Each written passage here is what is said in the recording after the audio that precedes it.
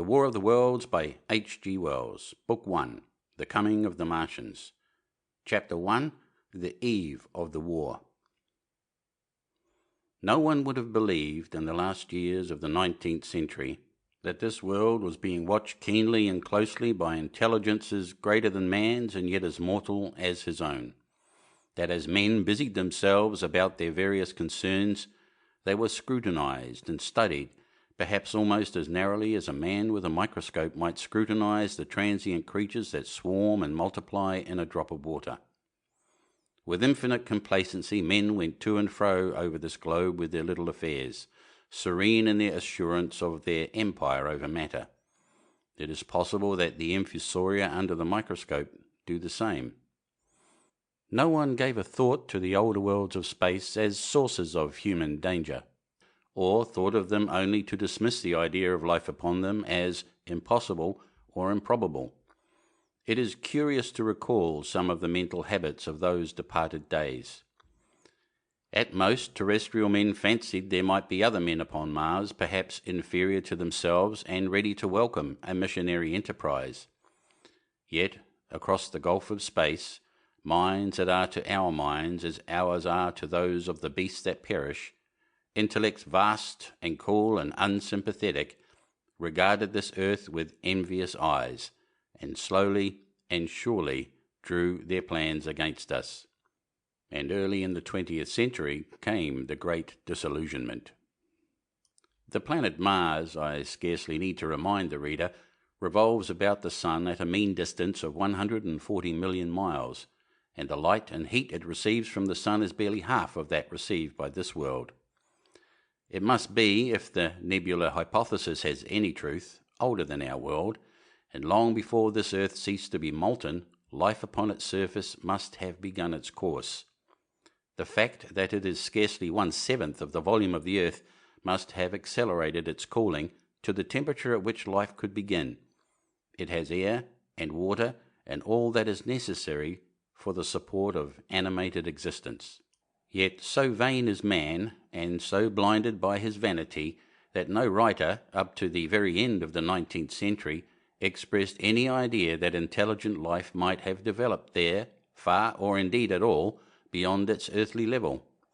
Nor was it generally understood that since Mars is older than our Earth, with scarcely a quarter of the superficial area, and remoter from the Sun, it necessarily follows that it is not only more distant from time's beginning, but nearer its end. The secular cooling that must some day overtake our planet has already gone far indeed with our neighbour. Its physical condition is still largely a mystery, but we know now that even in its equatorial region, the midday temperature barely approaches that of our coldest winter. Its air is much more attenuated than ours.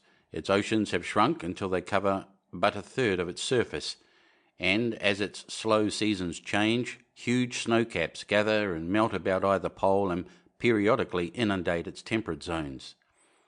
That last stage of exhaustion, which to us is still incredibly remote, has become a present-day problem for the inhabitants of Mars. The immediate pressure of necessity has brightened their intellects, enlarged their powers, and hardened their hearts. And looking across space with instruments and intelligences such as we have scarcely dreamed of, they see, at its nearest distance only 35 million of miles sunward of them, a morning star of hope, our own warmer planet, green with vegetation and grey with water, with a cloudy atmosphere eloquent of fertility, with glimpses through its drifting cloud wisps of broad stretches of populous country and narrow, navy-crowded seas. And we, men, the creatures who inhabit this earth, must be to them at least as alien and lowly as are the monkeys and lemurs to us. The intellectual side of man already admits that life is an incessant struggle for existence, and it would seem that this too is the belief of the minds upon Mars. Their world is far gone in its cooling, and this world is still crowded with life, but crowded only with what they regard as inferior animals. To carry warfare sunward is, indeed, their only escape from the destruction that, generation after generation, creeps upon them. And before we judge of them too harshly, we must remember what ruthless and utter destruction our own species has wrought, not only upon animals, such as the vanished bison and the dodo, but upon its inferior races. The Tasmanians, in spite of their human likeness, were entirely swept out of existence in a war of extermination waged by European immigrants in the space of 50 years. Are we such apostles of mercy as to complain if the Martians warred in the same spirit? The Martians seem to have calculated their descent with amazing subtlety. Their mathematical learning is evidently far in excess of ours, and to have carried out their preparations with a well-nigh perfect unanimity. Had our instruments permitted it, we might have seen the gathering trouble far back in the 19th century. Men like Schiaparelli watched the red planet. It is odd, by the by, that for countless centuries Mars has been the star of war, but failed to interpret the fluctuating appearances of the markings they mapped so well. All that time the Martians must have been getting ready. During the opposition of 1894, a great light was seen on the illuminated part of the disk, first at the Lick Observatory, then by Perrotin of Nice, and then by other observers. English readers heard of it first in the issue of Nature, dated August 2nd. I'm inclined to think that this blaze may have been the casting of the huge gun in the vast pit sunk into their planet from which their shots were fired at us. Peculiar markings, as yet unexplained, were seen near the site of that outbreak during the next two oppositions. The storm burst upon us 6 years ago now. As Mars approached opposition, Lavelle of Java set the wires of the astronomical exchange palpitating with the amazing intelligence of a huge outbreak of incandescent gas upon the planet. It had occurred towards midnight of the 12th, and the spectroscope, to which he had at once resorted, indicated a mass of flaming gas, chiefly hydrogen, moving with an enormous velocity toward this earth. This jet of fire had become visible about 12:15. He compared it to a colossal puff of flame suddenly and violently squirted out of the planet, as flaming gases rushed out of a gun. A singularly appropriate phrase it proved. Yet the next day there was nothing of this in the papers except a little note in the Daily Telegraph, and the world went in ignorance of one of the gravest dangers that ever threatened the human race. I might not have heard the eruption at all had I not met Ogilvy, the well-known astronomer, at Ottershaw. He was immensely excited at the news, and in the excess of his feelings invited me up to take a turn with him that night in a scrutiny of the red planet. In spite of all that has happened since, I still remember that vigil very distinctly. The black and silent observatory, the shadowed lantern throwing a feeble glow upon the floor in the corner, the steady ticking of the clockwork of the telescope, the little slit in the roof, an oblong profundity with the stardust streaked across it. Ogilvy moved about, invisible but audible. Looking through the telescope, one saw a circle of deep blue and a little round planet swimming in the field. It seemed such a little thing, so bright and small and still, faintly marked with transverse stripes and slightly flattened from the perfect round. But so little it was, so silvery warm, a pin's head of light. It was as if it quivered, but really this was the telescope vibrating with the activity of the clockwork that kept the planet in view. As I watched, the planet seemed to grow larger and smaller, and to advance and recede, but that was simply that my eye was tired. 40 million miles it was from us, more than 40 millions of miles of void. Few people realize the immensity of vacancy in which the dust of the material universe swims. Near it, in the field, I remember 3 faint points of light, 3 telescopic stars infinitely remote, and all around it was the unfathomable darkness of empty space. You know how that blackness looks on a frosty starlit night. In a telescope it seems far profounder.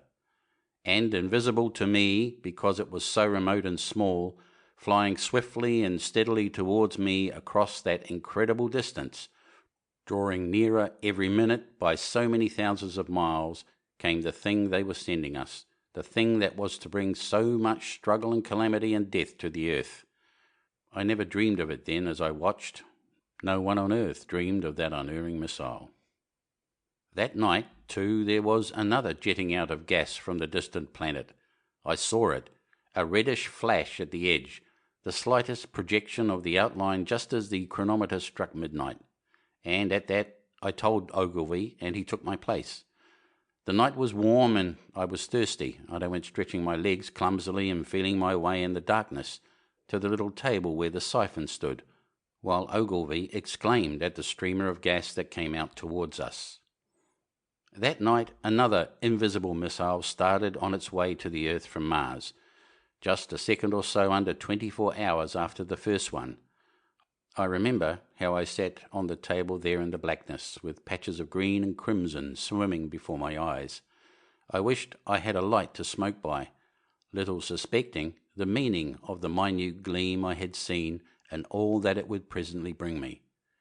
Ogilvy watched till 1 and then gave it up, and we lit the lantern and walked over to his house.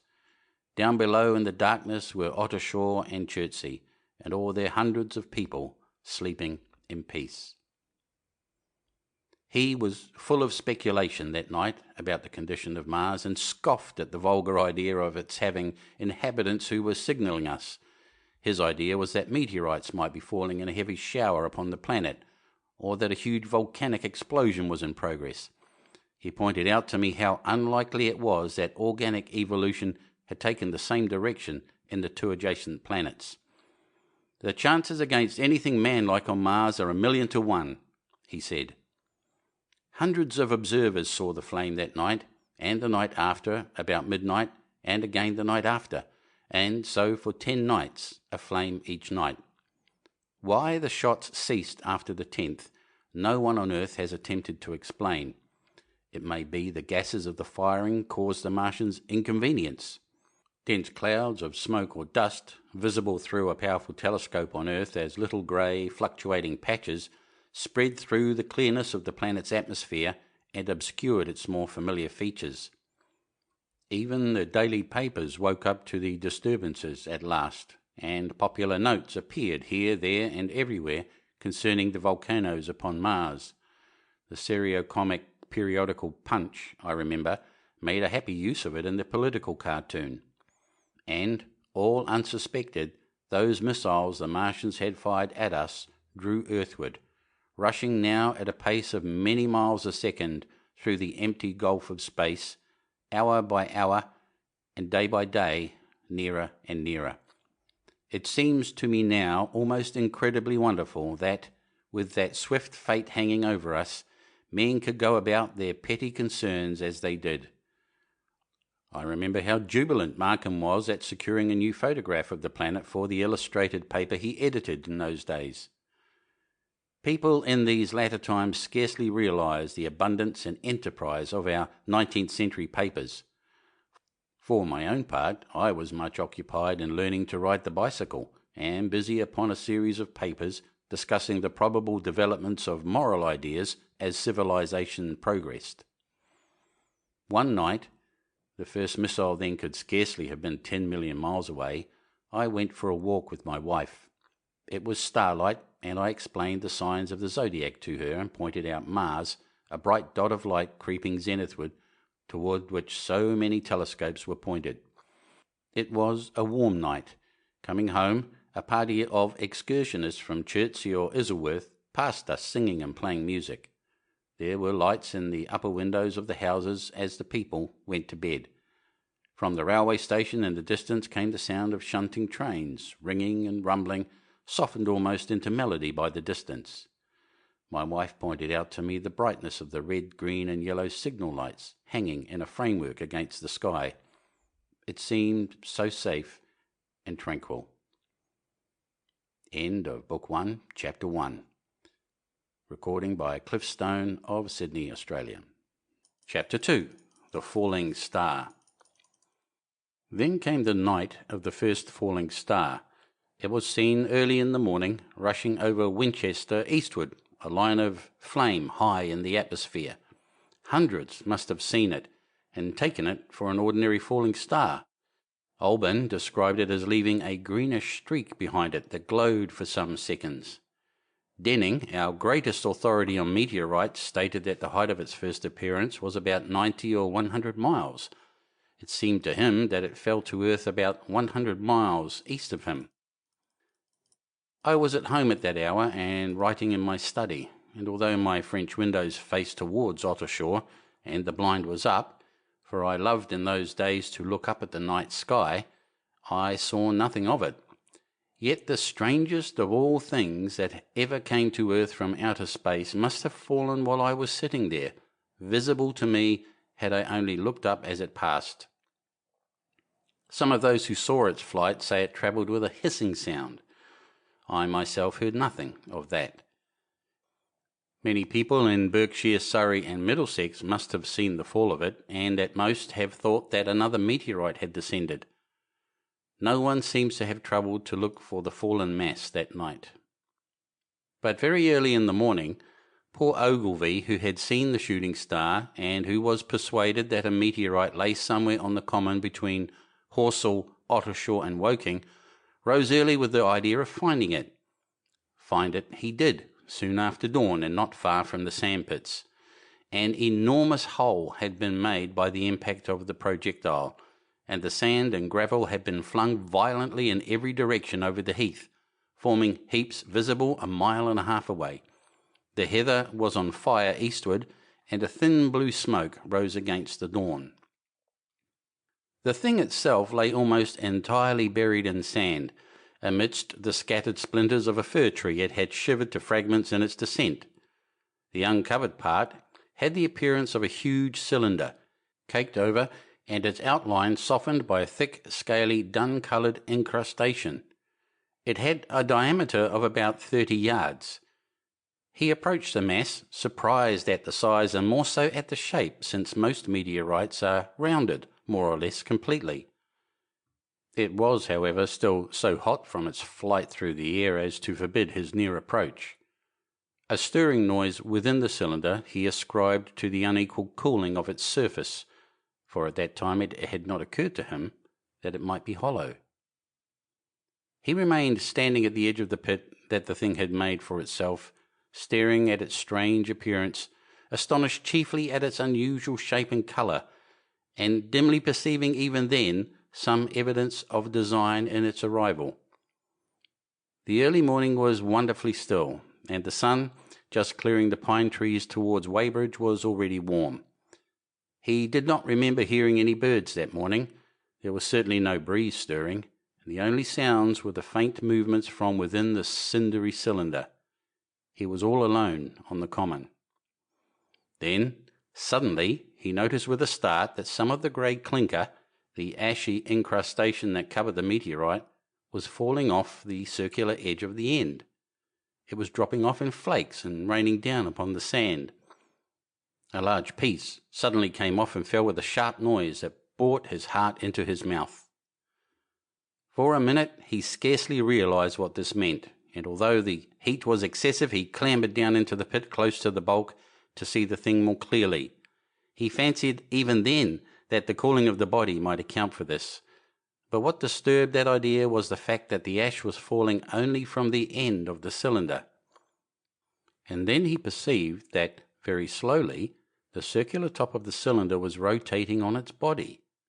It was such a gradual movement that he discovered it only through noticing that a black mark that had been near him 5 minutes ago was now at the other side of the circumference.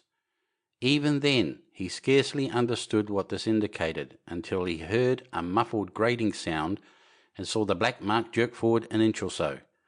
Then the thing came upon him in a flash. The cylinder was artificial, hollow, with an end that screwed out. Something within the cylinder was unscrewing the top. "Good heavens," said Ogilvy, "there's a man in it, men in it, half roasted to death, trying to escape." At once, with a quick mental leap, he linked the thing with the flash upon Mars. The thought of the confined creatures was so dreadful to him that he forgot the heat and went forward to the cylinder to help turn. But luckily the dull radiation arrested him before he could burn his hands on the still glowing metal. At that he stood irresolute for a moment, then turned, scrambled out of the pit and set off running wildly into Woking. The time must then have been somewhere about 6 o'clock. He met a waggoner and tried to make him understand, but the tale he told and his appearance was so wild, his hat had fallen off in the pit, that the man simply drove on. He was equally unsuccessful with the potman who was just unlocking the doors of the public house by Horsell Bridge. The fellow thought he was a lunatic at large and made an unsuccessful attempt to shut him into the tap room. That sobered him a little, and when he saw Henderson, the London journalist, in his garden, he called over the palings and made himself understood. "Henderson," he called, "you saw that shooting star last night?" "Well," said Henderson, "it's out on Horsell Common now." "Good Lord," said Henderson, "fallen meteorite, that's good." "But it's something more than a meteorite. It's a cylinder, an artificial cylinder, man, and there's something inside."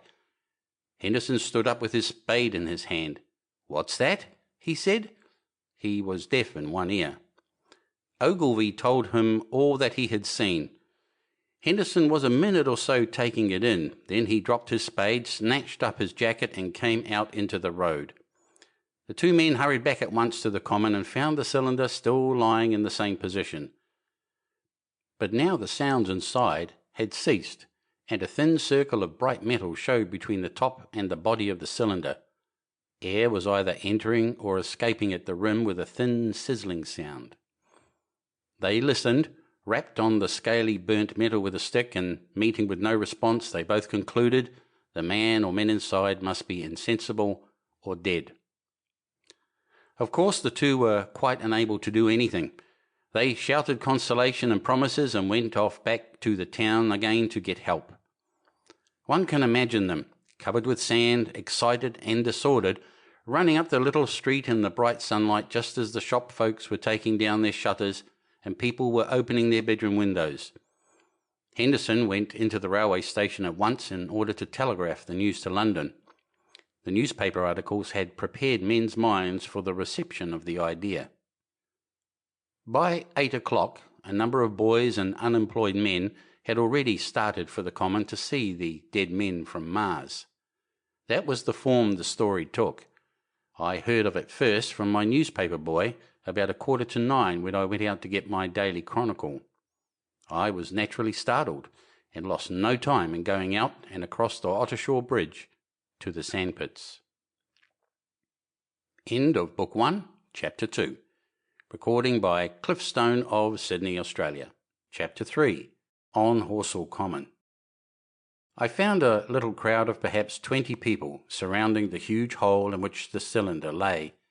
I have already described the appearance of that colossal bulk embedded in the ground. The turf and gravel about it seemed charred as if by a sudden explosion. No doubt its impact had caused a flash of fire. Henderson and Ogilvy were not there.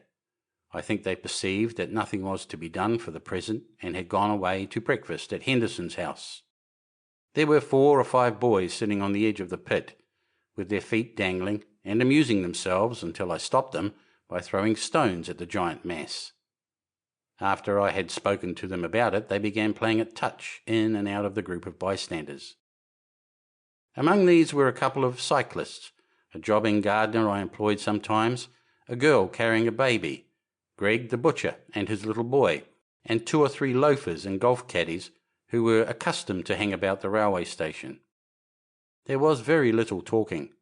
Few of the common people in England had anything but the vaguest astronomical ideas in those days.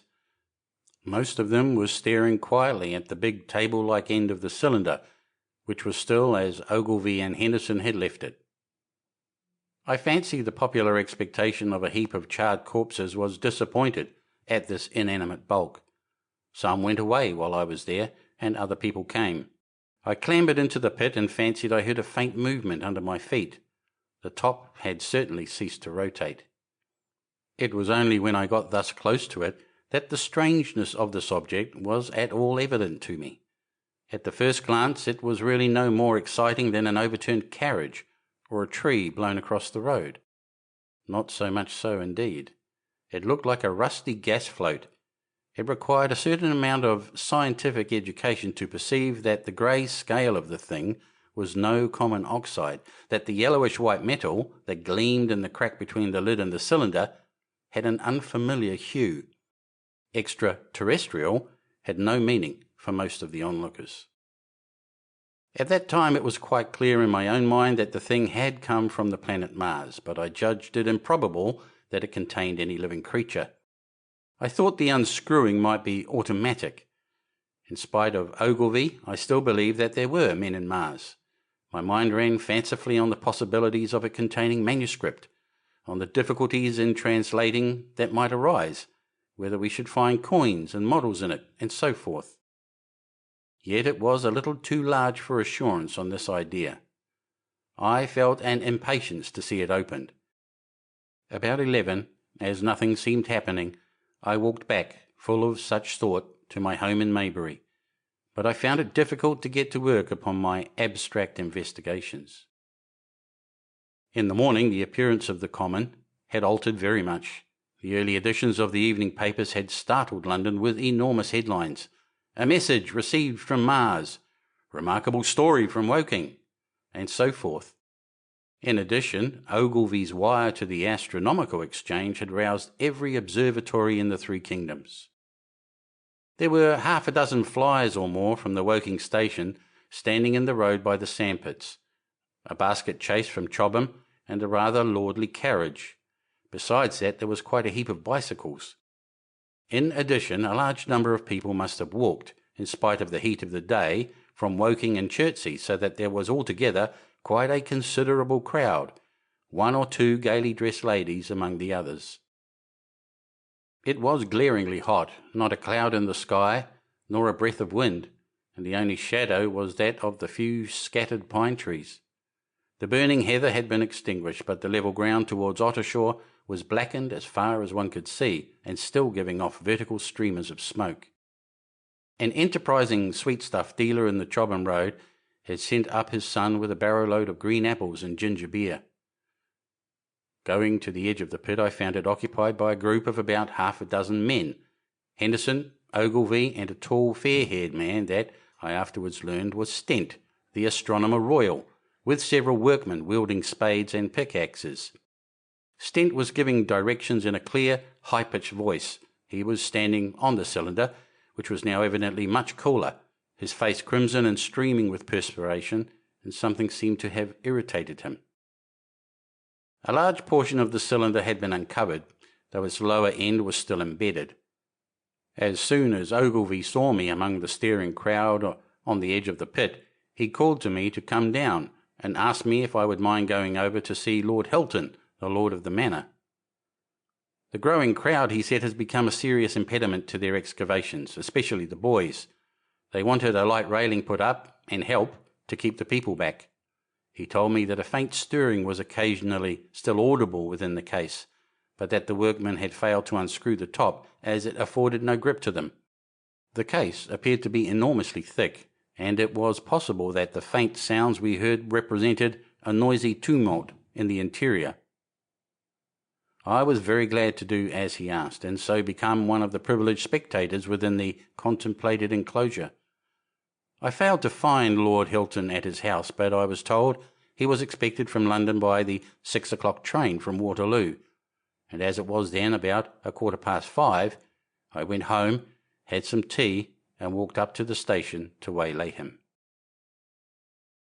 End of Chapter 3. Recording by Cliff Stone of Sydney, Australia. Chapter 4. The Cylinder Opens. When I returned to the Common, the sun was setting. Scattered groups were hurrying from the direction of Woking, and one or two persons were returning. The crowd about the pit had increased, and stood out black against the lemon yellow of the sky, a couple of 100 people perhaps. There were raised voices, and some sort of struggle appeared to be going on about the pit. Strange imaginings passed through my mind. As I drew nearer, I heard Stent's voice. "Keep back! Keep back!" A boy came running towards me. "It's a-moving," he said as he passed. "A screwing, and a screwing out. I don't like it. I'm a-going home, I am." I went on to the crowd. There were really, I should think, 200 or 300 people elbowing and jostling one another. the one or two ladies there being by no means the least active. "He's fallen in the pit," cried someone. "Keep back," said several. The crowd swayed a little, and I elbowed my way through. Everyone seemed greatly excited. I heard a peculiar humming sound from the pit. "I say," said Ogilvy, "help keep these idiots back. We don't know what's in the confounded thing, you know." I saw a young man, a shop assistant in Woking I believe he was, standing on the cylinder and trying to scramble out of the hole again. The crowd had pushed him in. The end of the cylinder was being screwed out from within. Nearly 2 feet of shining screw projected. Somebody blundered against me, and I narrowly missed being pitched onto the top of the screw. I turned, and as I did so, the screw must have come out, for the lid of the cylinder fell upon the gravel with a ringing concussion. I stuck my elbow into the person behind me and turned my head towards the thing again. For a moment that circular cavity seemed perfectly black. I had the sunset in my eyes. I think everyone expected to see a man emerge, possibly something a little unlike us terrestrial men, but in all essentials a man. I know I did. But looking, I presently saw something stirring within the shadow, greyish, billowy movements, one above the other, and then 2 luminous discs, like eyes. Then something resembling a little grey snake, about the thickness of a walking stick, coiled up out of the writhing middle and wriggled in the air towards me, and then another. A sudden chill came over me. There was a loud shriek from a woman behind. I half turned, keeping my eyes fixed upon the cylinder still, from which other tentacles were now projecting, and began pushing my way back from the edge of the pit. I saw astonishment giving place to horror on the faces of the people about me. I heard inarticulate exclamations on all sides. There was a general movement backwards. I saw the shopman struggling still on the edge of the pit. I found myself alone and saw the people on the other side of the pit running off, Stent among them. I looked again at the cylinder, and ungovernable terror gripped me. I stood petrified and staring. A big greyish rounded bulk, the size perhaps of a bear, was rising slowly and painfully out of the cylinder. As it bulged up and caught the light, it glistened like wet leather. 2 large dark-coloured eyes were regarding me steadfastly. The mass that framed them, the head of the thing, was rounded and had, one might say, a face. There was a mouth under the eyes, the lipless brim of which quivered and panted and dropped saliva. The whole creature heaved and pulsated convulsively. A lank tentacular appendage gripped the edge of the cylinder, another swayed in the air. Those who have never seen a living Martian can scarcely imagine the strange horror of its appearance. The peculiar V-shaped mouth with its pointed upper lip, the absence of brow ridges, the absence of a chin beneath the wedge-like lower lip, the incessant quivering of this mouth, the gorgon groups of tentacles, the tumultuous breathing of the lungs in a strange atmosphere, the evident heaviness and painfulness of movement due to the greater gravitational energy of the earth, above all, the extraordinary intensity of the immense eyes, were at once vital, intense, inhuman, crippled and monstrous. There was something fungoid in the oily brown skin, something in the clumsy deliberation of the tedious movements unspeakably nasty. Even at this first encounter, this first glimpse, I was overcome with disgust and dread. Suddenly the monster vanished. It had toppled over the brim of the cylinder and fallen into the pit with a thud like the fall of a great mass of leather. I heard it give a peculiar thick cry, and forthwith another of these creatures appeared darkly in the deep shadow of the aperture. I turned and, running madly, made for the first group of trees, perhaps 100 yards away, but I ran slantingly and stumbling, for I could not avert my face from these things. There, among some young pine trees and furze bushes, I stopped, panting, and waited further developments. The common round the sandpits was dotted with people, standing like myself in a half-fascinated terror, staring at these creatures, or rather at the heaped gravel at the edge of the pit in which they lay. And then, with a renewed horror, I saw a round black object bobbing up and down on the edge of the pit. It was the head of the shopman who had fallen in, but showing as a little black object against the hot western sun. Now he got his shoulder and knee up, and again he seemed to slip back until only his head was visible. Suddenly he vanished, and I could have fancied a faint shriek had reached me. I had a momentary impulse to go back and help him, that my fears overruled. Everything was then quite invisible, hidden by the deep pit and the heap of sand that the fall of the cylinder had made. Anyone coming along the road from Chobham or Woking would have been amazed at the sight. A dwindling multitude of perhaps 100 people or more, standing in a great irregular circle, in ditches, behind bushes, behind gates and hedges, saying little to one another, and that in short excited shouts, and staring hard at a few heaps of sand.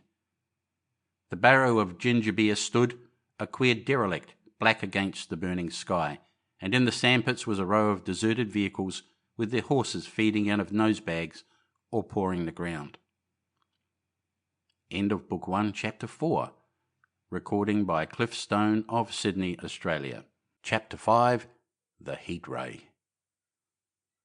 After the glimpse I had had of the Martians emerging from the cylinder in which they had come to the Earth from their planet, a kind of fascination paralysed my actions.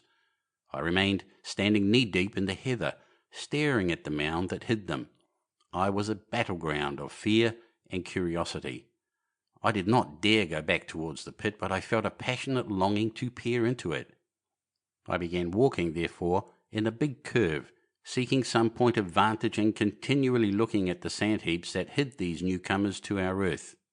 Once a leash of thin black whips, like the arms of an octopus, flashed across the sunset and was immediately withdrawn. And afterwards a thin rod rose up, joint by joint, bearing at its apex a circular disc that spun with a wobbling motion. What could be going on there? Most of the spectators had gathered in one or two groups, one a little crowd towards Woking, the other a knot of people in the direction of Chobham. Evidently they shared my mental conflict.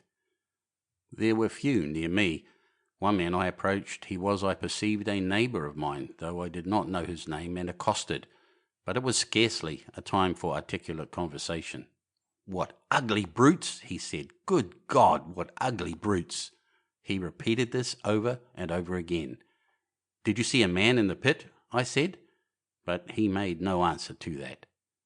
We became silent and stood watching for a time side by side, deriving, I fancy, a certain comfort in one another's company. Then I shifted my position to a little knoll that gave me the advantage of a yard or more of elevation, and when I looked for him, presently he was walking towards Woking. The sunset faded to twilight before anything further happened. The crowd far away on the left towards Woking seemed to grow, and I heard now a faint murmur from it. The little knot of people towards Chobham dispersed. There was scarcely an intimation of movement from the pit. It was this, as much as anything, that gave people courage, but I suppose the new arrivals from Woking also helped to restore confidence. At any rate, as the dusk came on, a slow intermittent movement upon the sandpits began, a movement that seemed to gather force as the stillness of the evening about the cylinder remained unbroken. Vertical black figures in twos and threes would advance, stop, watch, and advance again, spreading out as they did so in a thin irregular crescent that promised to enclose the pit in its attenuated horns. I too, on my side, began to move towards the pit. Then I saw some cabmen and others had walked boldly into the sandpits, and I heard the clatter of hoofs and the gride of wheels. I saw a lad trundling off the barrow of apples, and then, within 30 yards of the pit, advancing from the direction of Horsell, I noted a little black knot of men, the foremost of whom was waving a white flag. This was the deputation. There had been a hasty consultation, and since the Martians were evidently, in spite of their repulsive forms, intelligent creatures, it had been resolved to show them, by approaching them with signals, that we too were intelligent. Flutter, flutter went the flag, first to the right, then to the left. It was too far for me to recognise anyone there, but afterwards I learned that Ogilvy, Stent and Henderson were with others in this attempt at communication. This little group had, in its advance, dragged inward, so to speak, the circumference of the now almost complete circle of people, and a number of dim black figures followed it at discreet distances. Suddenly there was a flash of light, and a quantity of luminous greenish smoke came out of the pit in 3 distinct puffs, which drove up, one after the other, straight into the still air. This smoke, or flame perhaps would be the better word for it, was so bright that the deep blue sky overhead and the hazy stretches of brown common towards Chertsey, set with black pine trees, seemed to darken abruptly as these puffs arose, and to remain the darker after their dispersal. At the same time, a faint hissing sound became audible. Beyond the pit stood the little wedge of people with the white flag at its apex, arrested by this phenomena, a little knot of small vertical black shapes upon the black ground. As the green smoke arose, their faces flashed out pallid green, and faded again as it vanished. Then slowly the hissing passed into a humming, into a long, loud droning noise. Slowly a humped shape rose out of the pit, and the ghost of a beam of light seemed to flicker out of it. Forthwith flashes of actual flame, a bright glare leaping from one to another, sprang from the scattered group of men. It was as if some invisible jet impinged upon them and flashed into white flame. It was as if each man was suddenly and momentarily turned to fire. Then, by the light of their own destruction, I saw them staggering and falling, and their supporters turning to run. I stood staring, not as yet realizing that this was death leaping from man to man in that little distant crowd. All I felt was that it was something very strange, an almost noiseless and blinding flash of light, and a man fell headlong and lay still. As the unseen shaft of heat passed over them, pine trees burst into fire, and every dry furze bush became, with one dull thud, a mass of flames. And far away towards Knapp Hill I saw the flashes of trees and hedges and wooden buildings suddenly set alight. It was sweeping round swiftly and steadily, this flaming death, this invisible, inevitable sword of heat. I perceived it coming towards me by the flashing bushes it touched, and was too astounded and stupefied to stir. I heard the crackle of fire in the sandpits and the sudden squeal of a horse that was as suddenly stilled. Then it was as if an invisible yet intensely heated finger were drawn through the heather between me and the Martians, and all along a curving line beyond the sandpits the dark ground smoked and crackled. Something fell with a crash far away to the left, where the road from Woking station opens out on the common. Forthwith the hissing and humming ceased, and the black, dome-like object sank slowly out of sight into the pit. All this happened with such swiftness that I stood motionless, dumbfounded and dazzled by the flashes of light. Had that death swept through a full circle, it must inevitably have slain me in my surprise. But it passed and spared me, and left the night about me suddenly dark and unfamiliar. The undulating common seemed now dark almost to blackness, except where its roadways lay grey and pale under the deep blue sky of the early night. It was dark and suddenly void of men. Overhead the stars were mustering, and in the west the sky was still a pale, bright, almost greenish blue. The tops of the pine trees and the roofs of Horsell came out sharp and black against the western afterglow. The Martians and their appliances were altogether invisible, save for that thin mast upon which their restless mirror wobbled. Patches of bush and isolated trees here and there smoked and glowed still, and the houses towards Woking station were sending up spires of flame into the stillness of the evening air. Nothing was changed save for that and a terrible astonishment. The little group of black specks with the flag of white had been swept out of existence, and the stillness of the evening, so it seemed to me, had scarcely been broken. It came to me that I was upon this dark common, helpless, unprotected, and alone. Suddenly, like a thing falling upon me from without, came fear. With an effort I turned and began a stumbling run through the heather. The fear I felt was no rational fear, but a panic terror, not only of the Martians, but of the dusk and stillness all about me. Such an extraordinary effect in unmanning me it had that I ran weeping silently as a child might do. Once I had turned, I did not dare to look back. I remember I felt an extraordinary persuasion that I was being played with, that presently when I was upon the very verge of safety, this mysterious death, as swift as the passage of light, would leap after me from the pit about the cylinder and strike me down. End of Book 1, Chapter 5. Recording by Cliff Stone of Sydney, Australia. Chapter 6. The Heat Ray in the Chobham Road. It is still a matter of wonder how the Martians were able to slay men so swiftly and so silently. Many think that in some way they were able to generate an intense heat in a chamber of practically absolute non-conductivity. This intense heat they project in a parallel beam against any object they choose by means of a polished parabolic mirror of unknown composition, much as the parabolic mirror of a lighthouse projects a beam of light. But no one has absolutely proved these details. However it is done, it is certain that a beam of heat is the essence of the matter. Heat and invisible instead of visible light. Whatever is combustible flashes into flame at its touch. Lead runs like water, it softens iron, cracks and melts glass, and when it falls upon water, incontinently that explodes into steam. That night, nearly 40 people lay under the starlight about the pit, charred and distorted beyond recognition, and all night long the common from Horsell to Weybridge was deserted and brightly ablaze. The news of the massacre probably reached Chobham, Woking and Ottershaw about the same time.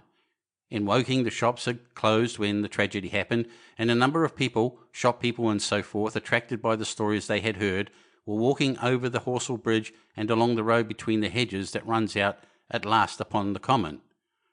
You may imagine the young people brushed up after the labours of the day, and making this novelty, as they would make any novelty, the excuse for walking together and enjoying a trivial flirtation. You may figure to yourself the hum of voices along the road in the gloaming. As yet, of course, few people in Woking even knew that the cylinder had opened, though poor Henderson had sent a messenger on a bicycle to the post office with a special wire to an evening paper.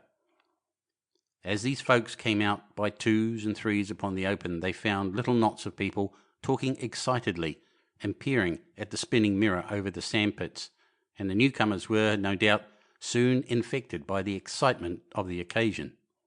By 8:30, when the deputation was destroyed, there may have been a crowd of 300 people or more at this place, besides those who had left the road to approach the Martians nearer.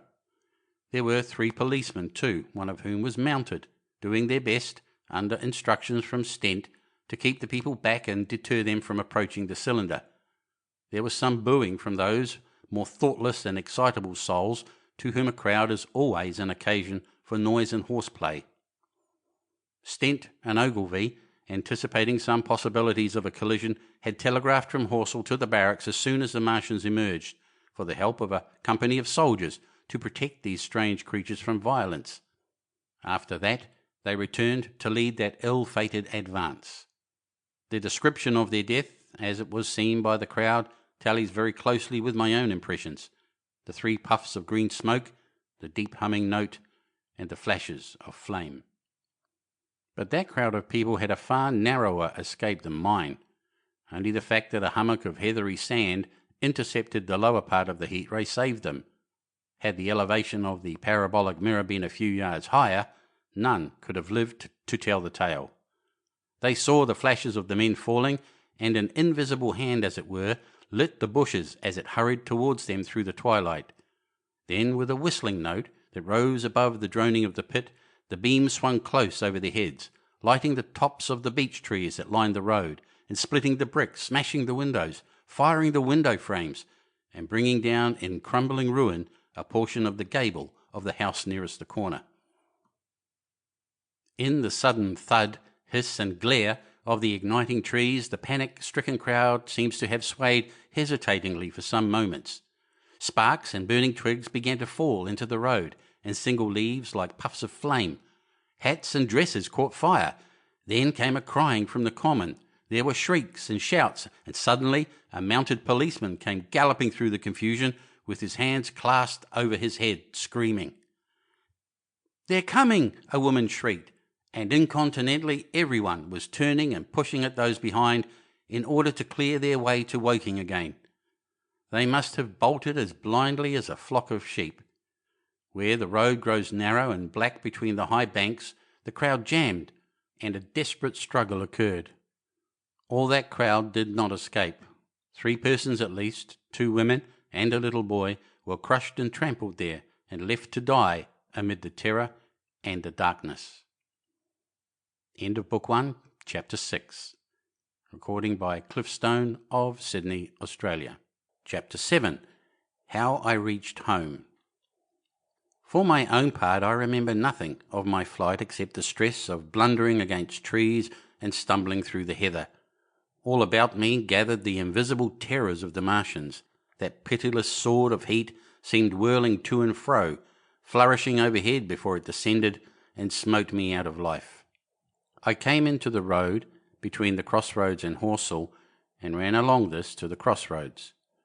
At last I could go no further. I was exhausted with the violence of my emotion and of my flight, and I staggered and fell by the wayside. That was near the bridge that crosses the canal by the gasworks. I fell and lay still. I must have remained there some time. I sat up, strangely perplexed. For a moment perhaps I could not clearly understand how I came there.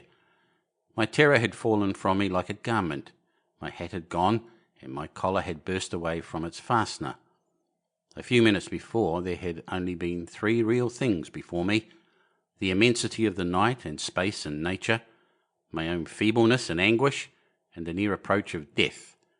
Now it was as if something turned over, and the point of view altered abruptly. There was no sensible transition from one state of mind to the other.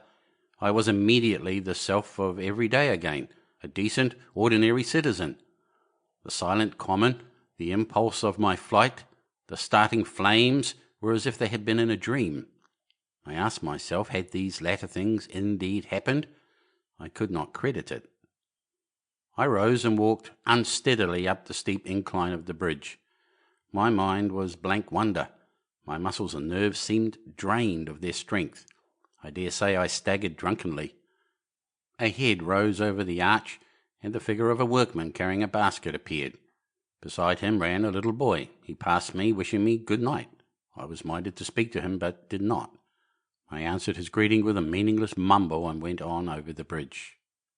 Over the Mayberry Arch, a train, a billowing tumult of white, firelit smoke, and a long caterpillar of lighted windows went flying south. Clatter, clatter, clap, rack, and it had gone. A dim group of people talked in the gate of one of the houses in the pretty little row of gables that was called Oriental Terrace. It was all so real and so familiar. And that behind me, it was frantic, fantastic. Such things, I told myself, could not be. Perhaps I am a man of exceptional moods. I do not know how far my experience is common. At times I suffer from the strangest sense of detachment from myself and the world about me. I seem to watch it all from the outside, from somewhere inconceivably remote, out of time, out of space, out of the stress and tragedy of it all. This feeling was very strong upon me that night. Here was another side to my dream. But the trouble was the blank incongruity of this serenity and the swift death flying yonder, not 2 miles away. There was a noise of business from the gasworks, and the electric lamps were all alight. I stopped at the group of people. "What news from the common?" said I. There were 2 men and a woman at the gate. "Eh?" said one of the men, turning. "What news from the common?" I said. "Ain't you just been there?" asked the men. "People seem fair silly about the common," said the woman over the gate. "What's it all about?" "Haven't you heard of the men from Mars?" said I. "The creatures from Mars?" "Quite enough," said the woman over the gate. "Thanks." And all 3 of them laughed. I felt foolish and angry. I tried and found I could not tell them what I had seen. They laughed again at my broken sentences. "You'll hear more yet," I said, and went on to my home. I startled my wife at the doorway, so haggard was I. I went into the dining room, sat down, drank some wine, and so soon as I could collect myself sufficiently, I told her the things I had seen. The dinner, which was a cold one, had already been served and remained neglected on the table while I told my story. "There is one thing," I said, to allay the fears I had aroused. "They are the most sluggish things I ever saw crawl. They may keep the pit and kill people who come near them, but they cannot get out of it. But the horror of them!" "Don't, dear," said my wife, knitting her brows and putting her hand on mine.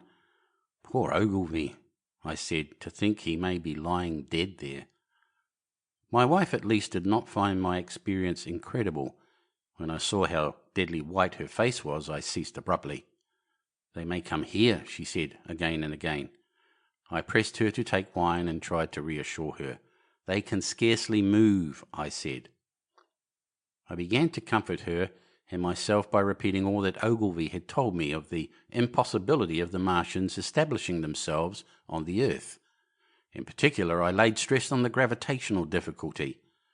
On the surface of the earth, the force of the gravity is 3 times what it is on the surface of Mars. A Martian, therefore, would weigh 3 times more than on Mars, albeit his muscular strength would be the same. His own body would be a cope of lead to him, therefore. That indeed was the general opinion. Both the Times and the Daily Telegraph, for instance, insisted on it the next morning, and both overlooked, just as I did, 2 obvious modifying influences.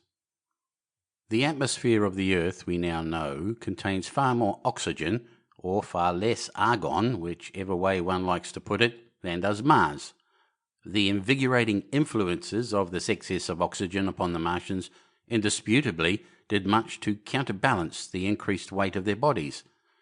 And in the second place, we all overlook the fact that such mechanical intelligence as the Martian possessed was quite able to dispense with muscular exertion at a pinch. But I did not consider these points at the time, and so my reasoning was dead against the chances of the invaders. With wine and food, the confidence of my own table, and the necessity of reassuring my wife, I grew by insensible degrees courageous and secure. "They have done a foolish thing," said I, fingering my wine-glass. "They are dangerous because no doubt they are mad with terror. Perhaps they expected to find no living things, certainly no intelligent living things." "A shell in the pit," said I. "If the worst comes to worst, we'll kill them all." The intense excitement of the events had no doubt left my perceptive powers in a state of erethism. I remember that dinner table with extraordinary vividness, even now. My dear wife's sweet, anxious face peering at me from under the pink lampshade, the white cloth with its silver and glass table furniture, for in those days even philosophical writers had many little luxuries, the crimson-purple wine in my glass, are photographically distinct. At the end of it I sat, tempering nuts with a cigarette, regretting Ogilvy's rashness and denouncing the short-sighted timidity of the Martians. So some respectable dodo in the Mauritius might have lauded it in his nest and discussed the arrival of that ship full of pitiless sailors in want of animal food. "We will peck them to death tomorrow, my dear." I did not know it, but that was the last civilized dinner I was to eat for very many strange and terrible days. End of Book 1, Chapter 7. Recording by Cliffstone of Sydney, Australia. Chapter 8. Friday Night. The most extraordinary thing to my mind, of all the strange and wonderful things that happened upon that Friday, was the dovetailing of the commonplace habits of our social order with the first beginnings of the series of events that was to topple that social order headlong. If on Friday night you had taken a pair of compasses and drawn a circle with a radius of 5 miles around the Woking sandpits, I doubt if you would have had one human being outside it, unless it were some relation of Stend, or of the 3 or 4 cyclists or London people lying dead on the common, whose emotions or habits were at all affected by the newcomers. Many people had heard of the cylinder, of course, and talked about it in their leisure, but it certainly did not make the sensation that an ultimatum to Germany would have done. In London, that night, poor Henderson's telegram describing the gradual unscrewing of the shot was judged to be a canard, and his evening paper, after wiring for authentication from him and receiving no reply, the man was killed, decided not to print a special edition. Even within the 5-mile circle, the great majority of people were inert. I have already described the behaviour of the men and women to whom I spoke. All over the district people were dining and supping, working men were gardening after the labours of the day, children were being put to bed, young people were wandering through the lanes love-making, students sat over their books. Maybe there was a murmur in the village streets, a novel and dominant topic in the public houses, and here and there a messenger, or even an eyewitness of the later occurrences, caused a whirl of excitement, a shouting, and a running to and fro. But for the most part, the daily routine of working, eating, drinking, sleeping, went on as it had done for countless years, as though no planet Mars existed in the sky. Even at Woking Station in Horsell and Chobham, that was the case. In Woking Junction, until a late hour, trains were stopping and going on, others were shunting on the sidings, passengers were alighting and waiting, and everything was proceeding in the most ordinary way. A boy from the town, trenching on Smith's Monopoly, was selling papers with the afternoon's news.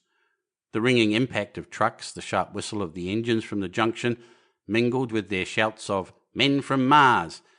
Excited men came into the station about 9 o'clock with incredible tidings, and caused no more disturbance than drunkards might have done. People rattling Londonwards peered into the darkness outside the carriage windows, and saw only a rare, flickering, vanishing spark dance up from the direction of Horsell, a red glow and a thin veil of smoke driving across the stars, and thought that nothing more serious than a heath fire was happening. It was only round the edge of the common that any disturbance was perceptible. There were half a dozen villas burning on the Woking border. There were lights in all the houses on the common side of the three villages, and the people there were kept awake till dawn. A curious crowd lingered restlessly, people coming and going, but the crowd remaining, both on the Chobham and Horsell bridges. One or two adventurous souls, it was afterwards found, went into the darkness and crawled quite near the Martians, but they never returned, for now and again a light ray, like the beam of a warship's searchlight, swept the common, and the heat ray was ready to follow. Save for such, that big area of common was silent and desolate, and the charred bodies lay about on it all night under the stars and all the next day. A noise of hammering from the pit was heard by many people. So you have the state of things on Friday night. In the centre, sticking into the skin of our old planet Earth like a poisoned dart, was this cylinder. But the poison was scarcely working yet. Around it was a patch of silent common, smouldering in places, and with a few dark, dimly seen objects lying in contorted attitudes here and there. Here and there was a burning bush or tree. Beyond was a fringe of excitement, and farther than that fringe the inflammation had not crept as yet. In the rest of the world the stream of life still flowed as it had flowed for immemorial years. The fever of war that would presently clog vein and artery, deaden nerve and destroy brain, had still to develop. All night long the Martians were hammering and stirring, sleepless, indefatigable, at work upon the machines they were making ready, and ever again a puff of greenish-white smoke whirled up to the starlit sky. About 11, a company of soldiers came through Horsell and deployed along the edge of the common to form a cordon. Later, a second company marched through Chobham to deploy on the north side of the common. Several officers from the Inkerman barracks had been on the common earlier in the day, and one, Major Eden, was reported to be missing. The colonel of the regiment came to the Chobham bridge and was busy questioning the crowd at midnight. The military authorities were certainly alive to the seriousness of the business.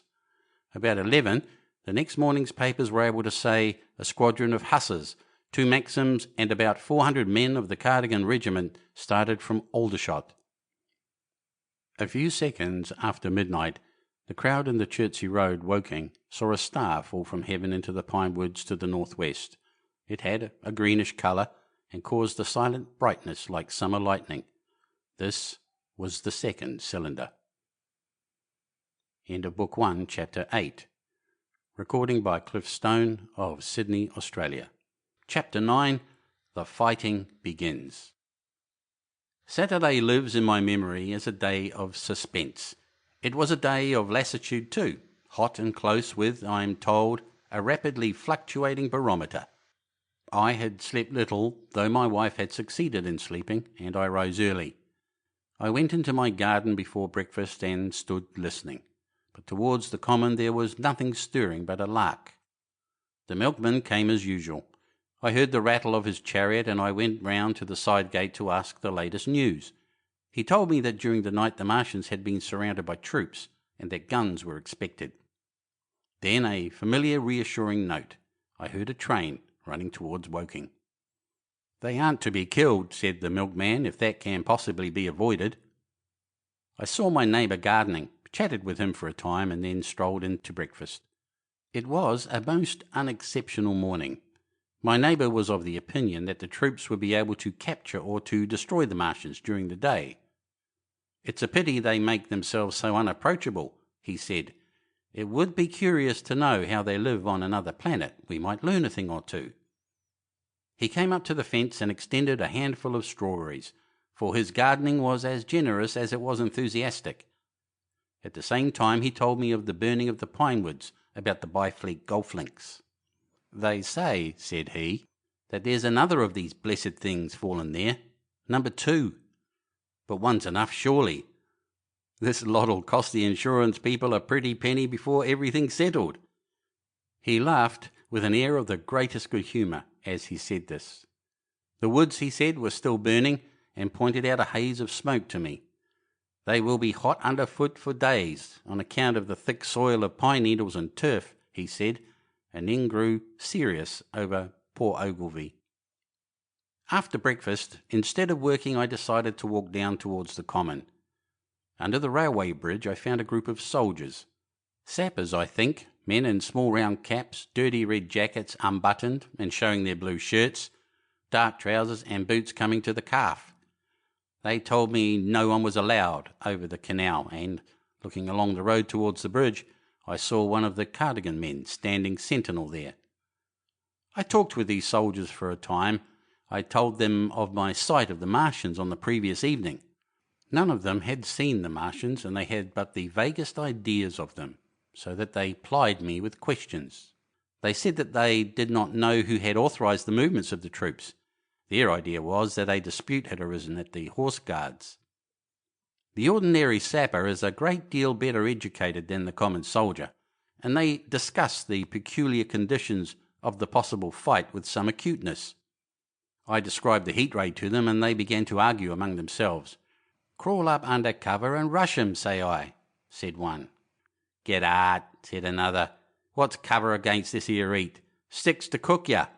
What we got to do is go as near as the ground will let us, and then drive a trench." "Blow your trenches. You always want trenches. You oughter been born a rabbit, Snippy."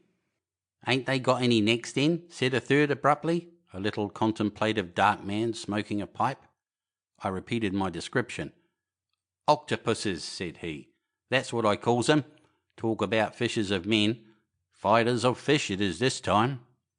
"It ain't no murder killing beasts like that," said the first speaker. "Why not shell the darn thing straight off and finish 'em?" said the little dark man. "You can't tell what they might do." "Where's your shells?"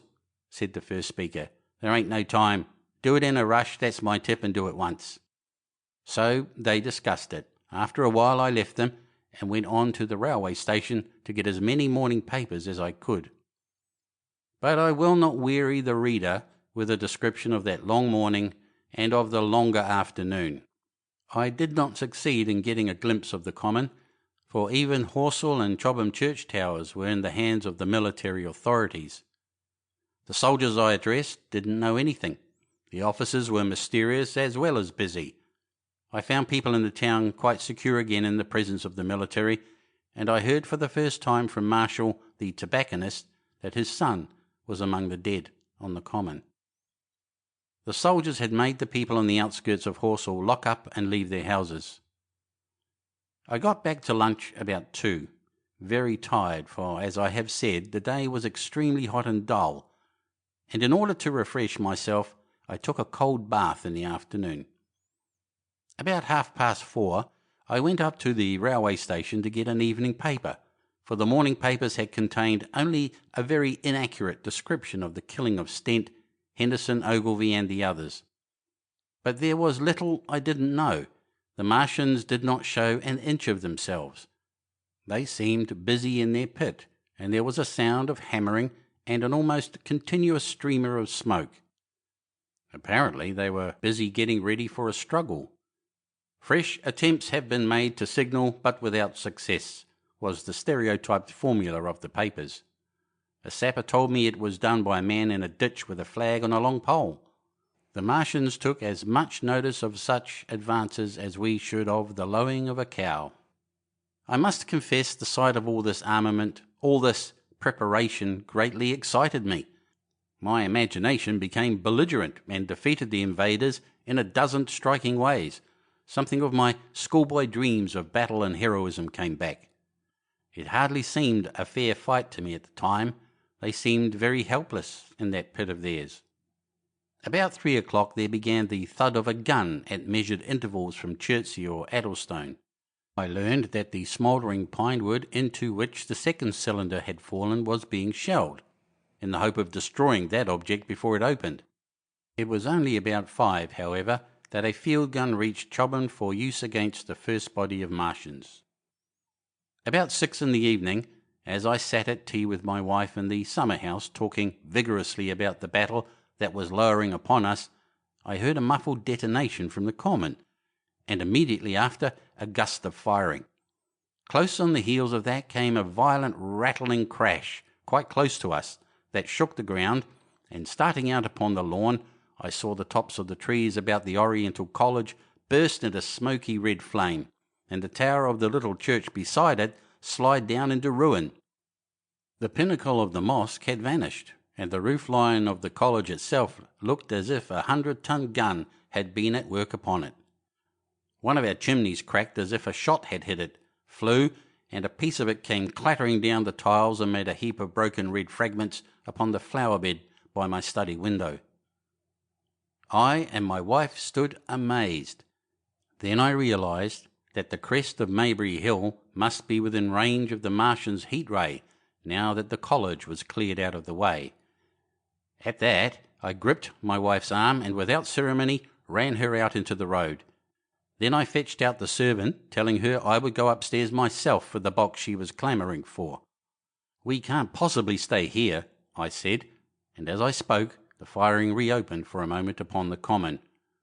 "But where are we to go?" said my wife in terror. I thought, perplexed. Then I remembered her cousins at Leatherhead.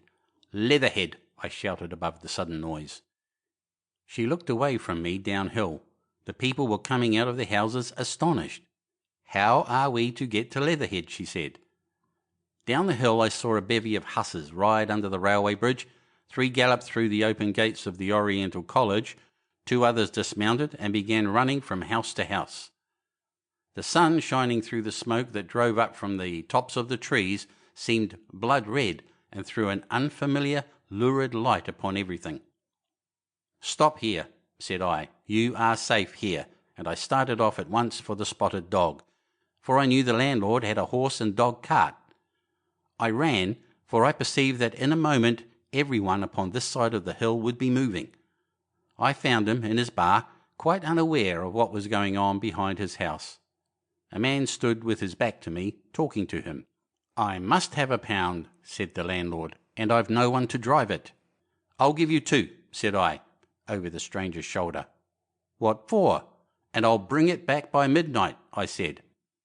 "Lord," said the landlord, "what's the hurry? I'm selling my bit of a pig, £2, and you bring it back? What's going on now?" I explained hastily that I had to leave my home, and so secured the dog cart. At the time it did not seem to me nearly so urgent that the landlord should leave his. I took care to have the cart there and then, drove it off down the road, and, leaving it in charge of my wife and servant, rushed into my house and packed a few valuables, such plate as we had, and so forth. The beech trees below the house were burning while I did this, and the palings up the road glowed red. While I was occupied in this way, one of the dismounted hussars came running up. He was going from house to house warning people to leave. He was going on as I came out of my front door, lugging my treasures done up in a tablecloth. I shouted after him, "What news?" He turned, stared, bawled out something, crawling out in a thing like a dish cover, and ran on to the gate of the house at the crest. A sudden whirl of black smoke driving across the road hid him for a moment. I ran to my neighbour's door and rapped to satisfy myself of what I already knew, that his wife had gone to London with him and had locked up their house. I went in again, according to my promise, to get my servant's box, lugged it out, clapped it beside her on the tail of the dog cart, and then caught the reins and jumped up into the driver's seat beside my wife. In another moment we were clear of the smoke and noise and spanking down the opposite slope of Maybury Hill towards Old Woking. In front was a quiet sunny landscape, a wheat field ahead on either side of the road, and the Maybury Inn with its swinging sign. I saw the doctor's cart ahead of me. At the bottom of the hill I turned my head to look at the hillside I was leaving. Thick streamers of black smoke, shot with threads of red fire, were driving up into the still air, and throwing dark shadows upon the green treetops eastward. The smoke already extended far away to the east and west, to the Byfleet pine woods eastward, and to Woking on the west. The road was dotted with people running towards us, and very faint now, but very distinct through the hot, quiet air, one heard the whir of a machine gun that was presently stilled, and an intermittent cracking of rifles. Apparently, the Martians were setting fire to everything within range of their heat ray. I am not an expert driver, and I had immediately to turn my attention to the horse. When I looked back again, the second hill had hidden the black smoke. I slashed the horse with the whip and gave him a loose rein until Woking and Send lay between us and that quivering tumult. I overtook and passed the doctor between Woking and Send. End of Book 1, Chapter 9. Recording by Cliffstone of Sydney, Australia. Chapter 10. In the Storm. Leatherhead is about 12 miles from Maybury Hill. The scent of hay was in the air through the lush meadows beyond Pierford, and the hedges on either side were sweet and gay with multitudes of dog roses. The heavy firing that had broken out while we were driving down Maybury Hill ceased as abruptly as it began, leaving the evening very peaceful and still. We got to Leatherhead without misadventure about 9 o'clock, and the horse had an hour's rest while I took supper with my cousins and commended my wife to their care. My wife was curiously silent throughout the drive and seemed oppressed with forebodings of evil. I talked to her reassuringly, pointing out that the Martians were tied to the pit by sheer heaviness, and at the utmost could but crawl a little out of it. But she answered only in monosyllables. Had it not been for my promise to the innkeeper, she would, I think, have urged me to stay in Leatherhead that night. Would that I had. Her face, I remember, was very white as we parted. For my own part, I had been feverishly excited all day. Something very like the war fever that occasionally runs through a civilized community had got into my blood, and in my heart I was not so very sorry that I had to return to Maybury that night. I was even afraid that last palisade I had heard might mean the extermination of our invaders from Mars. I can best express my state of mind by saying that I wanted to be in at the death. It was nearly 11 when I started to return. The night was unexpectedly dark. To me, walking out of the lighted passage of my cousin's house, it seemed indeed black, and it was as hot and close as the day. Overhead the clouds were driving fast, albeit not a breath stirred the shrubs about us. My cousin's man lit both lamps. Happily I knew the road intimately. My wife stood in the light of the doorway and watched me until I jumped up into the dog-cart. Then, abruptly, she turned and went in, leaving my cousins, side by side, wishing me good hap. I was a little depressed at first with the contagion of my wife's fears, but very soon my thoughts reverted to the Martians. At that time I was absolutely in the dark as to the course of the evening's fighting. I did not know even the circumstances that had precipitated the conflict. As I came through Ockham, for that was the way I returned and not through Send and Old Woking, I saw along the western horizon a blood-red glow, which as I drew nearer crept slowly up the sky. The driving clouds of the gathering thunderstorm mingled there with masses of black and red smoke. Ripley Street was deserted, and except for a lighted window or so, the village showed not a sign of life. But I narrowly escaped an accident at the corner of the road to Pierford, where a knot of people stood with their backs to me. They said nothing to me as I passed.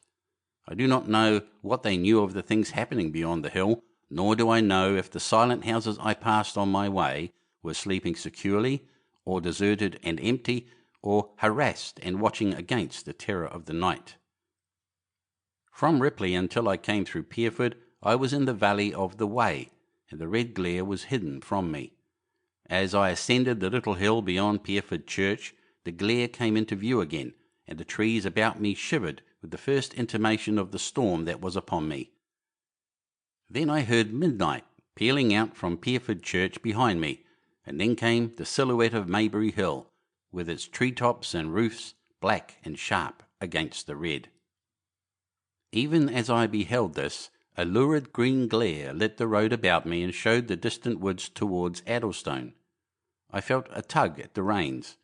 I saw that the driving clouds had been pierced as it were by a thread of green fire, suddenly lighting their confusion and falling into the field to my left. It was the third falling star. Close on its apparition, and blindingly violet by contrast, danced out the first lightning of the gathering storm, and the thunder burst like a rocket overhead. The horse took the bit between its teeth and bolted.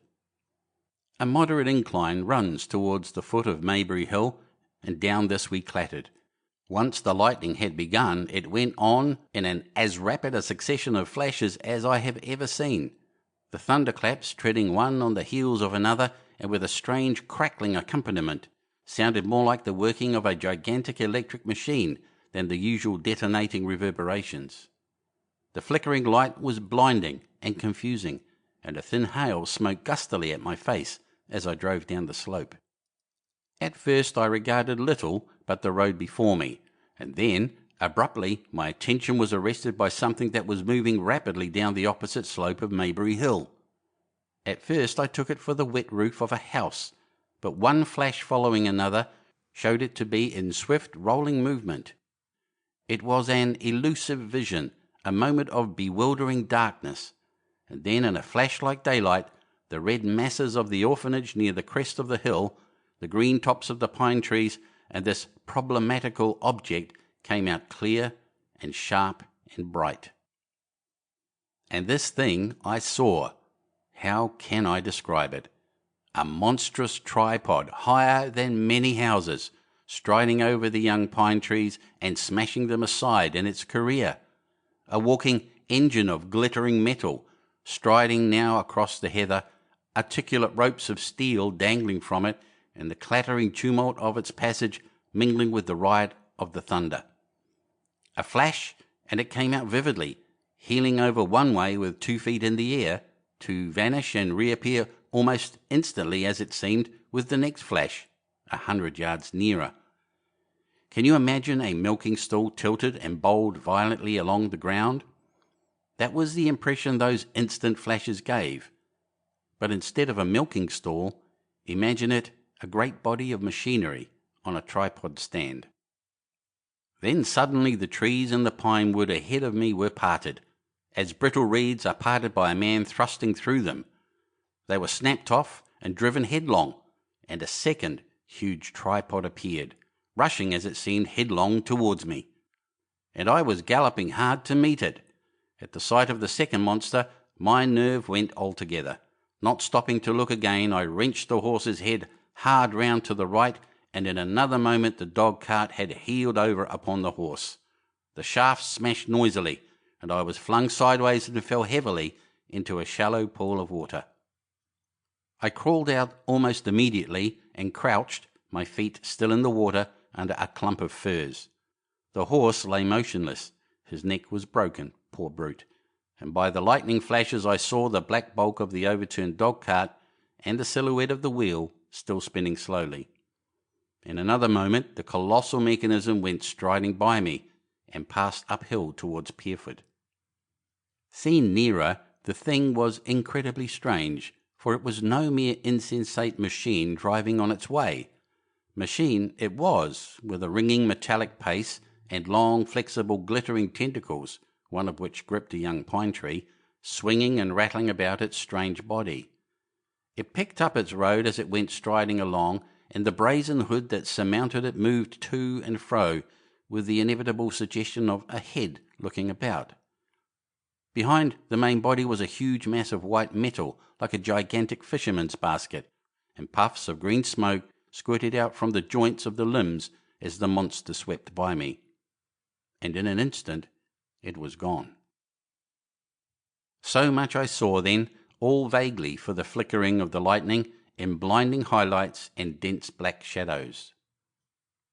As it passed, it set up an exultant, deafening howl that drowned the thunder.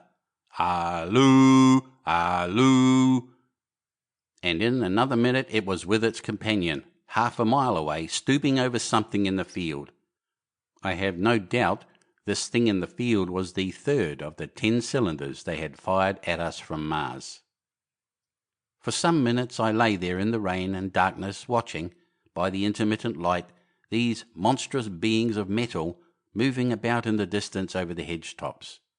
A thin hail was now beginning, and as it came and went, their figures grew misty and then flashed into clearness again. Now and then came a gap in the lightning, and the night swallowed them up. I was soaked with hail above and puddled water below. It was some time before my blank astonishment would let me struggle up the bank to a drier position, or think at all of my imminent peril. Not far from me was a little one-roomed squatter's hut of wood, surrounded by a patch of potato garden.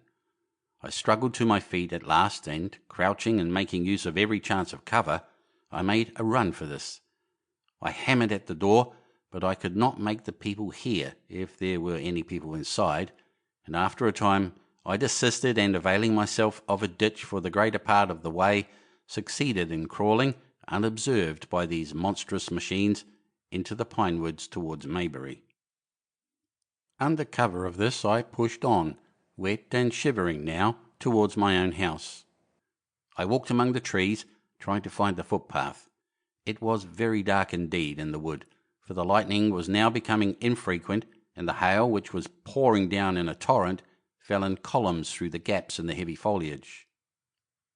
If I had fully realized the meaning of all the things I had seen, I should have immediately worked my way round through Byfleet to Street Chobham, and so gone back to rejoin my wife at Leatherhead.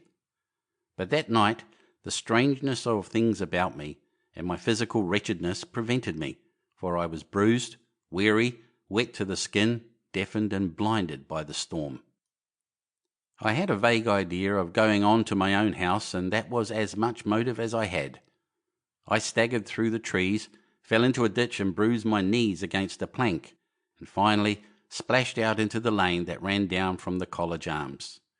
I say splashed, for the storm water was sweeping the sand down the hill in a muddy torrent. There, in the darkness, a man blundered into me and sent me reeling back. He gave a cry of terror, sprang sideways, and rushed on before I could gather my wits sufficiently to speak to him. So heavy was the stress of the storm just at this place that I had the hardest task to win my way up the hill. I went close up to the fence on the left and worked my way along its palings. Near the top I stumbled upon something soft, and, by a flash of lightning, saw between my feet a heap of black broadcloth and a pair of boots. Before I could distinguish clearly how the man lay, the flicker of light had passed. I stood over him, waiting for the next flash. When it came, I saw that he was a sturdy man, cheaply but not shabbily dressed. His head was bent under his body, and he lay crumpled up close to the fence, as though he had been flung violently against it. Overcoming the repugnance natural to one who had never before touched a dead body, I stooped and turned him over to feel for his heart. He was quite dead. Apparently his neck had been broken. The lightning flashed for a third time, and his face leaped upon me. I sprang to my feet. It was the landlord of the Spotted Dog, whose conveyance I had taken. I stepped over him gingerly and pushed on up the hill. I made my way by the police station and the College Arms towards my own house. Nothing was burning on the hillside, though from the common there still came a red glare and a rolling tumult of ruddy smoke beating up against the drenching hail. So far as I could see by the flashes, the houses about me were mostly uninjured. By the College Arms, a dark heap lay in the road. Down the road towards Maybury Bridge there were voices and the sound of feet, but I had not the courage to shout or go to them. I let myself in with my latchkey, closed, locked and bolted the door, staggered to the foot of the staircase and sat down. My imagination was full of those striding metallic monsters and of the dead body smashed against the fence. I crouched at the foot of the staircase with my back to the wall, shivering violently. End of Book 1, Chapter 10. Recording by Cliff Stone of Sydney, Australia. Chapter 11. At the Window. I have already said that my storms of emotion have a trick of exhausting themselves. After a time, I discovered that I was cold and wet, and with little pools of water about me on the stair carpet. I got up almost mechanically, went into the dining room and drank some whisky, and then I was moved to change my clothes. After I had done that, I went upstairs to my study, but why I did so I do not know. The window of my study looks over the trees and the railway towards Horsell Common. In the hurry of our departure, this window had been left open. The passage was dark, and by contrast with the picture the window frame enclosed, the side of the room seemed impenetrably dark. I stopped short in the doorway. The thunderstorm had passed. The towers of the Oriental College and the pine trees about it had gone, and very far away, lit by a vivid red glare, the common about the sandpits was visible. Across the light, huge black shapes, grotesque and strange, moved busily to and fro.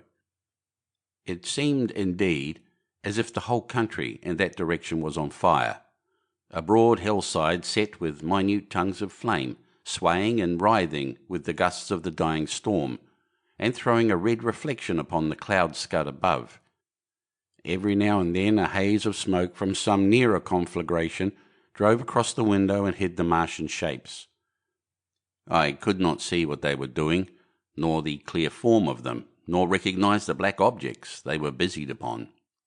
Neither could I see the nearer fire, though the reflections of it danced on the wall and ceiling of the study. A sharp, resinous tang of burning was in the air. I closed the door noiselessly and crept towards the window. As I did so, the view opened out until, on the one hand, it reached to the houses about Woking Station, and on the other to the charred and blackened pine woods of Byfleet. There was a light down below the hill, on the railway, near the arch, and several of the houses along the Maybury Road and the streets near the station were glowing ruins. The light upon the railway puzzled me at first. There were a black heap and a vivid glare, and to the right of that a row of yellow oblongs. Then I perceived this was a wrecked train, the forepart smashed and on fire, the hinder carriages still upon the rails. Between these three main centres of light, the houses, the train, and the burning county towards Chobham, stretched irregular patches of dark country, broken here and there by intervals of dimly glowing and smoking ground. It was the strangest spectacle, that black expanse set with fire. It reminded me, more than anything else, of the potteries at night. At first I could distinguish no people at all, though I peered intently for them. Later I saw against the light of Woking Station a number of black figures hurrying one after the other across the line. And this was the little world in which I had been living securely for years, this fiery chaos. What had happened in the last 7 hours I still did not know, nor did I know, though I was beginning to guess, the relation between these mechanical colossi and the sluggish lumps I had seen disgorged from the cylinder. With a queer feeling of impersonal interest, I turned my desk chair to the window, sat down, and stared at the blackened country, and particularly at the three gigantic black things that were going to and fro in the glare about the sandpits. They seemed amazingly busy. I began to ask myself what they could be. Were they intelligent mechanisms? Such a thing I felt was impossible. Or did a Martian sit within each, ruling, directing, using, much as a man's brain sits and rules his body? I began to compare the things to human machines, to ask myself for the first time in my life how an ironclad or a steam engine would seem to an intelligent lower animal. The storm had left the sky clear, and over the smoke of the burning land the little fading pinpoint of Mars was dropping into the west, when a soldier came into my garden. I heard a slight scraping at the fence, and, rousing myself from the lethargy that had fallen upon me, I looked down and saw him, dimly, clambering over the palings. At the sight of another human being my torpor passed, and I leaned out of the window eagerly. "Hist!" said I, in a whisper. He stopped, astride of the fence in doubt. Then he came over, and across the lawn to the corner of the house. He bent down and stepped softly. "Who's there?" he said, also whispering, standing under the window and peering up. "Where are you going?" I asked. "God knows." "Are you trying to hide?" "That's it." "Come into the house," I said. I went down, unfastened the door, and let him in and locked the door again. I could not see his face. He was hatless, and his coat was unbuttoned. "My God," he said, as I drew him in. "What has happened?" I asked. "What hasn't?" In the obscurity I could see he made a gesture of despair. "They wiped us out, simply wiped us out," he repeated again and again. He followed me almost mechanically into the dining room. "Take some whiskey," I said, pouring out a stiff dose. He drank it. Then abruptly he sat down before the table, put his head on his arms and began to sob and weep like a little boy in a perfect passion of emotion, while I, with a curious forgetfulness of my own recent despair, stood beside him, wondering. It was a long time before he could steady his nerves to answer my questions, and then he answered perplexingly and brokenly. He was a driver in the artillery and had only come into action about 7. At that time firing was going on across the common, and it was said the first party of Martians were crawling slowly towards their second cylinder under cover of a metal shield. Later this shield staggered up on tripod legs and became the first of the fighting machines I had seen. The gun he drove had been unlimbered near Horsell in order to command the sandpits, and its arrival it was that had precipitated the action. As the limber gunners went to the rear, his horse trod in a rabbit hole and came down, throwing him into a depression of the ground. At the same moment the gun exploded behind him. The ammunition blew up, there was fire all about him, and he found himself lying under a heap of charred dead men and dead horses. "I lay still," he said, "scared out of my wits, with the forequarter of a horse atop me. We'd been wiped out, and the smell, good God, like burnt meat. I was hurt across the back by the fall of the horse, and there I had to lie until I felt better. Just like parade it had been a minute before, then stumble, bang, swish. Wiped out," he said. He had hid under the dead horse for a long time, peeping out furtively across the common. The Cardigan men had tried a rush in skirmishing order at the pit, simply to be swept out of existence. Then the monster had risen to its feet and had begun to walk leisurely to and fro across the common among the few fugitives, with its head-like hood turning about exactly like the head of a cowed human being. A kind of arm carried a complicated metal case, about which green flashes scintillated, and out of the funnel of this there smoked the heat ray.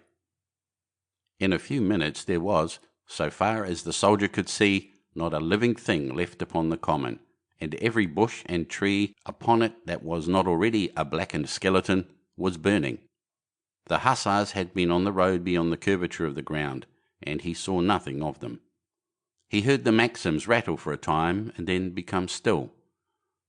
The giant saved Woking Station and its cluster of houses until last.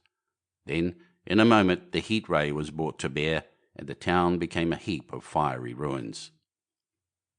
Then the thing shut off the heat ray, and turning its back upon the artilleryman, began to waddle away towards the smouldering pine woods that sheltered the second cylinder.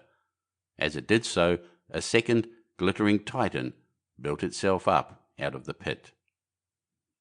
The second monster followed the first, and at that the artilleryman began to crawl very cautiously across the hot heather ash towards Horsell. He managed to get alive into the ditch by the side of the road, and so escaped to Woking. There his story becomes ejaculatory. The place was impassable. It seems there were a few people alive there, frantic for the most part, and many burned and scalded. He was turned aside by the fire, and hid among some almost scorching heaps of broken wall as one of the Martian giants returned. He saw this one pursue a man, catch him up in one of its steely tentacles, and knock his head against the trunk of a pine tree. At last, after nightfall, the artilleryman made a rush for it and got over the railway embankment. Since then he had been skulking along towards Maybury in the hope of getting out of danger Londonward.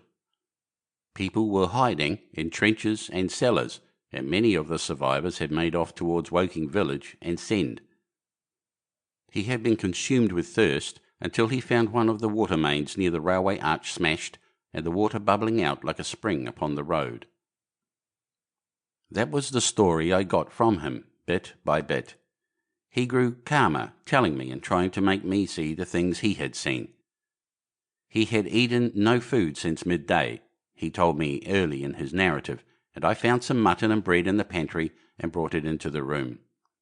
We lit no lamp for fear of attracting the Martians, and ever and again our hands would touch upon the bread or meat.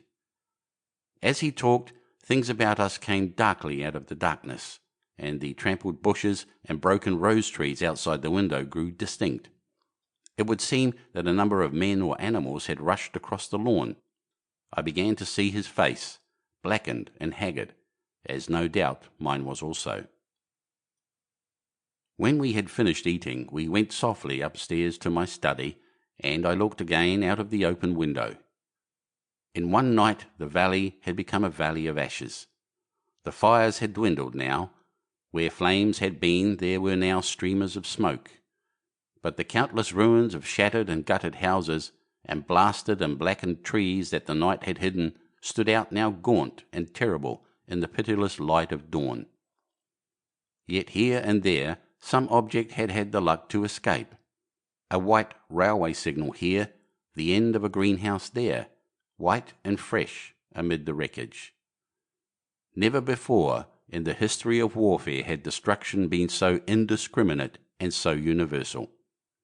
And, shining with the growing light of the east, 3 of the metallic giants stood about the pit, their cowls rotating as though they were surveying the desolation they had made.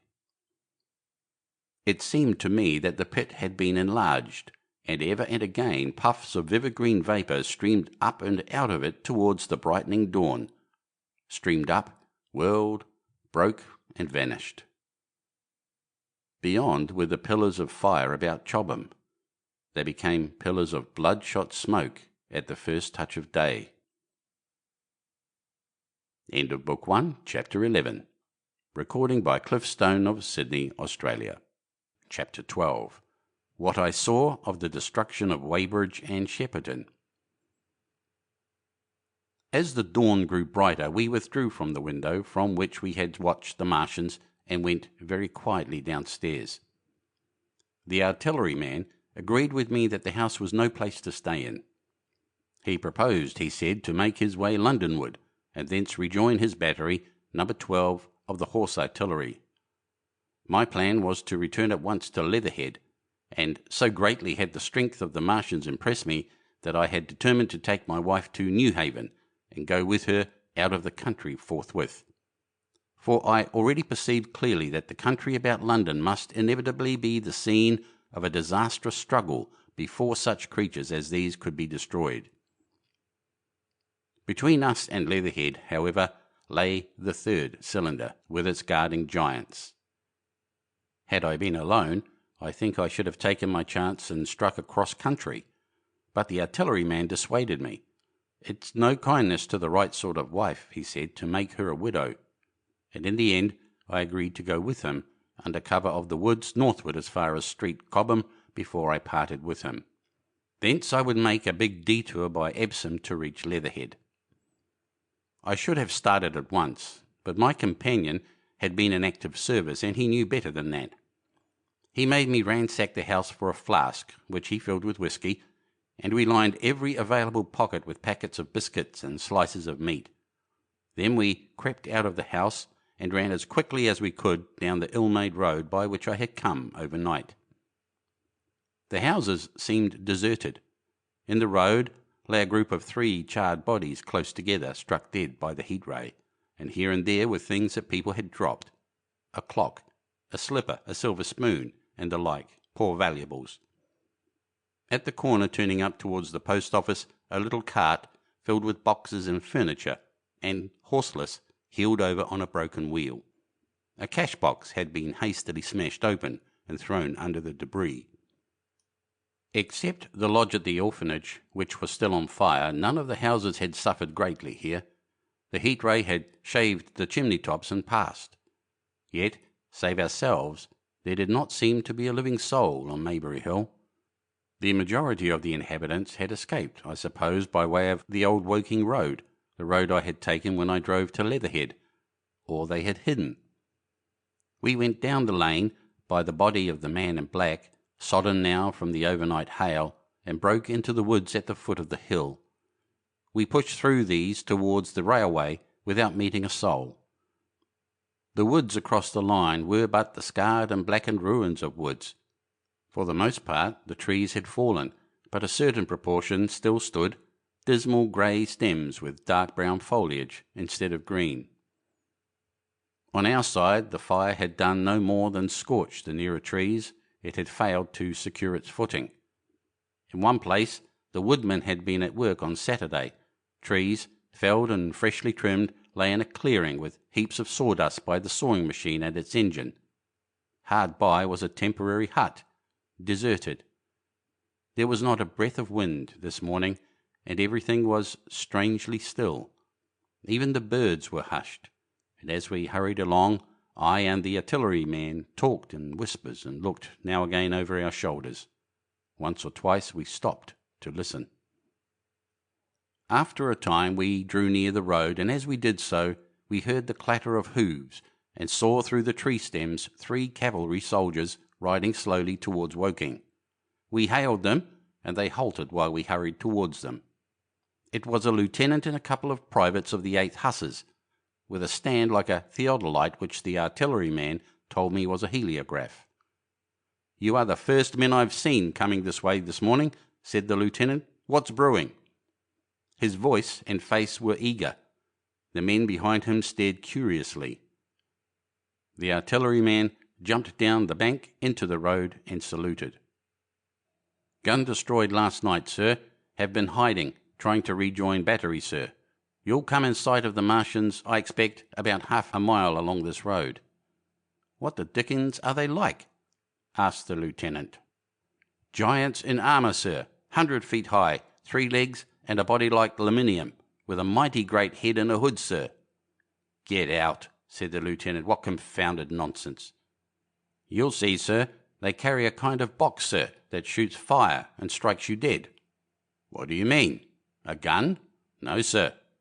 And the artilleryman began a vivid account of the heat ray. Halfway through, the lieutenant interrupted him and looked up at me. I was still standing on the bank by the side of the road. "It's perfectly true," I said. "Well," said the lieutenant, "I suppose it's my business to see it too. Look here," to the artilleryman, "we're detailed here clearing people out of their houses. You better go along and report yourself to Brigadier General Marvin and tell him all you know. He's at Weybridge. Know the way?" "I do," I said, and he turned his horse southward again. "Half a mile, you say?" said he. "At most," I answered, and pointed over the tree-tops southward. He thanked me and rode on, and we saw them no more. Farther along, we came upon a group of 3 women and 2 children in the road, busy clearing out a labourer's cottage. They had got hold of a little hand truck and were piling it up with unclean-looking bundles and shabby furniture. They were all too assiduously engaged to talk to us as we passed. By Byfleet Station, we emerged from the pine trees and found the country calm and peaceful under the morning sunlight. We were far beyond the range of the heat ray there, and had it not been for the silent desertion of some of the houses, the stirring movement of packing in others, and the knot of soldiers standing on the bridge over the railway and staring down the line towards Woking, the day would have seemed very like any other Sunday. Several farm wagons and carts were moving creakily along the road to Addlestone, and suddenly, through the gate of a field, we saw, across a stretch of flat meadow, 6 12-pounders standing neatly at equal distances, pointing towards Woking. The gunners stood by the guns waiting, and the ammunition wagons were at a business-like distance. The men stood almost as if under inspection. "That's good," said I. "They will get one fair shot at any rate." The artilleryman hesitated at the gate. "I shall go on," he said. Farther on towards Weybridge, just over the bridge, there were a number of men in white fatigue jackets throwing up a long rampart and more guns behind. "It's bows and arrows against the lightning, anyhow," said the artilleryman. "They haven't seen that fire beam yet." The officers, who were not actively engaged, stood and stared over the treetops southwestward, and the men digging would stop every now and then to stare in the same direction. Byfleet was in a tumult, people packing, and a score of hussars, some of them dismounted, some on horseback, were hunting them about. 3 or 4 black government wagons with crosses in white circles and an old omnibus, among other vehicles, were being loaded in the village street. There were scores of people, most of them sufficiently sabbatical to have assumed their best clothes. The soldiers were having the greatest difficulty in making them realise the gravity of their position. We saw one shrivelled old fellow with a huge box and a score or more of flower pots containing orchids, angrily expostulating with the corporal, who would leave them behind. I stopped and gripped his arm. "Do you know what's over there?" I said, pointing at the pine tops that hid the Martians. "Eh?" said he, turning. "I was explaining these is valuable." "Death," I shouted. "Death is coming. Death."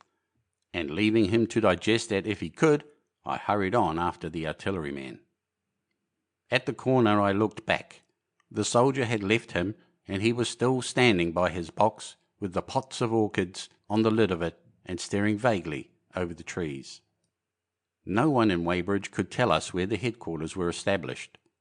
The whole place was in such confusion as I had never seen in any town before. Carts, carriages everywhere, the most astonishing miscellany of conveyances and horseflesh. The respectable inhabitants of the place, men in golf and boating costumes, wives prettily dressed, were packing, riverside loafers energetically helping, children excited and for the most part highly delighted at this astonishing variation of their Sunday experiences. In the midst of it all, the worthy vicar was very pluckily holding an early celebration, and his bell was jangling out above the excitement. I and the artilleryman, seated on the step of the drinking fountain, made a very passable meal upon which we had brought with us. Patrols of soldiers, here no longer hussars but grenadiers in white, were warning people to move now or to take refuge in their cellars as soon as the firing began. We saw, as we crossed the railway bridge, that a growing crowd of people had assembled in and about the railway station, and the swarming platform was piled with boxes and packages. The ordinary traffic had been stopped, I believe, in order to allow the passage of troops and guns to Chertsey, and I have heard since that a savage struggle occurred for places in the special trains that were put on at a later hour. We remained at Weybridge until midday, and at that hour we found ourselves at the place near Shepperton Lock where the Wey and Thames join. Part of the time we spent helping 2 old women to pack a little cart. The Wey has a treble mouth, and at this point boats are to be hired, and there was a ferry across the river. On the Shepperton side was an inn with a lawn, and beyond that the tower of Shepperton Church, it had been replaced by a spire, rose above the trees. Here we found an excited and noisy crowd of fugitives. As yet, the flight had not grown to a panic, but there were already far more people than all the boats going to and fro could enable to cross. People came panting along under heavy burdens. One husband and wife were even carrying a small outhouse door between them, with some of their household goods piled thereon. One man told us he meant to try to get away from Shepperton station. There was a lot of shouting, and one man was even jesting. The idea people seemed to have here was that the Martians were simply formidable human beings who might attack and sack the town, to be certainly destroyed in the end. Every now and then people would glance nervously across the way at the meadows towards Chertsey, but everything over there was still. Across the Thames, except just where the boats landed, everything was quiet, in vivid contrast with the Surrey side. The people who landed there from the boats were tramping off down the lane. The big ferry boat had just made a journey. 3 or 4 soldiers stood on the lawn of the inn, staring and jesting at the fugitives without offering to help. The inn was closed, as it was now within prohibited hours. "What's that?" cried a boatman. "And shut up, you fool," said a man near me to a yelping dog. Then the sound came again, this time from the direction of Chertsey, a muffled thud, the sound of a gun. The fighting was beginning. Almost immediately, unseen batteries across the river to our right, unseen because of the trees, took up the chorus, firing heavily, one after the other. A woman screamed. Everyone stood arrested by the sudden stir of battle, near us and yet invisible to us. Nothing was to be seen save flat meadows, cows feeding unconcernedly for the most part, and silvery pollard willows motionless in the warm sunlight. "The soldiers will stop 'em," said a woman beside me, doubtfully. A haziness rose over the treetops. Then suddenly we saw a rush of smoke far away up the river, a puff of smoke that jerked up into the air and hung, and forthwith the ground heaved underfoot, and a heavy explosion shook the air, smashing 2 or 3 windows in the houses near and leaving us astonished. "Here they are," shouted a man in a blue jersey. "Yonder, d'ye see them? Yonder." Quickly, one after the other, 1, 2, 3, 4 of the armoured Martians appeared, far away over the little trees, across the flat meadows that stretched towards Chertsey, and striding hurriedly towards the river. Little cowled figures they seemed at first, going with a rolling motion and as fast as flying birds. Then, advancing obliquely towards us, came a 5th. Their armoured bodies glittered in the sun as they swept swiftly forward upon the guns, growing rapidly larger as they drew nearer. One on the extreme left, the remotest that is, flourished a huge case high in the air, and the ghostly, terrible heat ray I had already seen on Friday night smote towards Chertsey and struck the town. At sight of these strange, swift and terrible creatures, the crowd near the water's edge seemed to me to be for a moment horror-struck. There was no screaming or shouting, but a silence, then a hoarse murmur and a movement of feet, a splashing from the water. A man, too frightened to drop the portmanteau he carried on his shoulder, swung round and sent me staggering with a blow from the corner of his burden. A woman thrust at me with her hand and rushed past me. I turned with the rush of the people, but I was not too terrified for thought. The terrible heat ray was in my mind. To get under water, that was it.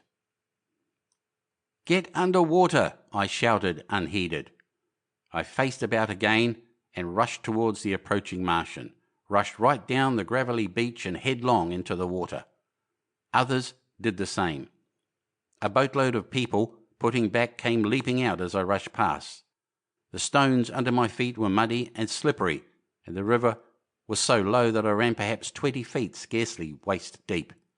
Then, as the Martian towered overhead, scarcely a couple of 100 yards away, I flung myself forward under the surface. The splashes of people in the boats leaping into the river sounded like thunderclaps in my ears. People were landing hastily on both sides of the river, but the Martian machine took no more notice for the moment of the people running this way and that than a man would of the confusion of ants in a nest against which his foot had kicked. When, half suffocated, I raised my head above water, the Martian's hood pointed at the batteries that were still firing across the river, and as it advanced, it swung loose what must have been the generator of the heat ray. In another moment it was on the bank, and in a stride wading halfway across. The knees of its foremost legs bent at the farther bank, and in another moment it had raised itself to its full height again, close to the village of Shepperton. Forthwith the 6 guns, which, unknown to anyone on the right bank, had been hidden behind the outskirts of that village, fired simultaneously. The sudden near concussion, the last close upon the first, made my heart jump. The monster was already raising the case generating the heat ray as the first shell burst 6 yards above the hood. I gave a cry of astonishment. I saw and thought nothing of the other 4 Martian monsters. My attention was riveted upon the nearer incident. Simultaneously 2 other shells burst in the air near the body as the hood twisted round in time to receive, but not in time to dodge, the 4th shell.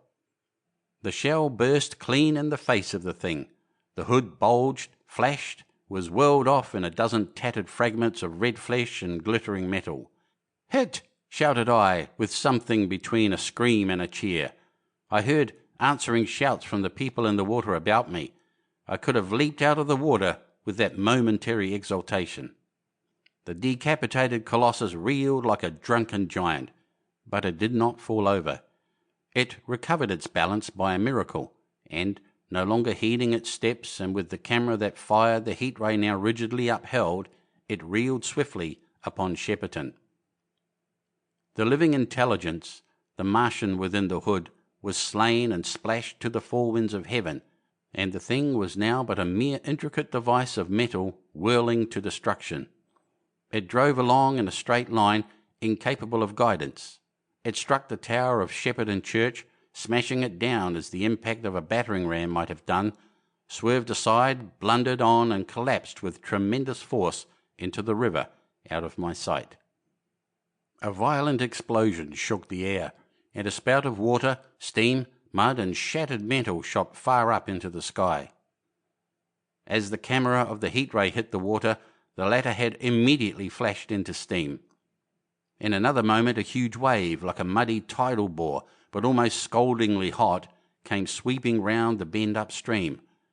I saw people struggling shorewards, and heard their screaming and shouting faintly above the seething and roar of the Martian's collapse.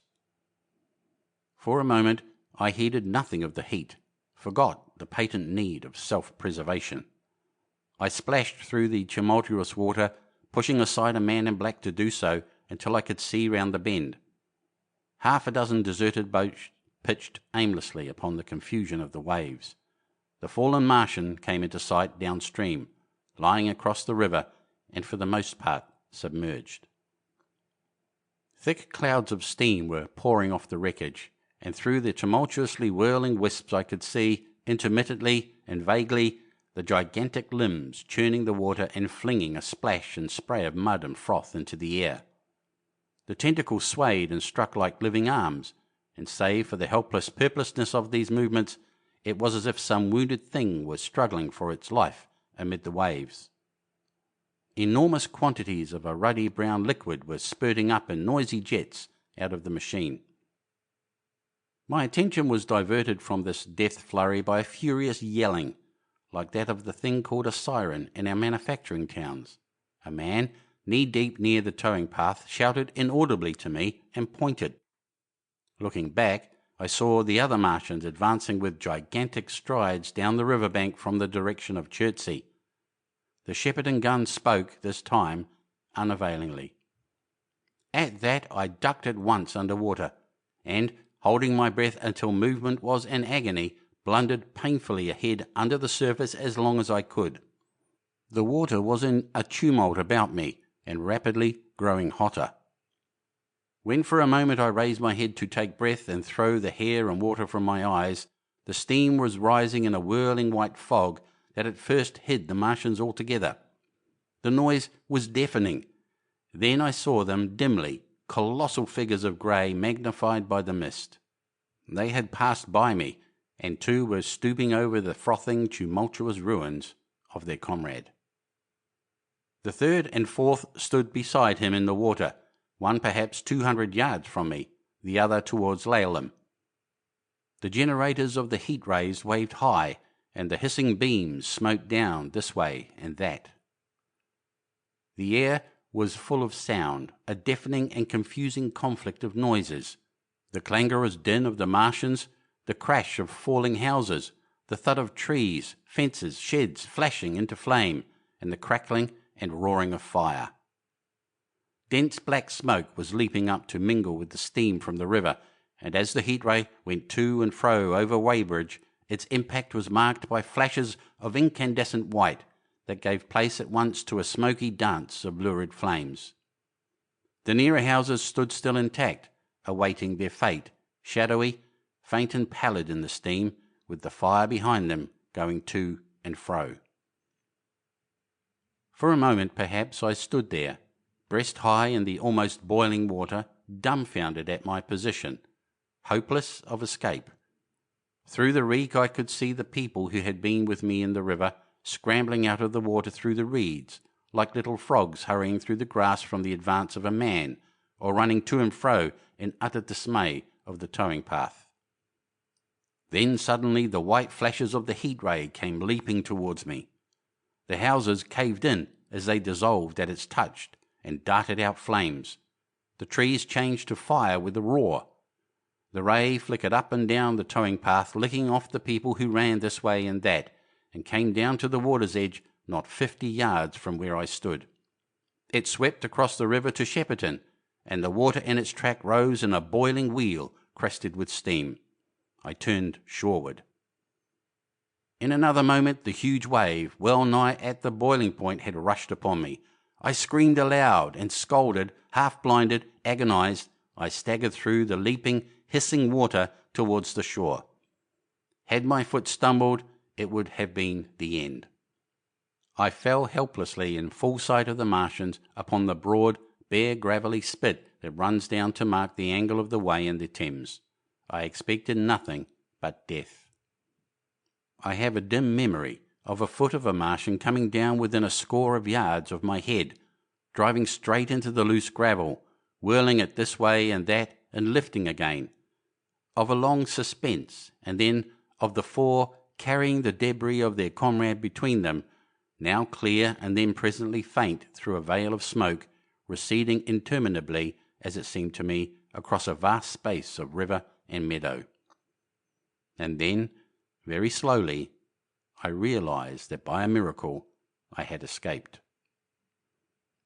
End of Book 1, Chapter 12. Recording by Cliffstone of Sydney, Australia. Chapter 13. How I Fell In with the Curate. After getting this sudden lesson in the power of terrestrial weapons, the Martians retreated to their original position upon Horsell Common, and in their haste, and encumbered with the debris of their smashed companion, they no doubt overlooked many such a stray, negligible victim as myself. Had they left their comrade and pushed on forthwith, there was nothing at that time between them and London but batteries of 12-pounder guns, and they would certainly have reached the capital in advance of the tidings of their approach.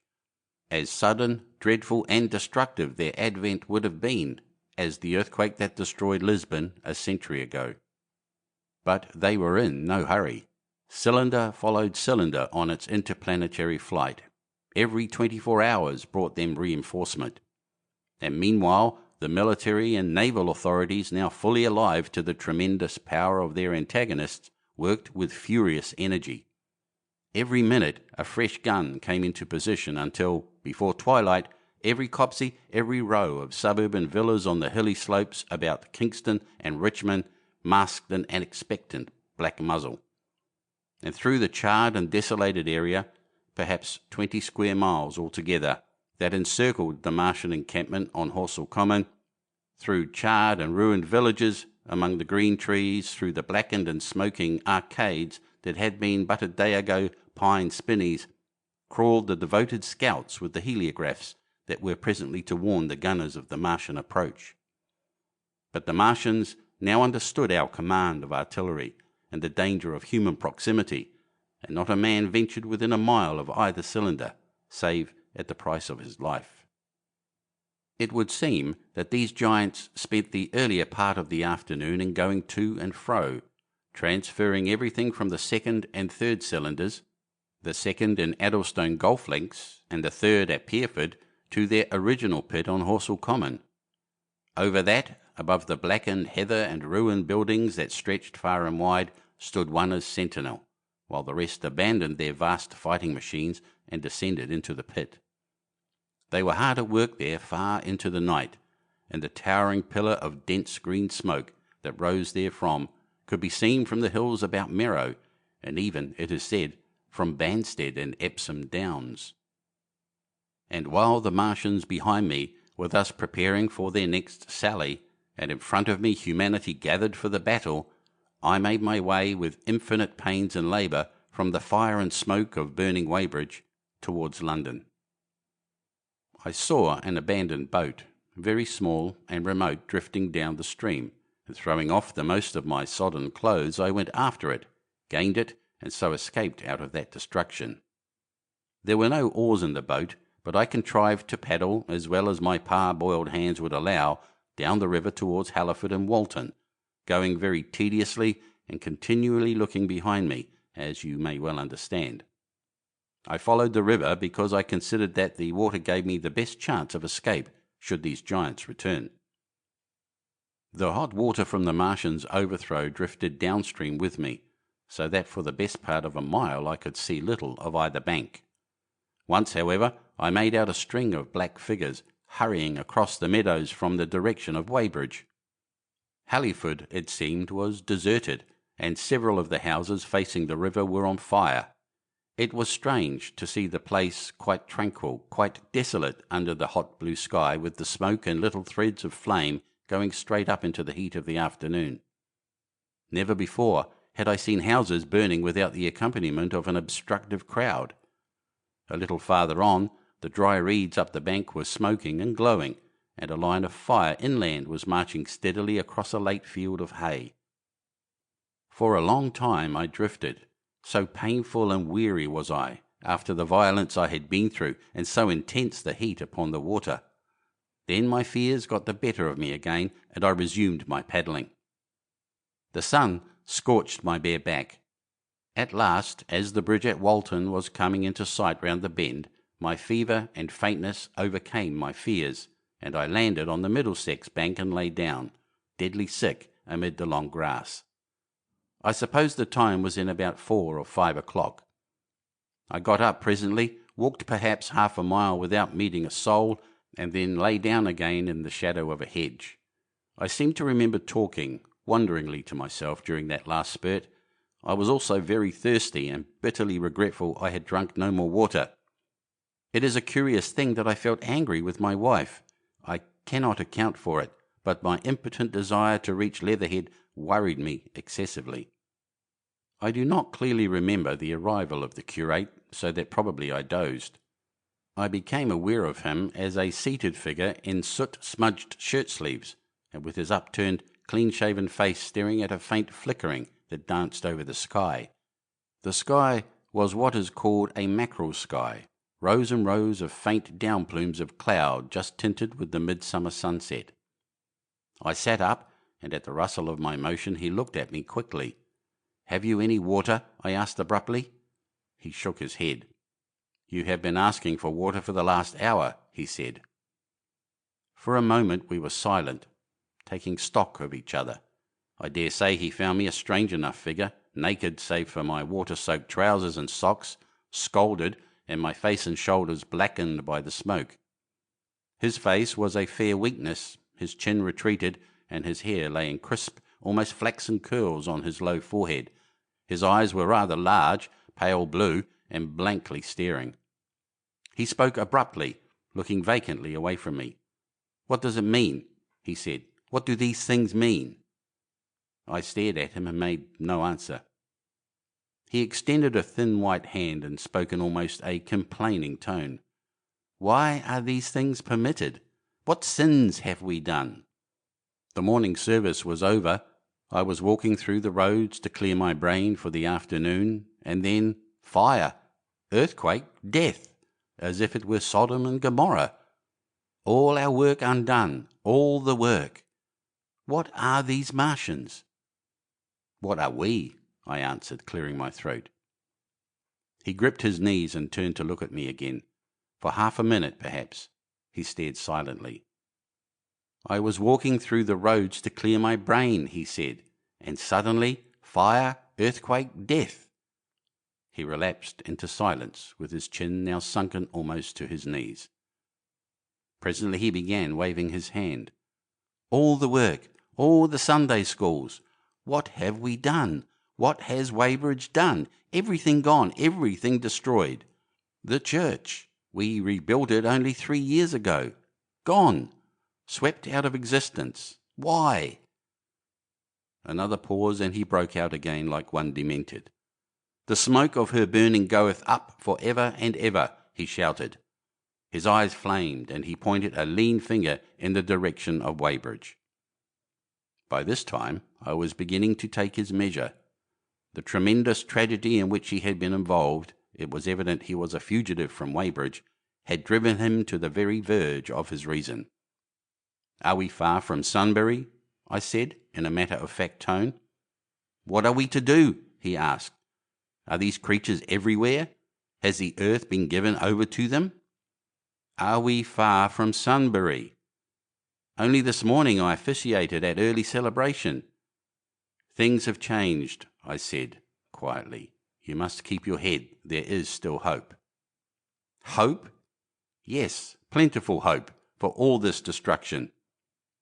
I began to explain my view of our position. He listened at first, but as I went on, the interest dawning in his eyes gave place to their former stare, and his regard wandered from me. "This must be the beginning of the end," he said, interrupting me. "The end.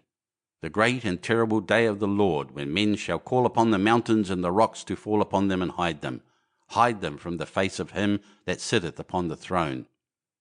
I began to understand the position. I ceased my laboured reasoning, struggled to my feet, and, standing over him, laid my hand on his shoulder. "Be a man," said I. "You are scared out of your wits. What good is religion if it collapses under calamity?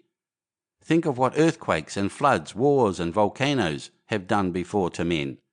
Did you think God had exempted Weybridge? He is not an insurance agent." For a time he sat in blank silence.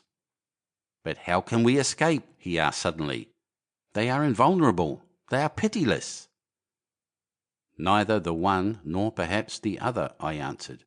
"And the mightier they are, the more sane and wary should we be. One of them was killed yonder not 3 hours ago." "Killed?"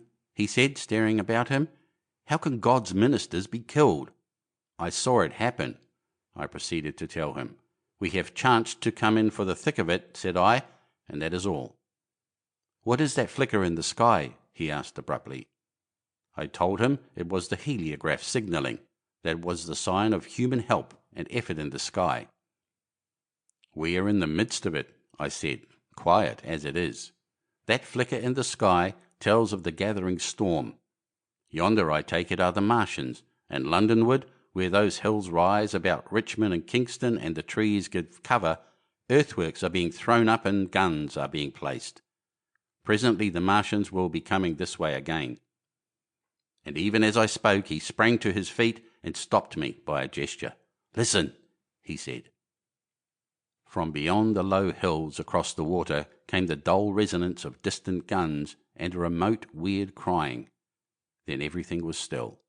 A cockchafer came droning over the hedge and past us. High in the west, the crescent moon hung faint and pale above the smoke of Weybridge and Shepperton and the hot, still splendour of the sunset. "We had better follow this path," I said, "northward." End of Book 1, Chapter 13. Recording by Cliff Stone of Sydney, Australia. Chapter 14. In London. My younger brother was in London when the Martians fell at Woking. He was a medical student working for an imminent examination, and he heard nothing of the arrival until Saturday morning. The morning papers on Saturday contained, in addition to lengthy special articles on the planet Mars, on life in the planets and so forth, a brief and vaguely worded telegram, all the more striking for its brevity. The Martians, alarmed by the approach of a crowd, had killed a number of people with a quick-firing gun, so the story ran. The telegram concluded with the words, "Formidable as they seem to be, the Martians have not moved from the pit into which they have fallen, and indeed seem incapable of doing so. Probably this is due to the relative strength of the Earth's gravitational energy." On that last text, their leader-writer expanded very comfortably. Of course, all the students in the crammers biology class to which my brother went that day were intensely interested, but there were no signs of any unusual excitement in the streets. The afternoon papers puffed scraps of news under big headlines. They had nothing to tell beyond the movements of troops about the common and the burning of the pine woods between Woking and Weybridge until 8. Then the St James Gazette, in an extra special edition, announced the bare fact of the interruption of telegraphic communication. This was thought to be due to the falling of burning pine trees across the line. Nothing more of the fighting was known that night, the night of my drive to Leatherhead and back. My brother felt no anxiety about us, as he knew from the description in the papers that the cylinder was a good 2 miles from my house. He made up his mind to run down that night to me in order, as he says, to see the things before they were killed. He dispatched a telegram, which never reached me, about 4 o'clock, and spent the evening at a music hall. In London also, on Saturday night, there was a thunderstorm, and my brother reached Waterloo in a cab. On the platform from which the midnight train usually starts, he learned after some waiting that an accident prevented trains from reaching Woking that night. The nature of the accident he could not ascertain. Indeed, the railway authorities did not clearly know at that time. There was very little excitement in the station, as the officials, failing to realise that anything further than a breakdown between Byfleet and Woking Junction had occurred, were running the theatre trains which usually pass through Woking, round by Virginia Water or Guildford. They were busy making the necessary arrangements to alter the route of the Southampton and Portsmouth Sunday League excursions. A nocturnal newspaper reporter, mistaking my brother for the traffic manager, to whom he bears a slight resemblance, waylaid and tried to interview him. Few people, excepting the railway officials, connected the breakdown with the Martians. I have read in another account of these events that on Sunday morning all London was electrified by the news from Woking. As a matter of fact, there was nothing to justify that very extravagant phrase. Plenty of Londoners did not hear of the Martians until the panic of Monday morning. Those who did took some time to realise all that the hastily worded telegrams in the Sunday papers conveyed. The majority of people in London do not read Sunday papers. The habit of personal security, moreover, is so deeply fixed in the Londoner's mind, and startling intelligence so much a matter of course in the papers, that they could read without any personal tremors. About 7 o'clock last night, the Martians came out of the cylinder, and, moving about under an armour of metallic shields, have completely wrecked Woking Station with the adjacent houses, and massacred an entire battalion of the Cardigan Regiment. No details are known. Maxims have been absolutely useless against their armour. The field guns have been disabled by them. Flying hussars have been galloping into Chertsey. The Martians appear to be moving slowly towards Chertsey or Windsor. Great anxiety prevails in West Surrey, and earthworks are being thrown up to check the advance Londonward. That was how the Sunday Sun put it, and a clever and remarkably prompt handbook article in the Referee compared the affair to a menagerie suddenly let loose in a village. No one in London knew positively of the nature of the armoured Martians, and there was still a fixed idea that these monsters must be sluggish, crawling, creeping painfully. Such expressions occurred in almost all the earlier reports. None of the telegrams could have been written by an eyewitness of their advance. The Sunday papers printed separate editions as further news came to hand, some even in default of it. But there was practically nothing more to tell people until late in the afternoon, when the authorities gave the press agencies the news in their possession. It was stated that the people of Walton and Weybridge and all the district were pouring along the roads Londonward, and that was all. My brother went to church at the Foundling Hospital in the morning, still in ignorance of what had happened on the previous night. There he heard allusions made to the invasion and a special prayer for peace. Coming out, he bought a referee. He became alarmed at the news in this and went again to Waterloo Station to find out if communication were restored. The omnibuses, carriages, cyclists and innumerable people walking in their best clothes seemed scarcely affected by the strange intelligence that the news vendors were disseminating. People were interested, or, if alarmed only on account of the local residents. At the station he heard for the first time that the Windsor and Chertsey lines were now interrupted. The porters told him that several remarkable telegrams had been received in the morning from Byfleet and Chertsey stations, but that these had abruptly ceased. My brother could get very little precise detail out of them. "There's fighting going on about Weybridge," was the extent of their information. The train service was now very much disorganised. Quite a number of people who had been expecting friends from places on the South Western network were standing about the station. One grey-headed old gentleman came and abused the South Western Company bitterly to my brother. "It wants showing up," he said. 1 or 2 trains came in from Richmond, Putney and Kingston, containing people who had gone out for a day's boating and found the locks closed and a feeling of panic in the air. A man in a blue and white blazer addressed my brother, full of strange tidings. "There's hosts of people driving into Kingston in traps and carts and things, with boxes of valuables and all that," he said. "They come from Molesey and Weybridge and Walton, and they say there's been guns heard at Chertsey, heavy firing, and that mounted soldiers have told them to get off at once because the Martians are coming. We heard guns firing at Hampton Court Station, but we thought it was thunder. What the dickens does it all mean? The Martians can't get out of there, Pitt, can they?" My brother could not tell him.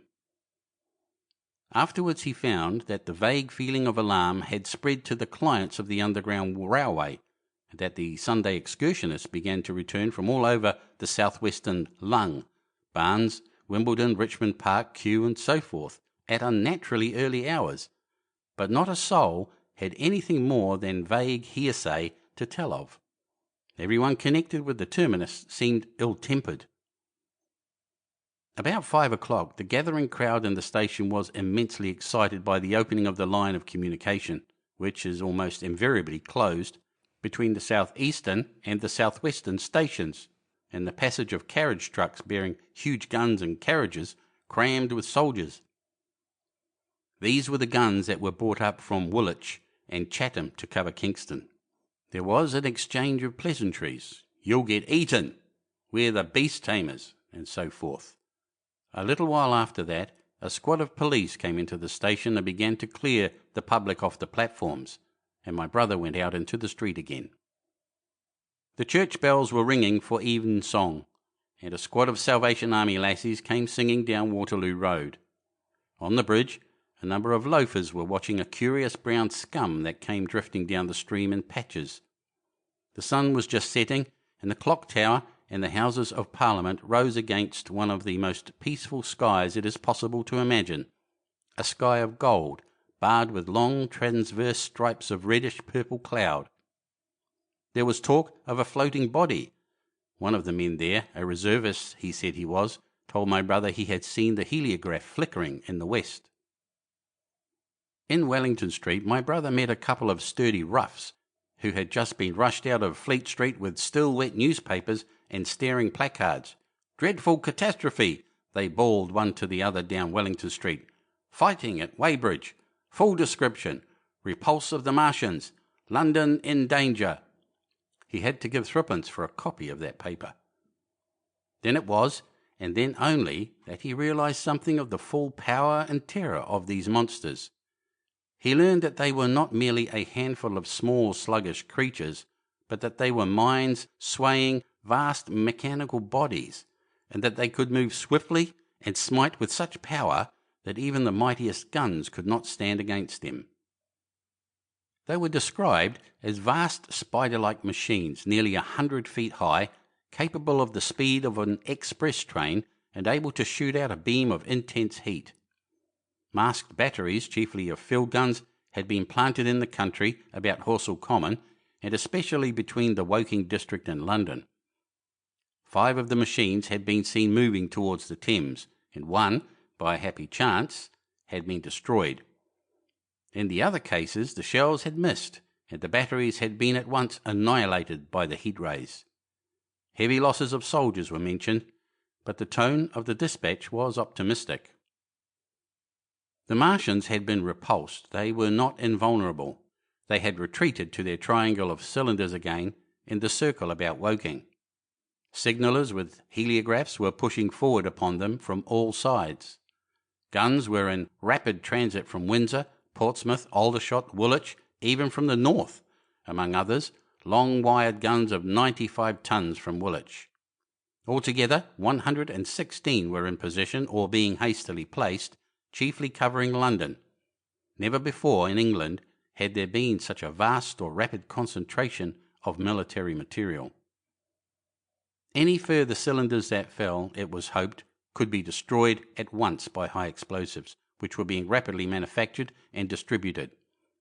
No doubt, ran the report, the situation was of the strangest and gravest description, but the public was exhorted to avoid and discourage panic. No doubt the Martians were strange and terrible in the extreme, but at the outside there could not be more than 20 of them amongst our millions. The authorities had reason to suppose, from the size of the cylinders, that at the outside there could not be more than 5 in each cylinder, 15 altogether, and one at least was disposed of, perhaps more. The public would be fairly warned of the approach of danger, and elaborate measures were being taken for the protection of the people in the threatened south-western suburbs. And so, with reiterated assurances of the safety of London and the ability of the authorities to cope with the difficulty, this quasi-proclamation closed. This was printed in enormous type on paper so fresh that it was still wet, and there had been no time to add a word of comment. It was curious, my brother said, to see how ruthlessly the usual contents of the paper had been hacked and taken out to give this place. All down Wellington Street people could be seen fluttering out the pink sheets and reading, and the Strand was suddenly noisy with the voices of an army of hawkers following these pioneers. Men came scrambling off buses to secure copies. Certainly this news excited people intensely, whatever their previous apathy. The shutters of a map shop in the Strand were being taken down, my brother said, and a man in his Sunday raiment, lemon-yellow gloves even, was visible inside the window, hastily fastening maps of Surrey to the glass. Going on along the Strand to Trafalgar Square, the paper in his hand, my brother saw some of the fugitives from West Surrey. There was a man with his wife and 2 boys and some articles of furniture in a cart such as greengrocers use. He was driving from the direction of Westminster Bridge, and close behind him came a hay wagon with 5 or 6 respectable-looking people in it, and some boxes and bundles. The faces of these people were haggard, and their entire appearance contrasted conspicuously with the Sabbath-best appearance of the people on the omnibuses. People in fashionable clothing peeped at them out of cabs. They stopped at the square as if undecided which way to take, and finally turned eastward along the Strand. Some way behind these came a man in workday clothes, riding one of those old-fashioned tricycles with a small front wheel. He was dirty and white in the face. My brother turned down towards Victoria and met a number of such people. He had a vague idea that he might see something of me. He noticed an unusual number of police regulating the traffic. Some of the refugees were exchanging news with the people on the omnibuses. One was professing to have seen the Martians. "Boilers on stilts, I tell you, striding along like men." Most of them were excited and animated by their strange experience. Beyond Victoria, the public houses were doing a lively trade with these arrivals. At all the street corners, groups of people were reading papers, talking excitedly, or staring at these unusual Sunday visitors. They seemed to increase as the night drew on, until at last the roads, my brother said, were like Epsom High Street on a Derby day. My brother addressed several of these fugitives and got unsatisfactory answers from most. None of them could tell him any news of Woking except one man, who assured him that Woking had been entirely destroyed on the previous night. "I come from Byfleet," he said. "A man on a bicycle came through the place in the early morning and ran from door to door warning us to come away. Then came soldiers. We went out to look, and there were clouds of smoke to the south, nothing but smoke, and not a soul coming that way. Then we heard the guns at Chertsey, and folks coming from Weybridge. So I've locked up my house and come on." At that time there was a strong feeling in the streets that the authorities were to blame for their incapacity to dispose of the invaders without all this inconvenience. About 8 o'clock, a noise of heavy firing was distinctly audible all over the south of London. My brother could not hear it for the traffic in the main thoroughfares, but by striking through the quiet back streets to the river, he was able to distinguish it quite plainly. He walked from Westminster to his apartments near Regent's Park about 2. He was now very anxious on my account, and disturbed at the evident magnitude of the trouble. His mind was inclined to run, even as mine had run on Saturday, on military details. He thought of all those silent, expectant guns, of the suddenly nomadic countryside. He tried to imagine boilers on stilts 100 feet high. There were 1 or 2 cartloads of refugees passing along Oxford Street, and several in the Marylebone Road, but so slowly was the news spreading that Regent Street and Portland Place were full of their usual Sunday night promenaders, albeit they talked in groups, and along the edge of Regent's Park there were as many silent couples walking out together under the scattered gas lamps as ever there had been. The night was warm and still, and a little oppressive. The sound of guns continued intermittently, and after midnight there seemed to be sheet lightning in the south. He read and reread the paper, fearing the worst had happened to me. He was restless, and after supper prowled out again aimlessly. He returned and tried in vain to divert his attention to his examination notes. He went to bed a little after midnight, and was awakened from lurid dreams in the small hours of Monday by the sound of door-knockers, feet running in the street, distant drumming, and a clamour of bells. Red reflections danced on the ceiling. For a moment he lay astonished, wondering whether day had come or the world gone mad. Then he jumped out of bed and ran to the window. His room was an attic, and as he thrust his head out, up and down the street there were a dozen echoes to the noise of his window sash, and heads in every kind of night disarray appeared. Inquiries were being shouted. "They are coming," bawled a policeman, hammering at the door. "The Martians are coming," and hurried to the next door. The sound of drumming and trumpeting came from the Albany Street barracks, and every church within earshot was hard at work killing sleep with a vehement disorderly tocsin.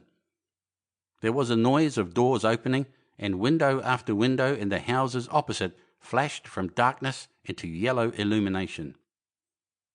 Up the street came galloping a closed carriage, bursting abruptly into noise at the corner, rising to a clattering climax under the window, and dying away slowly in the distance. Close on the rear of this came a couple of cabs, the forerunners of a long procession of flying vehicles, going for the most part to Chalk Farm Station, where the North Western special trains were loading up instead of coming down the gradient into Euston. For a long time my brother stared out of the window in blank astonishment, watching the policemen hammering at door after door and delivering their incomprehensible message. Then the door behind him opened. The man who lodged across the landing came in, dressed only in shirt, trousers and slippers, his braces loose about his waist, his hair disordered from his pillow. "What the devil is it?" he asked. "A fire? What a devil of a row!" They both craned their heads out of the window, straining to hear what the policemen were shouting. People were coming out of the side streets and standing in groups at the corners talking. "What the devil is it all about?" said my brother's fellow lodger. My brother answered him vaguely and began to dress, running with each garment to the window in order to miss nothing of the growing excitement. And presently men selling unnaturally early newspapers came bawling into the street. "London in danger of suffocation. The Kingston and Richmond defences forced. Fearful massacres in the Thames Valley."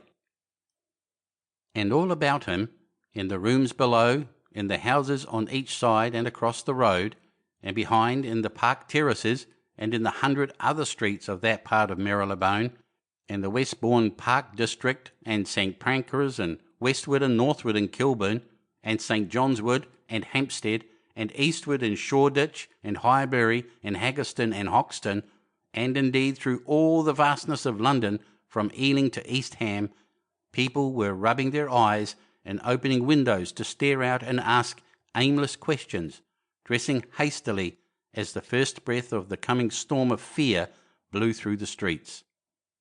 It was the dawn of the great panic. London, which had gone to bed on Sunday night, oblivious and inert, was awakened, in the small hours of Monday morning, to a vivid sense of danger. Unable from his window to learn what was happening, my brother went down and out into the street, just as the sky between the parapets of the houses grew pink with the early dawn. The flying people on foot and in vehicles grew more numerous every moment. "Black smoke," he heard people crying, and again, "Black smoke." The contagion of such a unanimous fear was inevitable.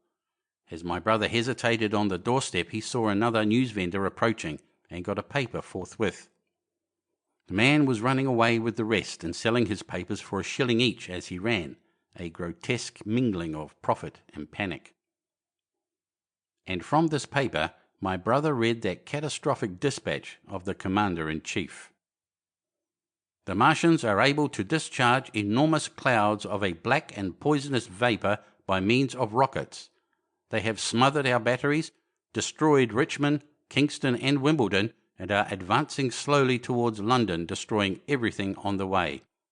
It is impossible to stop them. There is no safety from the black smoke but an instant flight."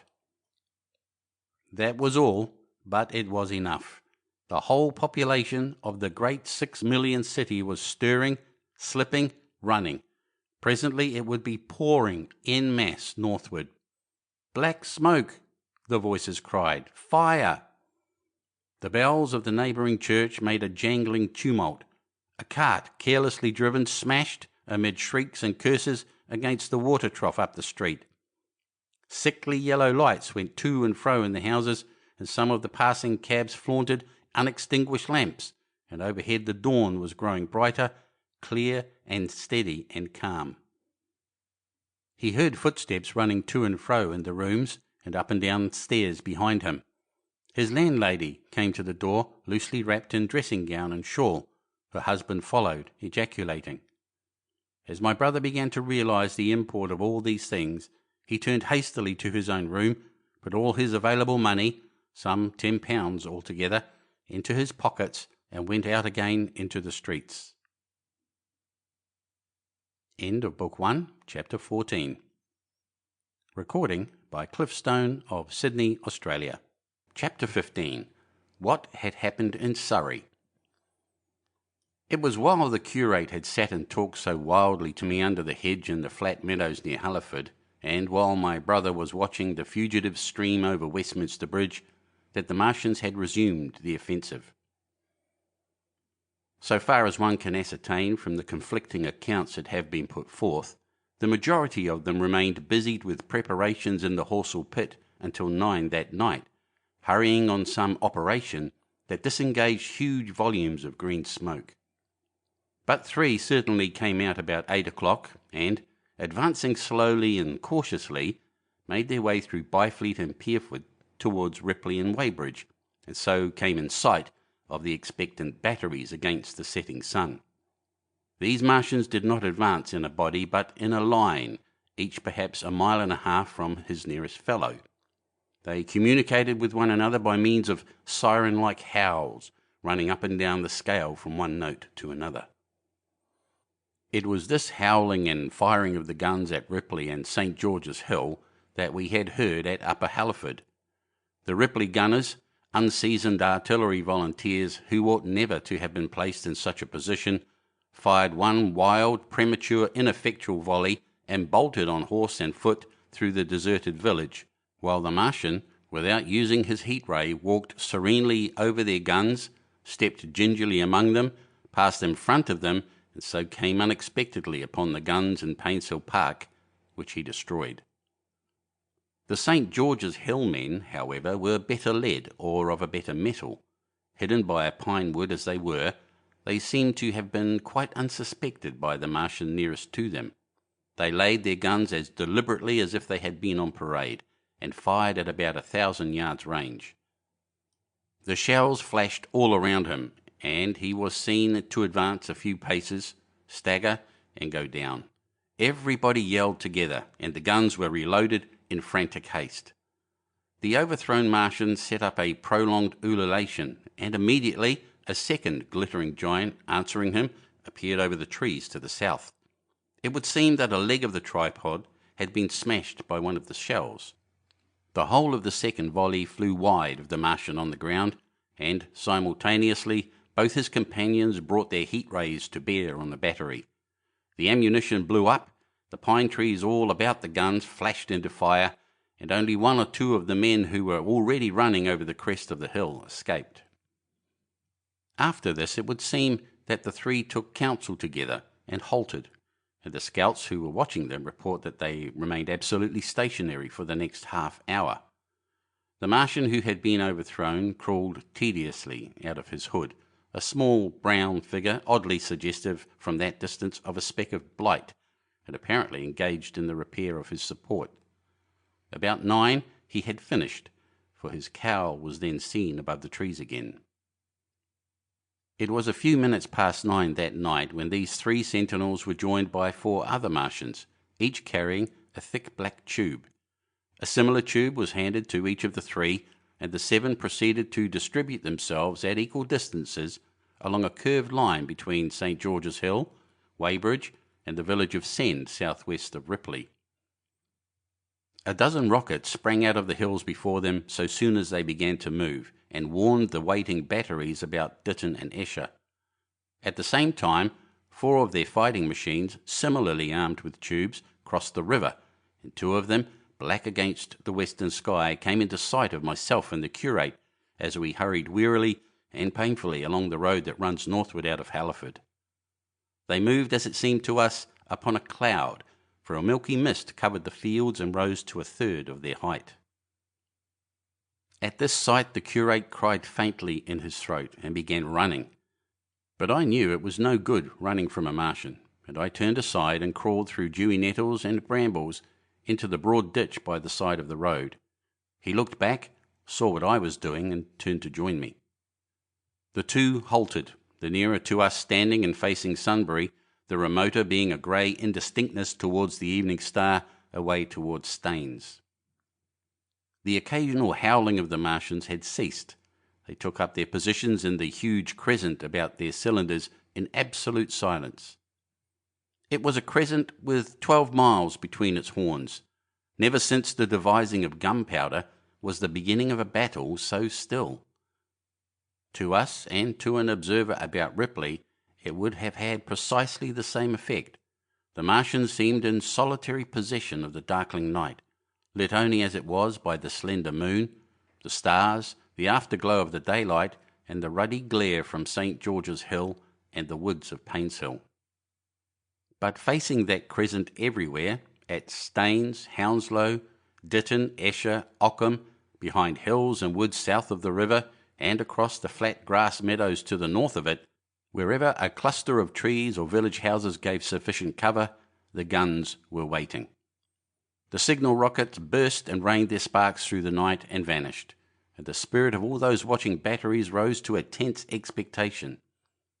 The Martians had but to advance into the line of fire and instantly those motionless black forms of men, those guns glittering so darkly in the early night, would explode into a thunderous fury of battle.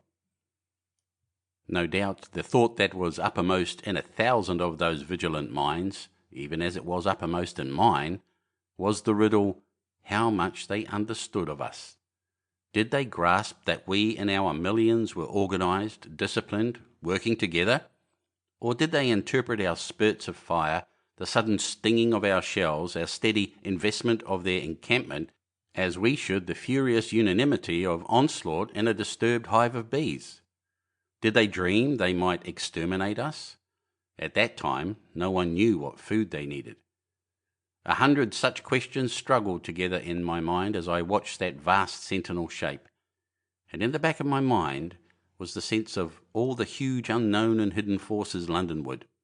Had they prepared pitfalls? Were the powder mills at Hounslow ready as a snare? Would the Londoners have the heart and courage to make a greater Moscow of their mighty province of houses? Then, after an interminable time, as it seemed to us, crouching and peering through the hedge, came a sound like the distant concussion of a gun. Another, nearer, and then another. And then the Martian beside us raised his tube on high and discharged it, gun-wise, with a heavy report that made the ground heave. The one towards Staines answered him. There was no flash, no smoke, simply that loaded detonation. I was so excited by these heavy minute guns following one another that I so far forgot my personal safety and my scalded hands as to clamber up into the hedge and stare towards Sunbury. As I did so, a second report followed, and a big projectile hurtled overhead towards Hounslow. I expected at least to see smoke or fire, or some such evidence of its work, but all I saw was the deep blue sky above, with one solitary star, and the white mist spreading wide and low beneath. And there had been no crash, no answering explosion. The silence was restored. The minute lengthened to 3. "What has happened?" said the curate, standing up beside me. "Heaven knows," I said. A bat flickered by and vanished. A distant tumult of shouting began and ceased. I looked again at the Martian and saw he was now moving eastward along the river bank with a swift, rolling motion. Every moment I expected the fire of some hidden battery to spring upon him, but the evening calm was unbroken. The figure of the Martian grew smaller as he receded, and presently the mist and the gathering night had swallowed him up. By a common impulse we clambered higher. Towards Sunbury was a dark appearance, as though a conical hill had suddenly come up into being there, hiding our view of the farther country, and then, remoter across the river, over Walton, we saw another such summit. These hill-like forms grew lower and broader even as we stared. Moved by a sudden thought, I looked northward, and there I perceived a third of these cloudy black kopjes had ridden. Everything had suddenly become very still. Far away to the southeast, marking the quiet, we heard the Martians hooting to one another, and then the air quivered again with the distant thud of their guns. But the earthly artillery made no reply. Now at the time we could not understand these things, but later I was to learn the meaning of these ominous kopjes that gathered in the twilight. Each of the Martians, standing in the great crescent I have described, had discharged, by means of the gun-like tube he carried, a huge canister over whatever hill, copse, cluster of houses, or other possible cover for guns chanced to be in front of him. Some fired only one of these, some 2, as in the case of the one we had seen.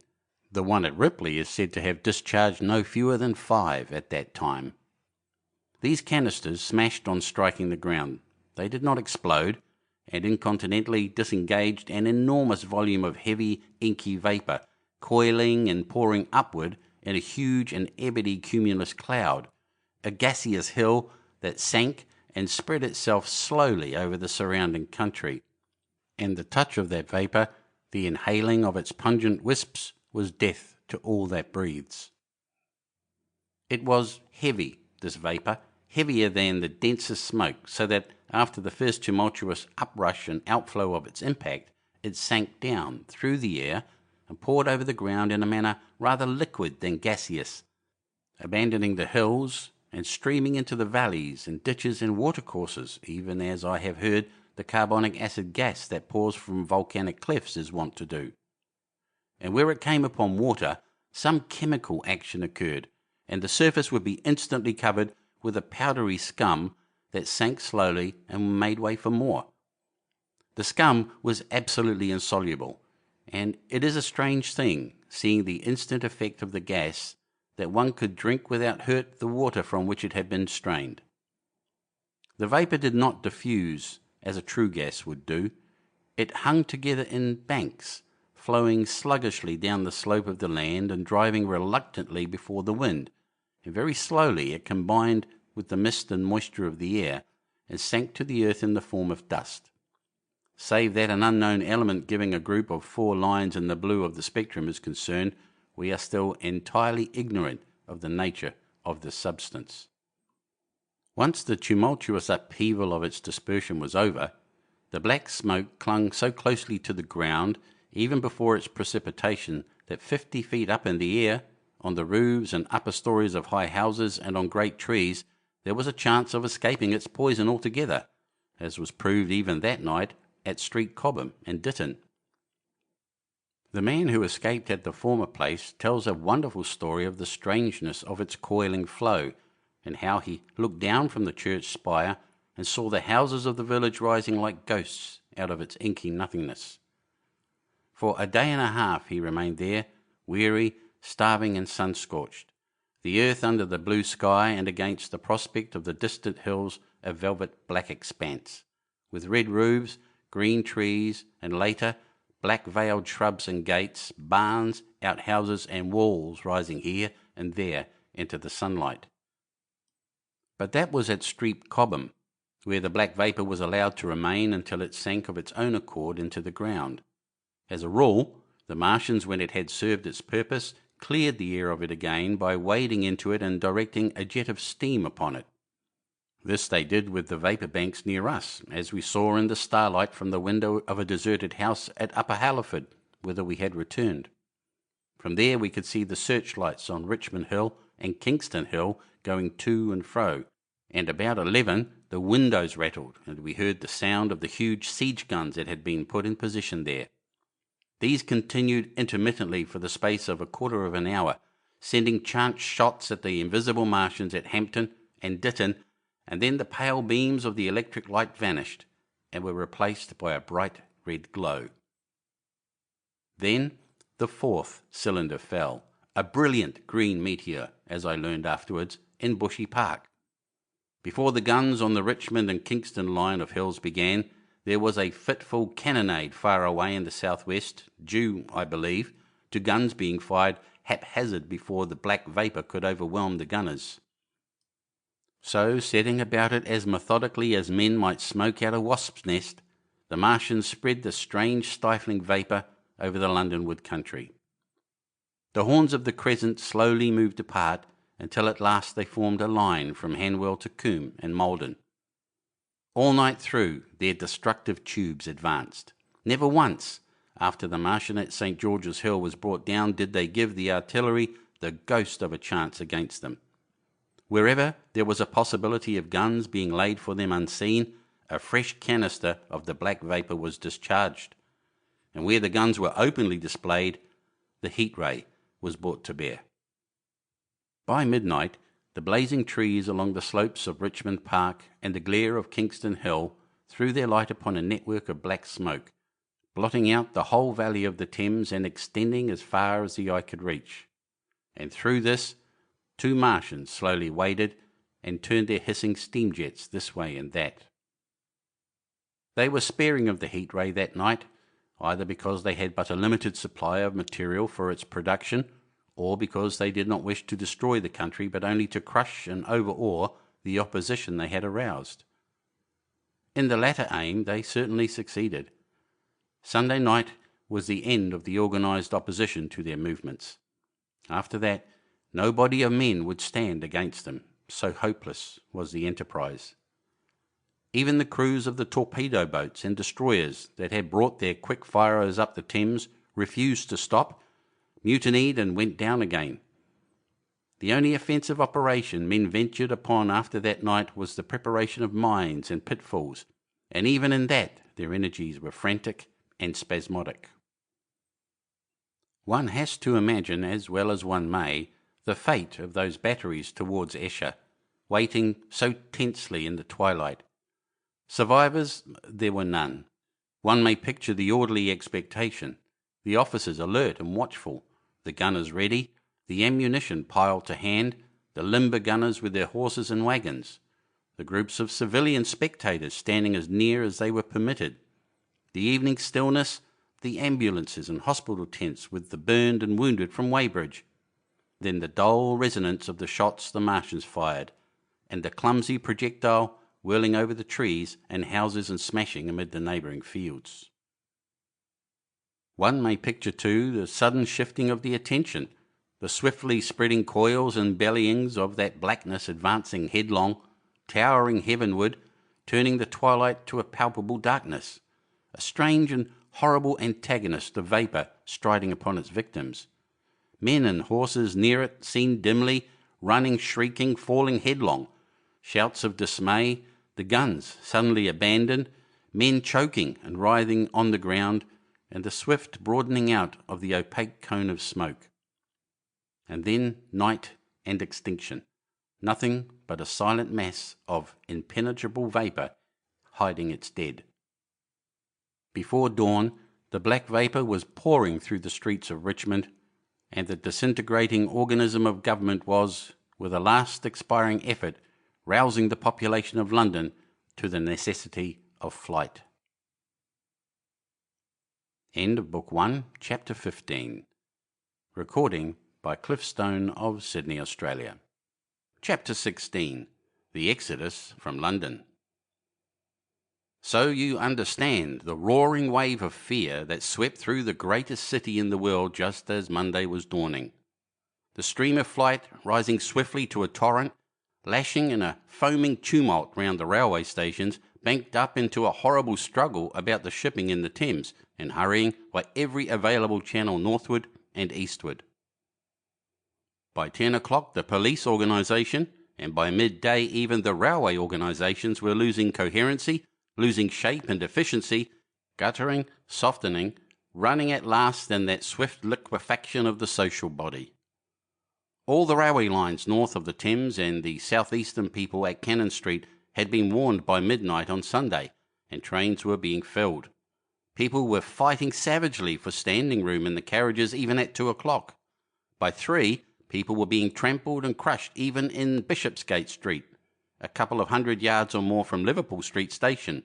Revolvers were fired, people stabbed, and the policemen who had been sent to direct the traffic, exhausted and infuriated, were breaking the heads of the people they were called out to protect. And as the day advanced and the engine drivers and stokers refused to return to London, the pressure of the flight drove the people in an ever-thickening multitude away from the stations and along the northward running roads. By midday a Martian had been seen at Barnes, and a cloud of slowly sinking black vapour drove along the Thames and across the flats of Lambeth, cutting off all escape over the bridges in its sluggish advance. Another bank drove over Ealing and surrounded a little island of survivors on Castle Hill, alive but unable to escape. After a fruitless struggle to get aboard a northwestern train at Chalk Farm, the engines of the trains it had loaded in the goods yard there ploughed through shrieking people, and a dozen stalwart men fought to keep the crowd from crushing the driver against his furnace. My brother emerged upon the Chalk Farm road, dodged across through a hurrying swarm of vehicles, and had the luck to be foremost in the sack of a cycle shop. The front tyre of the machine he got was punctured and dragging it through the window, but he got up and off, notwithstanding with no further injury than a cut wrist. The steep foot of Haverstock Hill was impassable owing to several overturned horses, and my brother struck into Belsize Road.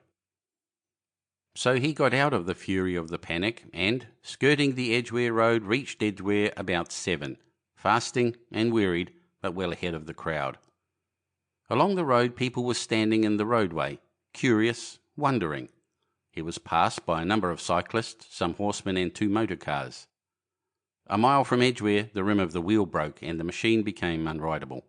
He left it by the roadside and trudged through the village. There were shops half opened in the main street of the place, and people crowded on the pavement and in the doorways and windows, staring astonished at this extraordinary procession of fugitives that was beginning.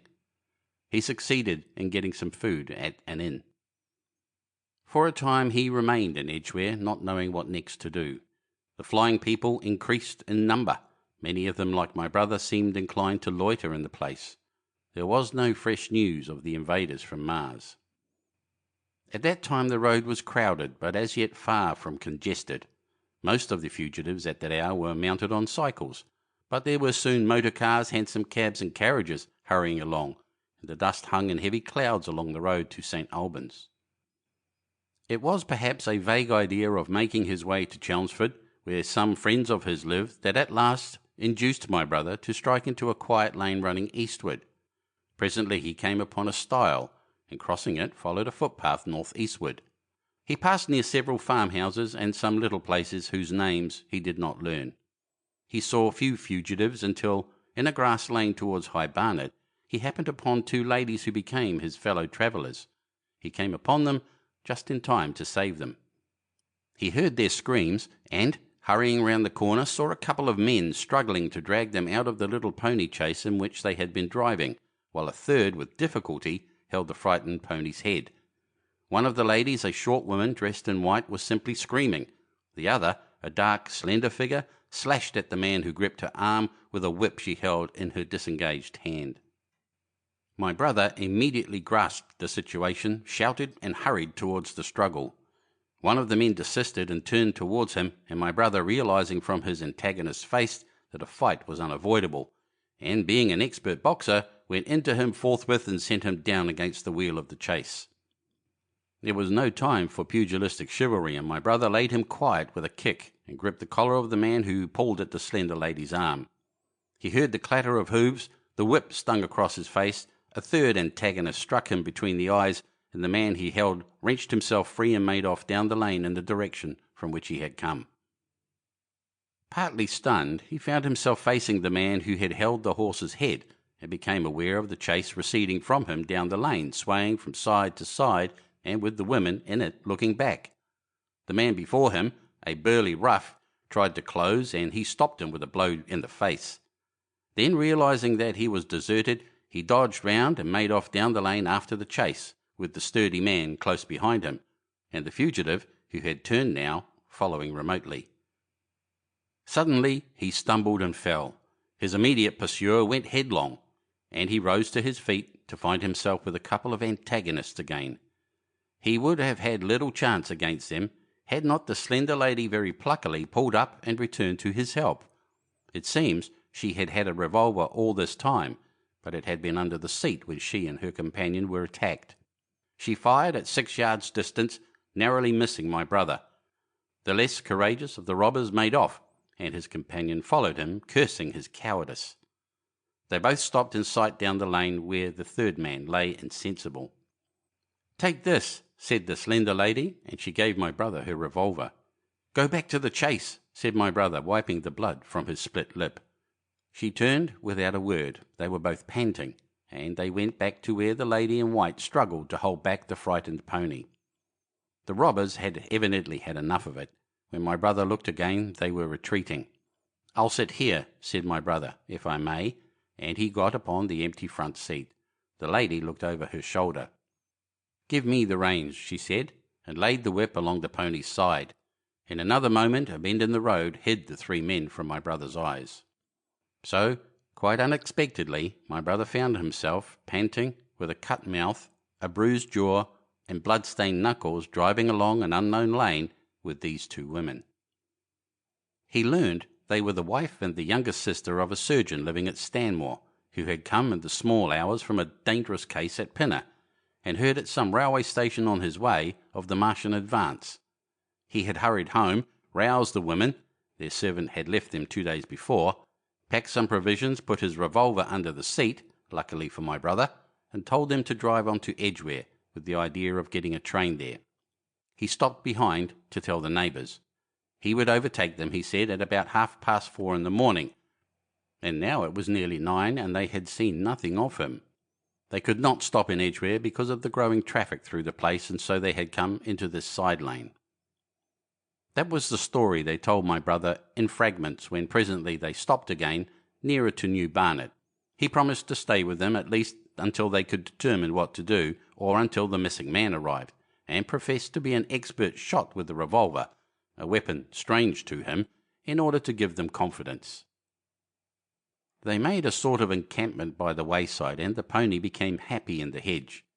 He told them of his own escape out of London, and all that he knew of these Martians and their ways. The sun crept higher in the sky, and after a time their talk died out and gave place to an uneasy state of anticipation. Several wayfarers came along the lane, and of these my brother gathered such news as he could. Every broken answer he had deepened his impression of the great disaster that had come on humanity, deepened his persuasion of the immediate necessity for prosecuting this flight. He urged the matter upon them. "We have money," said the slender woman, and hesitated. Her eyes met my brother's, and her hesitation ended. "So have I," said my brother. She explained that they had as much as £30 in gold, besides a £5 note, and suggested that with that they might get upon a train at St Albans or New Barnet. My brother thought that was hopeless, seeing the fury of the Londoners to crowd upon the trains, and broached his own idea of striking across Essex towards Harwich, and thence escaping from the country altogether. Mrs. Elphinstone, that was the name of the woman in white, would listen to no reasoning, and kept calling upon George. But her sister-in-law was astonishingly quiet and deliberate, and at last agreed to my brother's suggestion. So, designing to cross the Great North Road, they went on towards Barnet, my brother leading the pony to save it as much as possible. As the sun crept up the sky, the day became excessively hot, and underfoot a thick whitish sand grew burning and blinding, so that they travelled on very slowly. The hedges were grey with dust, and as they advanced towards Barnet, a tumultuous murmuring grew stronger. They began to meet more people. For the most part these were staring before them, murmuring indistinct questions, jaded, haggard, unclean. One man in evening dress passed them on foot, his eyes on the ground.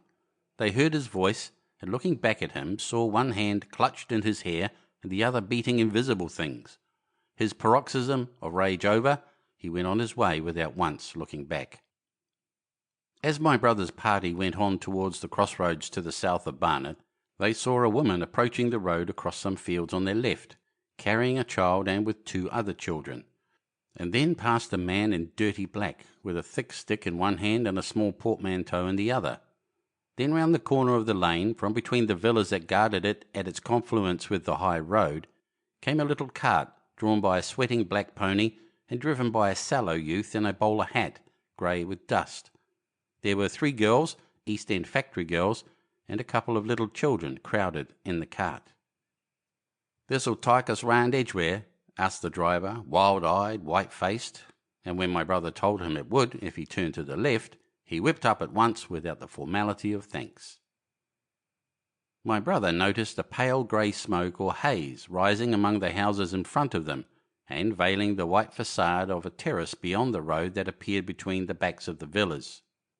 Mrs. Elphinstone suddenly cried out at a number of tongues of smoky red flame leaping up above the houses in front of them against the hot blue sky. The tumultuous noise resolved itself now into the disorderly mingling of many voices, the gride of many wheels, the creaking of waggons, and the staccato of hoofs. The lane came round sharply not 50 yards from the crossroads. "Good heavens!" cried Mrs. Elphinstone.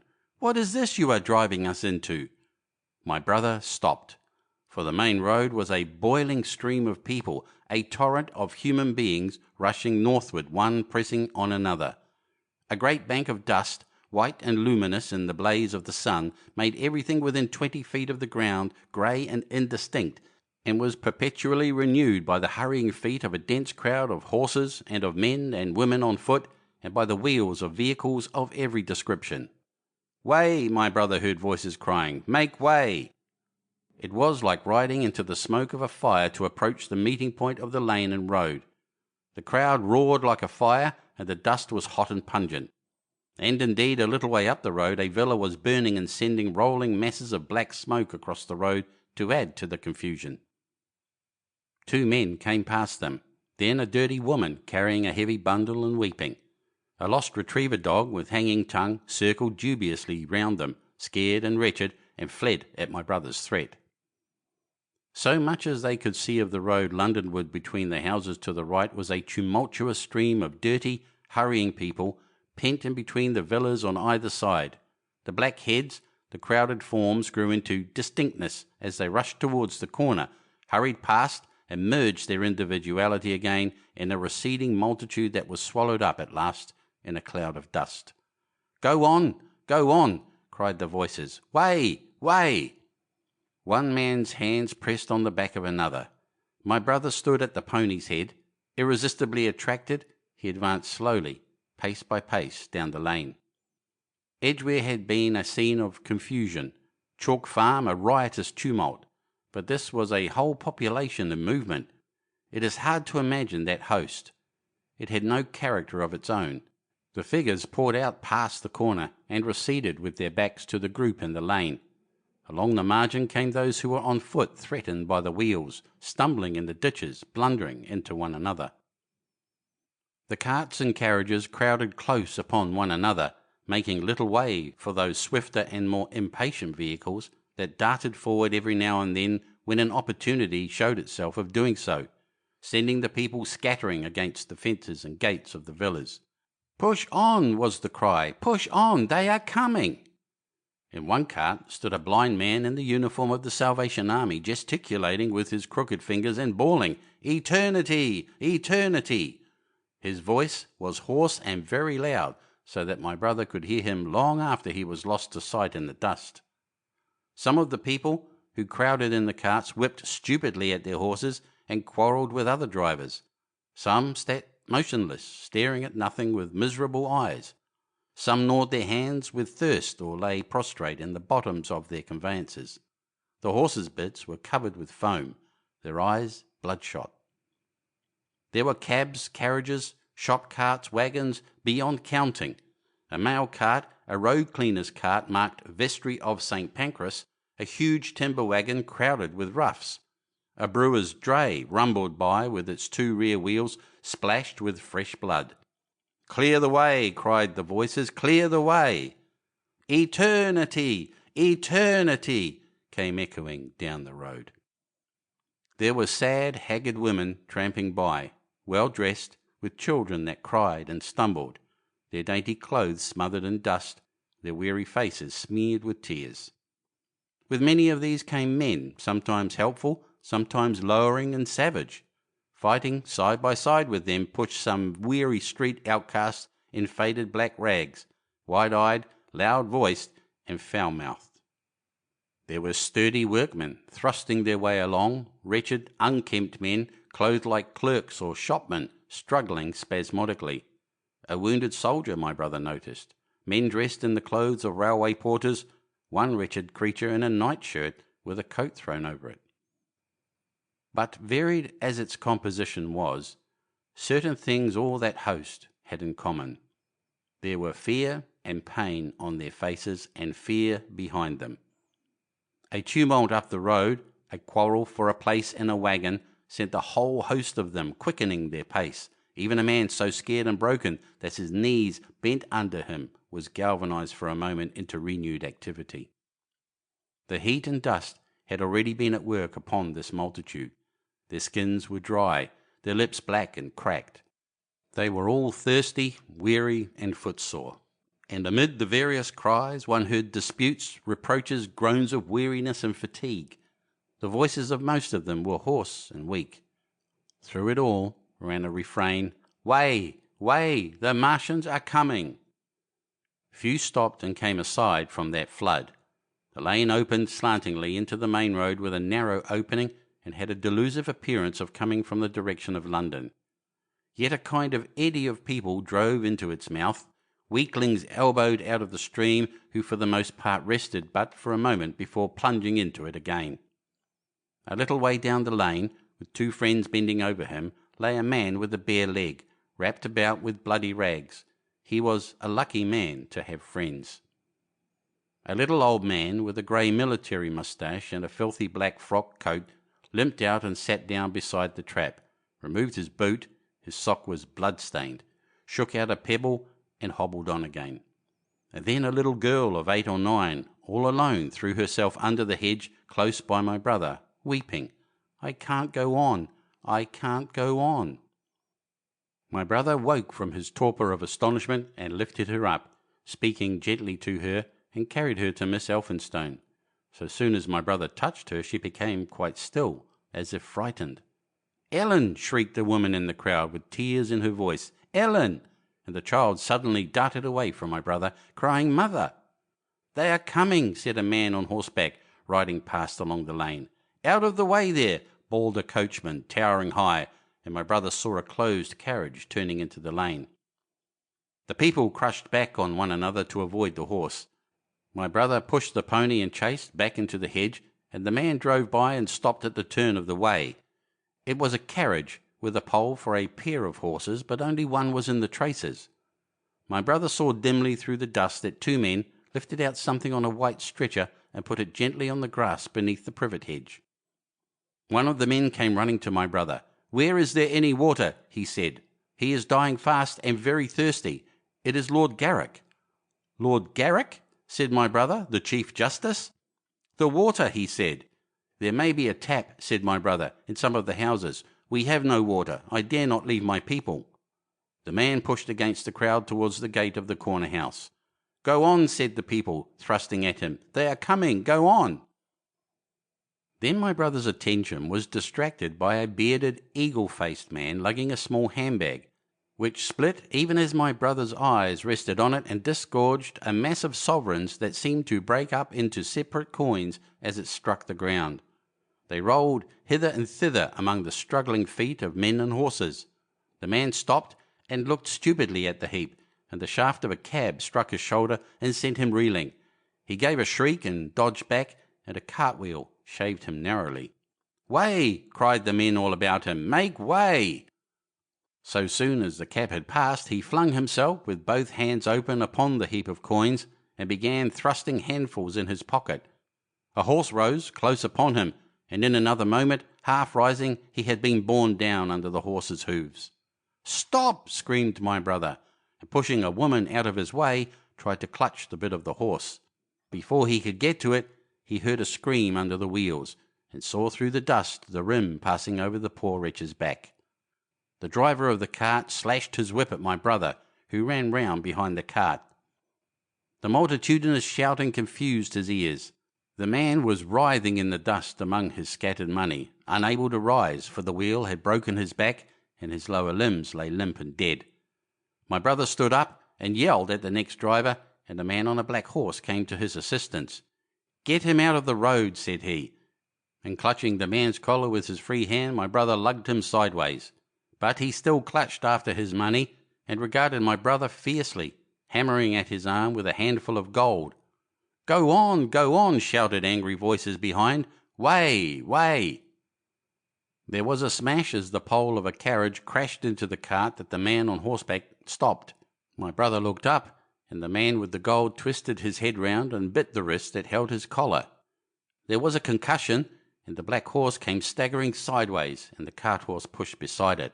A hoof missed my brother's foot by a hair's breadth. He released his grip on the fallen man and jumped back. He saw anger change to terror on the face of the poor wretch on the ground, and in a moment he was hidden, and my brother was borne backward and carried past the entrance of the lane, and had to fight hard in the torrent to recover it.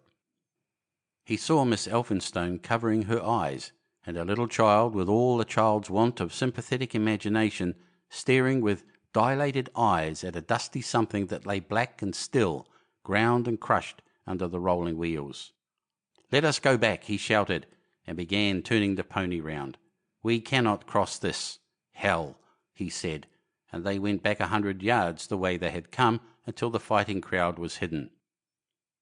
As they passed the bend in the lane, my brother saw the face of the dying man in the ditch under the privet, deadly white and drawn, and shining with perspiration. The two women sat silent, crouching in their seat and shivering. Then beyond the bend my brother stopped again. Miss Elphinstone was white and pale, and her sister-in-law sat weeping, too wretched even to call upon George. My brother was horrified and perplexed. So soon as they had retreated, he realized how urgent and unavoidable it was to attempt this crossing. He turned to Miss Elphinstone, suddenly resolute. "We must go that way," he said, and led the pony round again. For the second time that day this girl proved her quality. To force their way into the torrent of people, my brother plunged into the traffic and held back a cab horse, while she drove the pony across its head. A wagon locked wheels for a moment and ripped a long splinter from the chase. In another moment they were caught and swept forward by the stream. My brother, with the cabman's whip marks red across his face and hands, scrambled into the chase and took the reins from her. "Point the revolver at the man behind," he said, giving it to her, "if he presses us too hard." "No, point it at his horse." Then he began to look out for a chance of edging to the right across the road. But once in the stream he seemed to lose volition, to become a part of that dusty rout. They swept through Chipping Barnet with the torrent. They were nearly a mile beyond the centre of the town before they had fought across to the opposite side of the way. It was din and confusion indescribable. But in and beyond the town the road forks repeatedly, and this to some extent relieved the stress. They struck eastward through Hadley, and there on either side of the road and at another place farther on they came upon a great multitude of people drinking at the stream, some fighting to come at the water. And farther on, from a lull near East Barnet, they saw two trains running slowly, one after the other, without signal or order, trains swarming with people, with men even among the coals behind the engines, going northward along the Great Northern Railway. My brother supposes they must have filled outside London, for at that time the furious terror of the people had rendered the central termini impossible. Near this place they halted for the rest of the afternoon, for the violence of the day had already utterly exhausted all three of them. They began to suffer the beginnings of hunger. The night was cold, and none of them dared to sleep. And in the evening many people came hurrying along the road near by their stopping place, fleeing from unknown dangers before them, and going in the direction from which my brother had come. End of Book 1, Chapter 16. Recording by Cliff Stone of Sydney, Australia. Chapter 17. The Thunder Child. Had the Martians aimed only at destruction, they might on Monday have annihilated the entire population of London as it spread itself slowly through the home counties. Not only along the road through Barnet, but also through Edgware and Waltham Abbey, and along the roads eastward to Southend and Shoeburyness, and south of the Thames to Deal and Broadstairs, poured the same frantic rout. If one could have hung that June morning in a balloon in the blazing blue above London, every northward and eastward road running out of the tangled maze of streets would have seemed stippled black with the streaming fugitives, each dot a human agony of terror and physical distress. I have set forth at length in the last chapter my brother's account of the road through Chipping Barnet, in order that my readers may realise how that swarming of black dots appeared to one of those concerned. Never before in the history of the world had such a mass of human beings moved and suffered together. The legendary hosts of Goths and Huns, the hugest armies Asia has ever seen, would have been but a drop in that current. And this was no disciplined march. It was a stampede gigantic and terrible, without order and without a goal. 6 million people, unarmed and unprovisioned, driving headlong. It was the beginning of the rout of civilization, of the massacre of mankind. Directly below him, the balloonist would have seen the network of streets far and wide, houses, churches, squares, crescents, gardens, already derelict, spread out like a huge map, and in the southward blotted. Over Ealing, Richmond, Wimbledon, it would have seemed as if some monstrous pen had flung ink upon the chart. Steadily, incessantly, each black splash grew and spread, shooting out ramifications this way and that, now banking itself against rising ground, now pouring swiftly over a crest into a new-found valley, exactly as a gout of ink would spread itself upon blotting paper. And beyond, over the blue hills that rise southward of the river, the glittering Martians went to and fro, calmly and methodically spreading their poison cloud over this patch of country, and then over that, laying it again with their steam jets when it had served its purpose, and taking possession of the conquered country. They do not seem to have aimed at extermination so much as at complete demoralization and the destruction of any opposition. They exploded any stores of powder they came upon, cut every telegraph, and wrecked the railways here and there.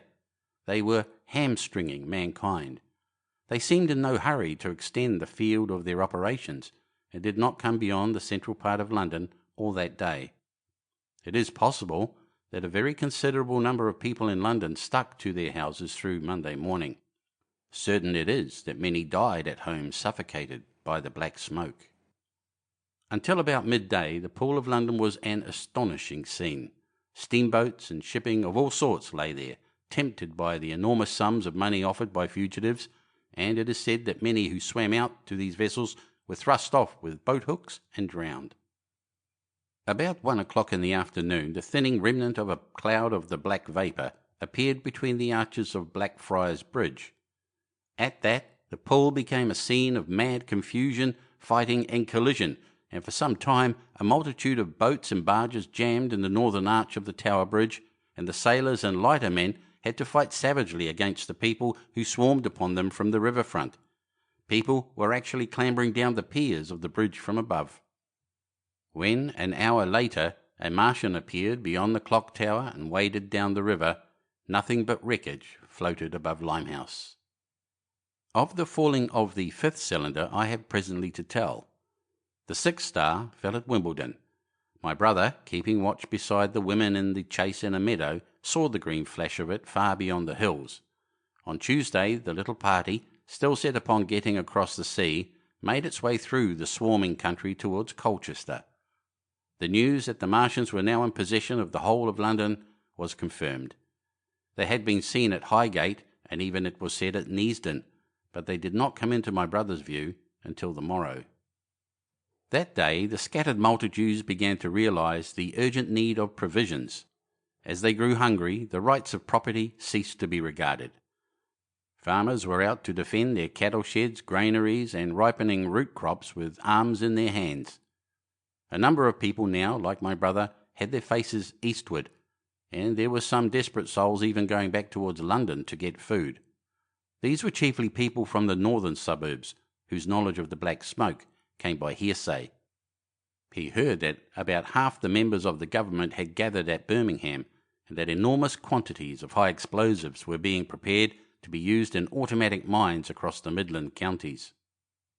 He was also told that the Midland Railway Company had replaced the desertions of the first day's panic, had resumed traffic, and was running northward trains from St Albans to relieve the congestion of the home counties. There was also a placard in Chipping Ongar announcing that large stores of flour were available in the northern towns, and that within 24 hours bread would be distributed among the starving people in the neighbourhood. But this intelligence did not deter him from the plan of escape he had formed, and the three pressed eastward all day and heard no more of the bread distribution than this promise. Nor, as a matter of fact, did anyone else hear more of it. That night fell the 7th star, falling upon Primrose Hill. It fell while Miss Elphinstone was watching, for she took that duty alternately with my brother. She saw it. On Wednesday, the 3 fugitives, they had passed the night in a field of unripe wheat, reached Chelmsford, and there a body of the inhabitants, calling itself the Committee of Public Supply, seized the pony as provisions, and would give nothing in exchange for it but the promise of a share in it the next day.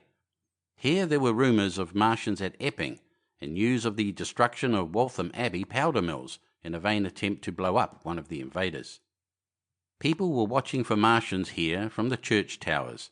My brother, very luckily for him as it chanced, preferred to push on at once to the coast rather than wait for food, although all 3 of them were very hungry. By midday they passed through Tillingham, which strangely enough seemed to be quite silent and deserted, save for a few furtive plunderers hunting for food. Near Tillingham they suddenly came in sight of the sea, and the most amazing crowd of shipping of all sorts that it is possible to imagine.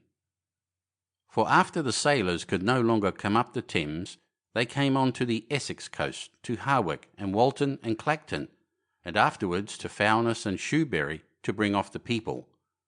They lay in a huge sickle-shaped curve that vanished into mist at last towards the Naze.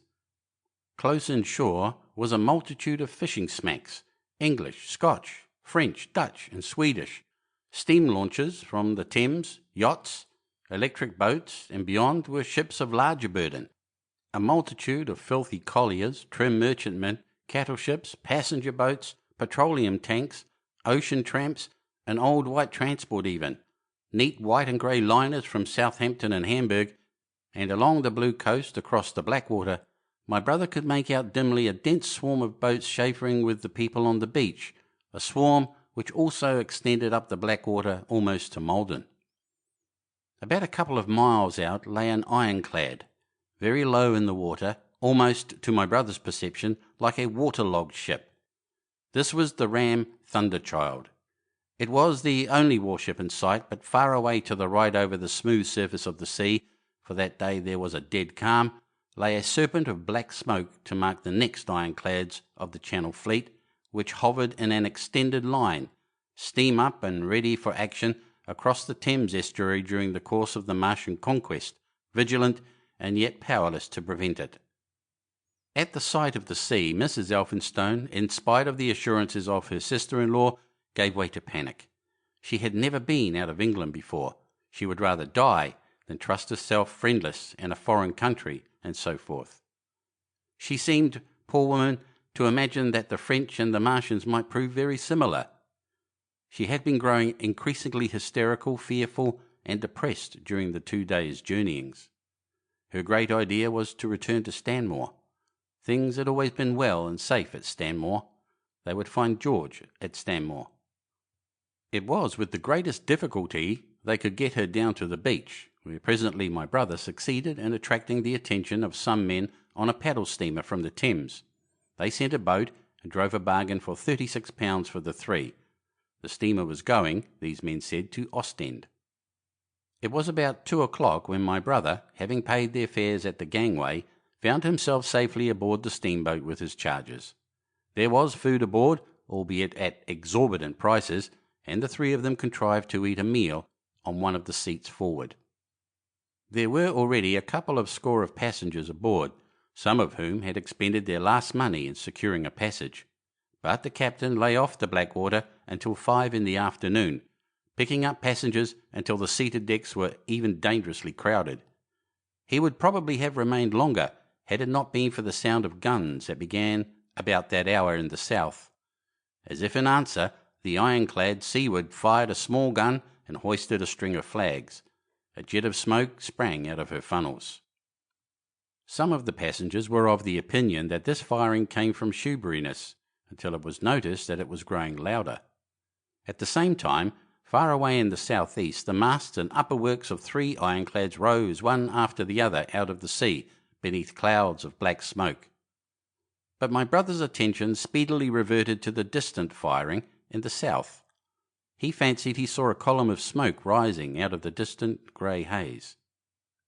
The little steamer was already flapping her way eastward of the big crescent of shipping, and the low Essex coast was growing blue and hazy when a Martian appeared, small and faint in the remote distance, advancing along the muddy coast from the direction of Foulness. At that the captain on the bridge swore at the top of his voice with fear and anger at his own delay, and the paddles seemed infected with his terror. Every soul aboard stood at the bulwarks or on the seats of the steamer and stared at that distant shape, higher than the trees or church towers inland, and advancing with a leisurely parody of a human stride.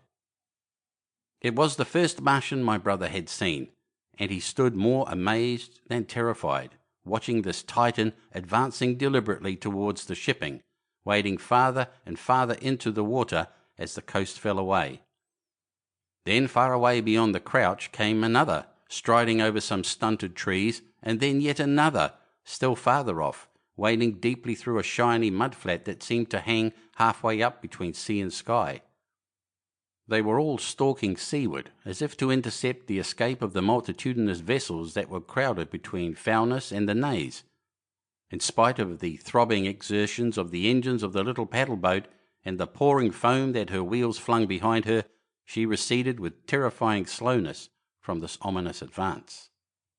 Glancing northwestward, my brother saw the large crescent of shipping already writhing with the approaching terror. One ship passing behind another coming round from broadside to end on, steamships whistling and giving off volumes of steam, sails being let out, launches rushing hither and thither. He was so fascinated by this and by the creeping danger away to the left that he had no eyes for anything seaward. And then a swift movement of the steamboat, she had suddenly come round to avoid being run down, flung him headlong from the seat upon which he was standing. There was a shouting all about him, a trampling of feet, and a cheer that seemed to be answered faintly. The steamboat lurched and rolled him over upon his hands. He sprang to his feet and saw to starboard, and not 100 yards from their heeling, pitching boat, a vast iron bulk like the blade of a plough tearing through the water, tossing it on either side in huge waves of foam that leaped towards the steamer, flinging her paddles helplessly in the air and then sucking her deck down almost to the waterline. A douche of spray blinded my brother for a moment. When his eyes were clear again, he saw the monster had passed and was rushing landward. Big iron upperworks rose out of this headlong structure, and from that twin funnels projected and spat a smoking blast shot with fire. It was the torpedo ram Thunderchild, steaming headlong, coming to the rescue of the threatened shipping. Keeping his footing on the heaving deck by clutching the bulwarks, my brother looked past this charging leviathan at the Martians again, and he saw the three of them now close together and standing so far out to sea that their tripod supports were almost entirely submerged. Thus sunken and seen in remote perspective, they appeared far less formidable than the huge iron bulk in whose wake the steamer was pitching so helplessly.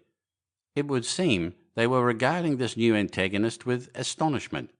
To their intelligence, it may be, the giant was even such another as themselves. The Thunderchild fired no gun, but simply drove full speed towards them. It was probably her not firing that enabled her to get so near the enemy as she did. They did not know what to make of her. One shell, and they would have sent her to the bottom forthwith with the heat ray.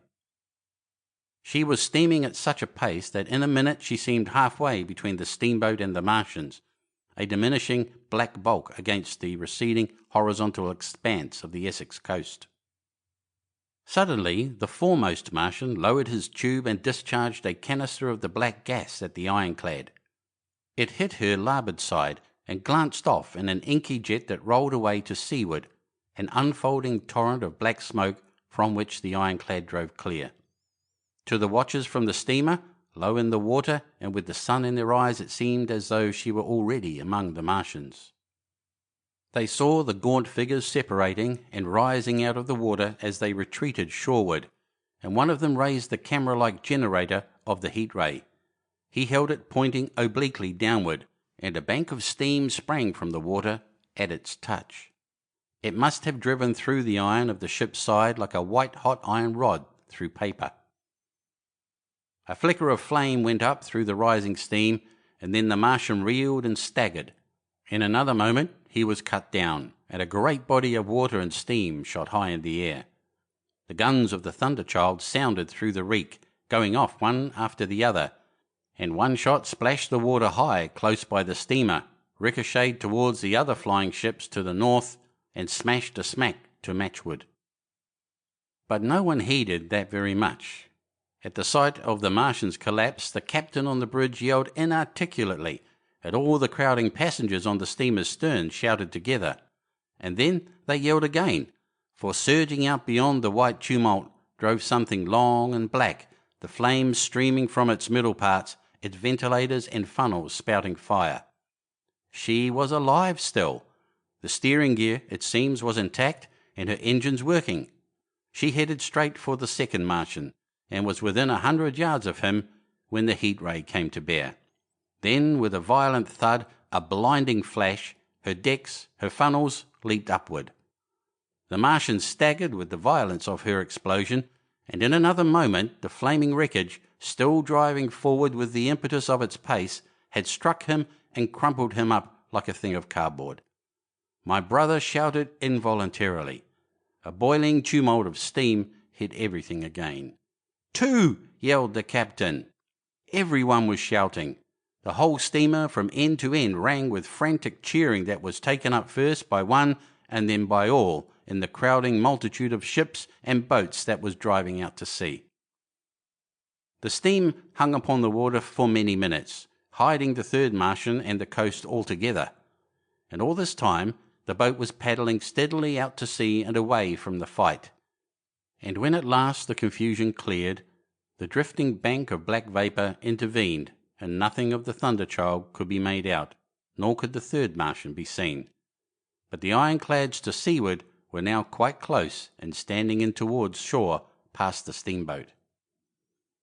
The little vessel continued to beat its way seaward, and the ironclads receded slowly towards the coast, which was hidden still by a marbled bank of vapour, part steam, part black gas, eddying and combining in the strangest way. The fleet of refugees was scattering to the northeast. Several smacks were sailing between the ironclads and the steamboat. After a time, and before they reached the sinking cloud bank, the warships turned northward, and then abruptly went about and passed into the thickening haze of evening southward. The coast grew faint, and at last indistinguishable amid the low banks of clouds that were gathering about the sinking sun. Then suddenly, out of the golden haze of the sunset came the vibration of guns, and a form of black shadows moving.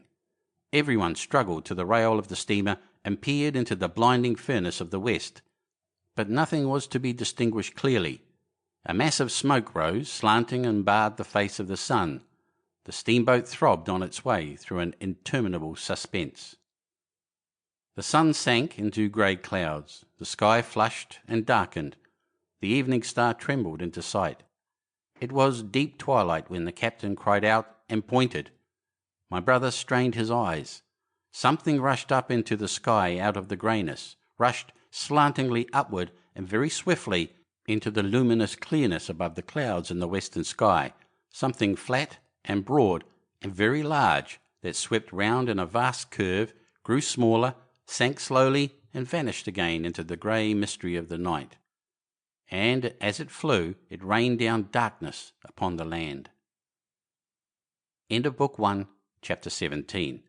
Recording by Cliff Stone of Sydney, Australia. Book 2, The Earth Under the Martians. Chapter 1, Underfoot.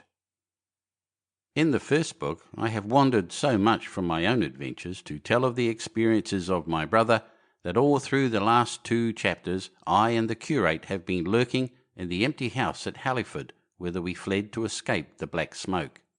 There I will resume. We stopped there all Sunday night and all the next day, the day of the panic, in a little island of daylight, cut off by the black smoke from the rest of the world. We could do nothing but wait in aching inactivity during those 2 weary days. My mind was occupied by anxiety for my wife. I figured her at Leatherhead, terrified, in danger, mourning me already as a dead man. I paced the rooms and cried aloud when I thought of how I was cut off from her, of all that might happen to her in my absence. My cousin, I knew, was brave enough for any emergency, but he was not the sort of man to realize danger quickly, to rise promptly. What was needed now was not bravery, but circumspection. My only consolation was to believe that the Martians were moving Londonward and away from her. Such vague anxieties keep the mind sensitive and painful. I grew very weary and irritable with the curate's perpetual ejaculations. I tired of the sight of his selfish despair. After some ineffectual remonstrance, I kept away from him, staying in a room, evidently a child's schoolroom, containing globes, forms, and copybooks. When he followed me thither, I went to a box room at the top of the house, and in order to be alone with my aching miseries, locked myself in. We were hopelessly hemmed in by the black smoke all that day and the morning of the next. There were signs of people in the next house on Sunday evening, a face at a window and moving lights, and later the slamming of a door, but I do not know who these people were, nor what became of them. We saw nothing of them the next day. The black smoke drifted slowly riverward all through Monday morning, creeping nearer and nearer to us, driving at last along the roadway outside the house that hid us. A Martian came across the fields about midday, laying the stuff with a jet of superheated steam that hissed against the walls, smashed all the windows it touched, and scalded the curate's hand as he fled out of the front room. When at last we crept across the sodden rooms and looked out again, the country northward was as though a black snowstorm had passed over it. Looking towards the river, we were astonished to see an unaccountable redness mingling with the black of the scorched meadows. For a time we did not see how this change affected our position, save that we were relieved of our fear of the black smoke. But later I perceived that we were no longer hemmed in, that now we might get away. So soon as I realized that the way of escape was open, my dream of action returned, but the curate was lethargic, unreasonable. "We are safe here," he repeated. "Safe here." I resolved to leave him. Would that I had. Wiser now for the artilleryman's teaching, I sought out food and drink. I had found oil and rags for my burns, and I also took a hat and a flannel shirt that I found in one of the bedrooms. When it was clear to him that I meant to go alone, had reconciled myself to go alone, he suddenly roused himself to come. And all being quiet throughout the afternoon, we started about 5 o'clock, as I should judge, along the blackened road to Sunbury. In Sunbury, and at intervals along the road, were dead bodies lying in contorted attitudes, horses as well as men, overturned carts and luggage, all covered thickly with black dust. That pall of cindery powder made me think of what I had read of the destruction of Pompeii. We got to Hampton Court without misadventure, our minds full of strange and unfamiliar appearances, and at Hampton Court our eyes were relieved to find a patch of green that had escaped the suffocating drift. We went through Bushy Park with its deer going to and fro under the chestnuts, and some men and women hurrying in the distance towards Hampton, and so we came to Twickenham. These were the first people we saw. Away across the road, the woods beyond Ham and Petersham was still afire. Twickenham was uninjured by either heat ray or black smoke, and there were more people about here, though none could give us news. For the most part they were like ourselves, taking advantage of a lull to shift their quarters. I have an impression that many of the houses here were still occupied by scared inhabitants, too frightened even for flight. Here, too, the evidence of a hasty rout was abundant along the road. I remember most vividly 3 smashed bicycles in a heap, pounded into the road by the wheels of subsequent carts. We crossed Richmond Bridge about 8:30. We hurried across the exposed bridge, of course, but I noticed floating down the stream a number of red masses, some many feet across. I did not know what these were. There was no time for scrutiny, and I put a more horrible interpretation on them than they deserved.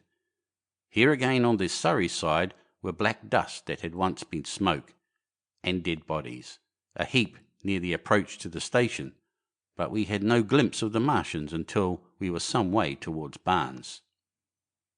We saw, in the blackened distance, a group of 3 people running down a side street towards the river, but otherwise it seemed deserted. Up the hill, Richmond town was burning briskly. Outside the town of Richmond there was no trace of the black smoke. Then suddenly, as we approached Kew, came a number of people running. The upper works of a Martian fighting machine loomed in sight over the housetops not 100 yards away from us. We stood aghast at our danger, and had the Martian looked down we must immediately have perished. We were so terrified that we dared not go on, but turned aside and hid in a shed in a garden. There the curate crouched, weeping silently, and refusing to stir again. But my fixed idea of reaching Leatherhead would not let me rest, and in the twilight I ventured out again.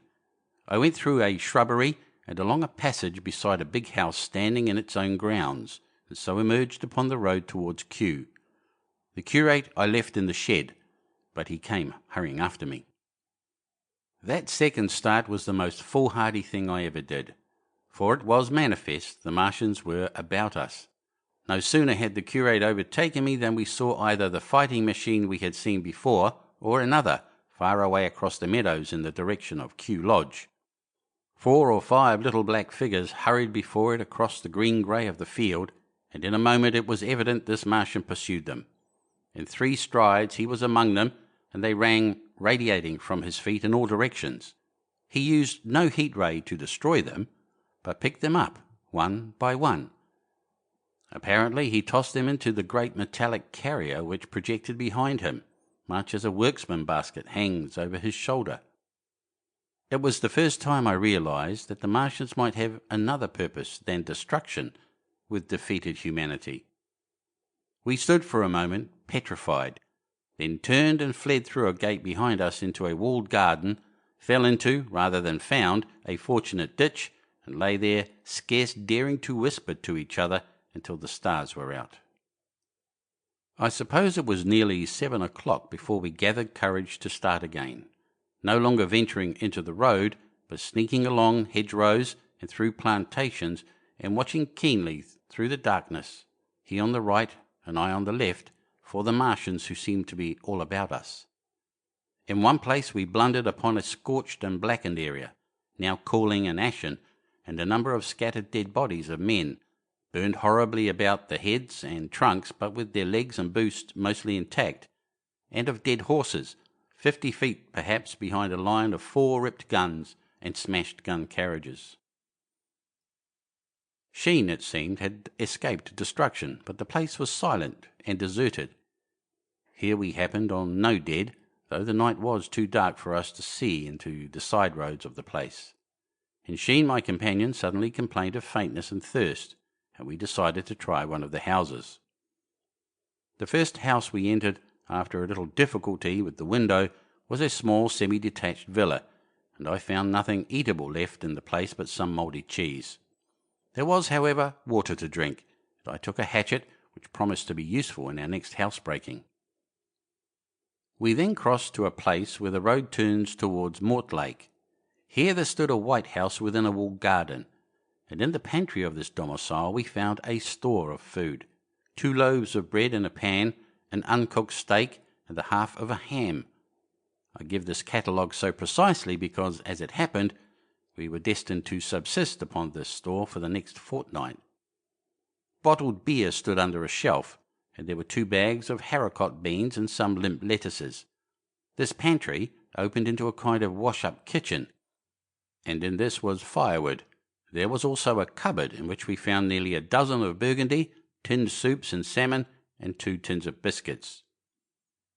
We sat in the adjacent kitchen in the dark, for we dared not strike a light, and ate bread and ham and drank beer out of the same bottle. The curate, who was still timorous and restless, was now, oddly enough, for pushing on, and I was urging him to keep up his strength by eating, when the thing happened that was to imprison us. "It can't be midnight yet," I said, and then came a blinding glare of vivid green light. Everything in the kitchen leaped out, clearly visible in green and black, and vanished again. And then followed such a concussion as I have never heard before or since.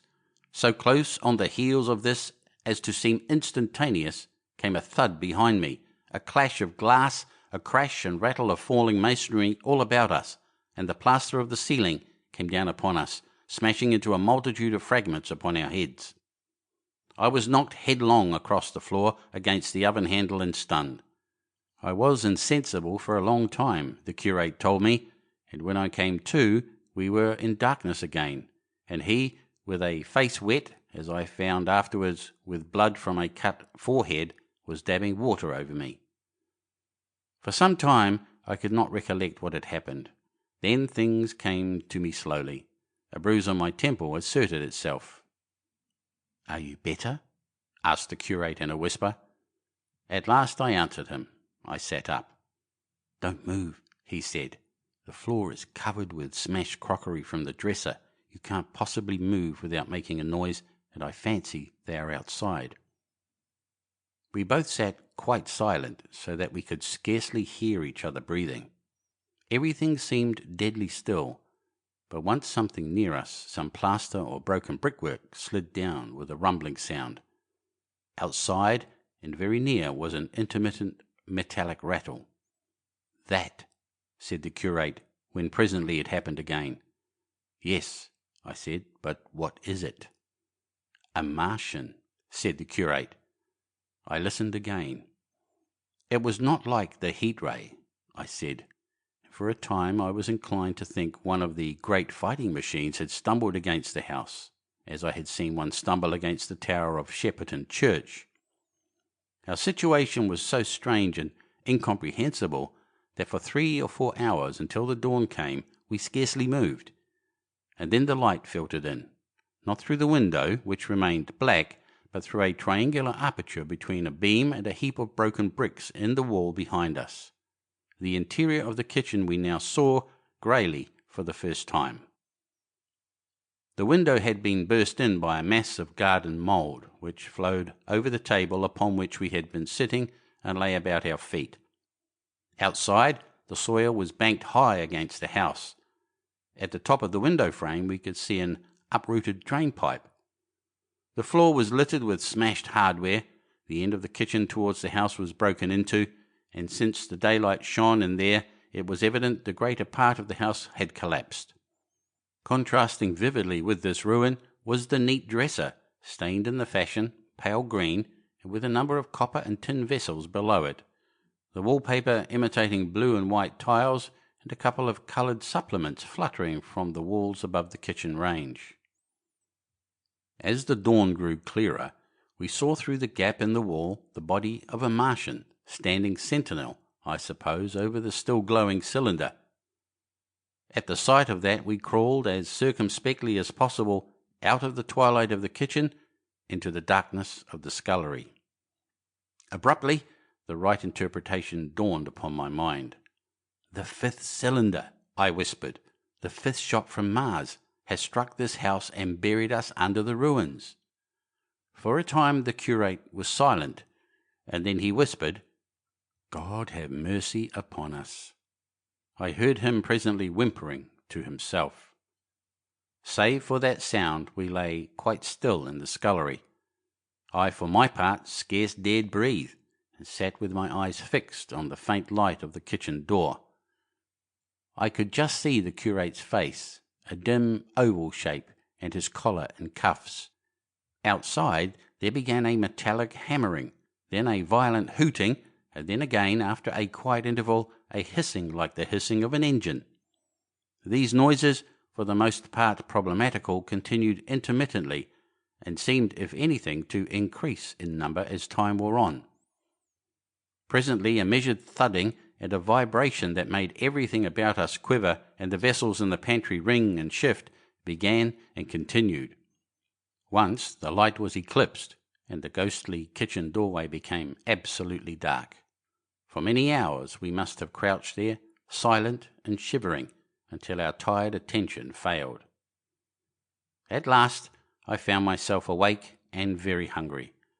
I am inclined to believe we must have spent the greater portion of a day before that awakening. My hunger was at a stride so insistent that it moved me to action. I told the curate I was going to seek food, and felt my way towards the pantry. He made me no answer, but so soon as I began eating, the faint noise I made stirred him up, and I heard him crawling after me. End of Book 2, Chapter 1. Recording by Cliff Stone of Sydney, Australia. Chapter 2. What we saw from the ruined house. After eating, we crept back to the scullery, and there I must have dozed again, for when presently I looked round, I was alone.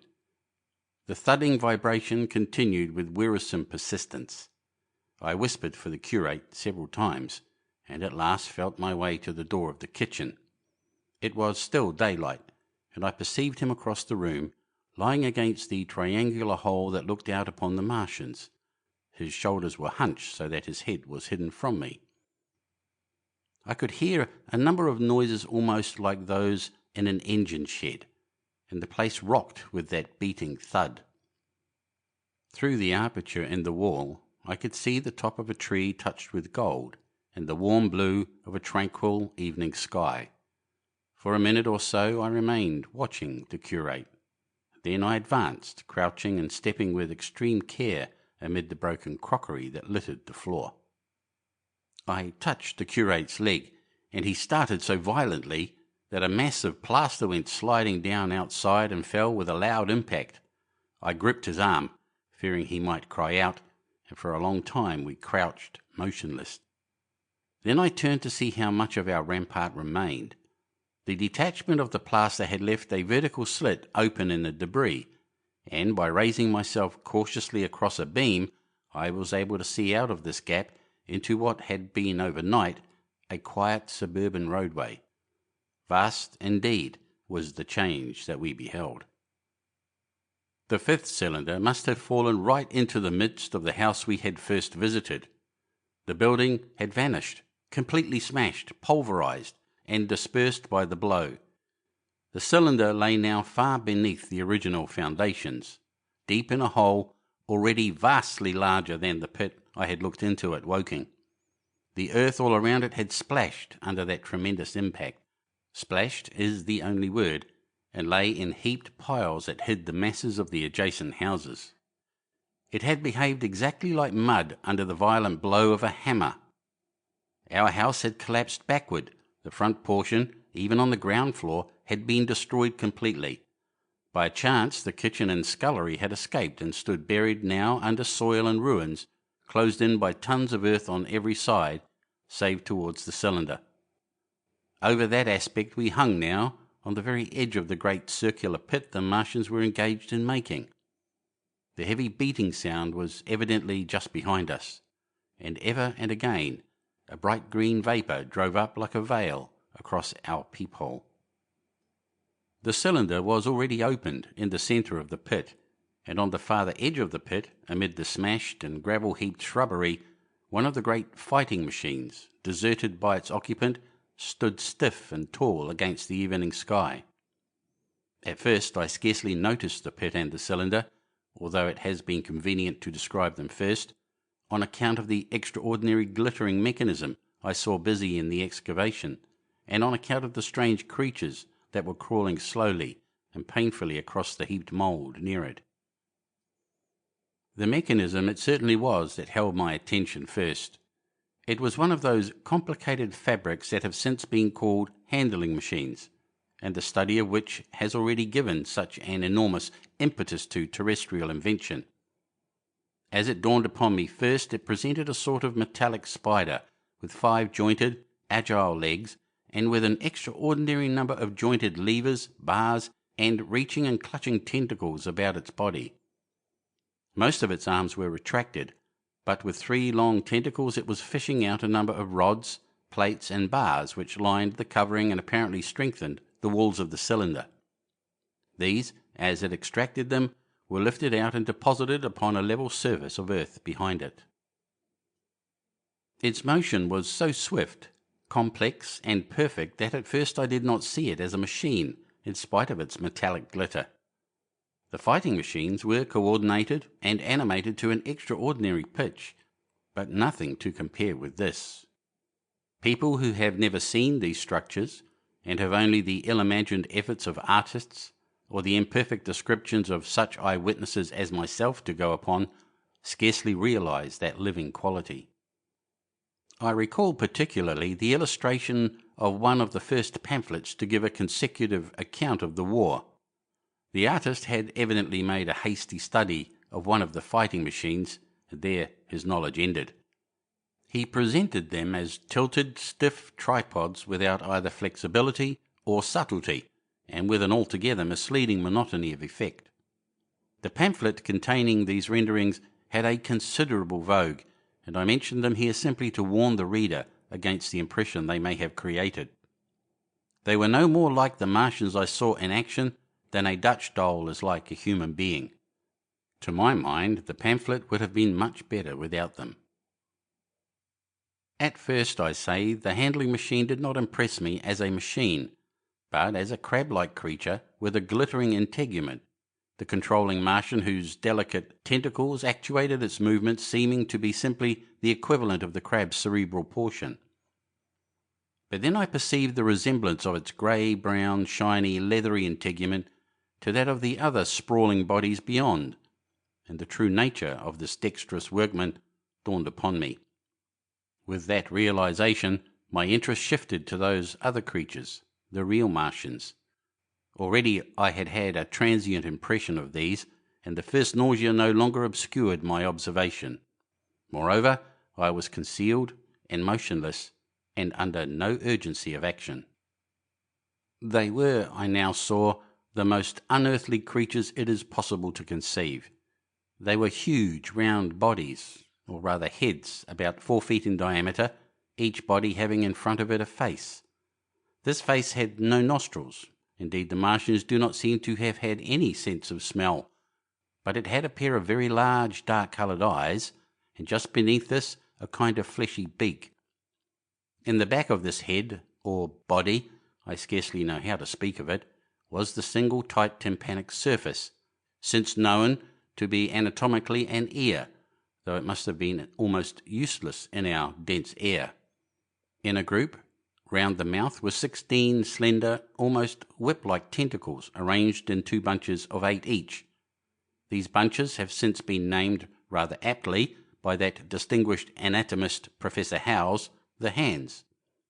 Even as I saw these Martians for the first time, they seemed to be endeavouring to raise themselves on these hands, but of course, with the increased weight of terrestrial conditions, this was impossible.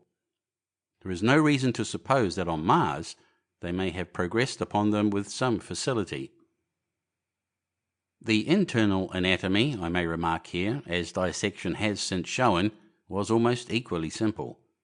The greater part of the structure was the brain, sending enormous nerves to the eyes, ear, and tactile tentacles. Besides this were the bulky lungs into which the mouth opened, and the heart and its vessels. The pulmonary distress caused by the denser atmosphere and greater gravitational attraction was only too evident in the convulsive movements of the outer skin. And this was the sum of the Martian organs. Strange as it may seem to a human being, all the complex apparatus of digestion which makes up the bulk of our bodies did not exist in the Martians. They were heads, merely heads. Entrails they had none. They did not eat, much less digest.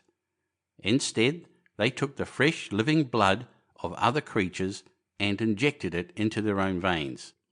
I myself have seen this being done, as I shall mention in its place. But, squeamish as I may seem, I cannot bring myself to describe what I could not endure even to continue watching. Let it suffice to say, blood obtained from a still living animal, in most cases from a human being, was run directly by means of a little pipette into the recipient canal. The bare idea of this is no doubt horribly repulsive to us, but at the same time I think that we should remember how repulsive our carnivorous habits would seem to an intelligent rabbit. The physiological advantages of the practice of injection are undeniable, if one thinks of the tremendous waste of human time and energy occasioned by eating and the digestive process. Our bodies are half made up of glands and tubes and organs occupied in turning heterogeneous food into blood. The digestive processes and their reaction upon the nervous system sap our strength and colour our minds. Men go happy or miserable as they have healthy or unhealthy livers or sound gastric glands. But the Martians were lifted above all these organic fluctuations of mood and emotion.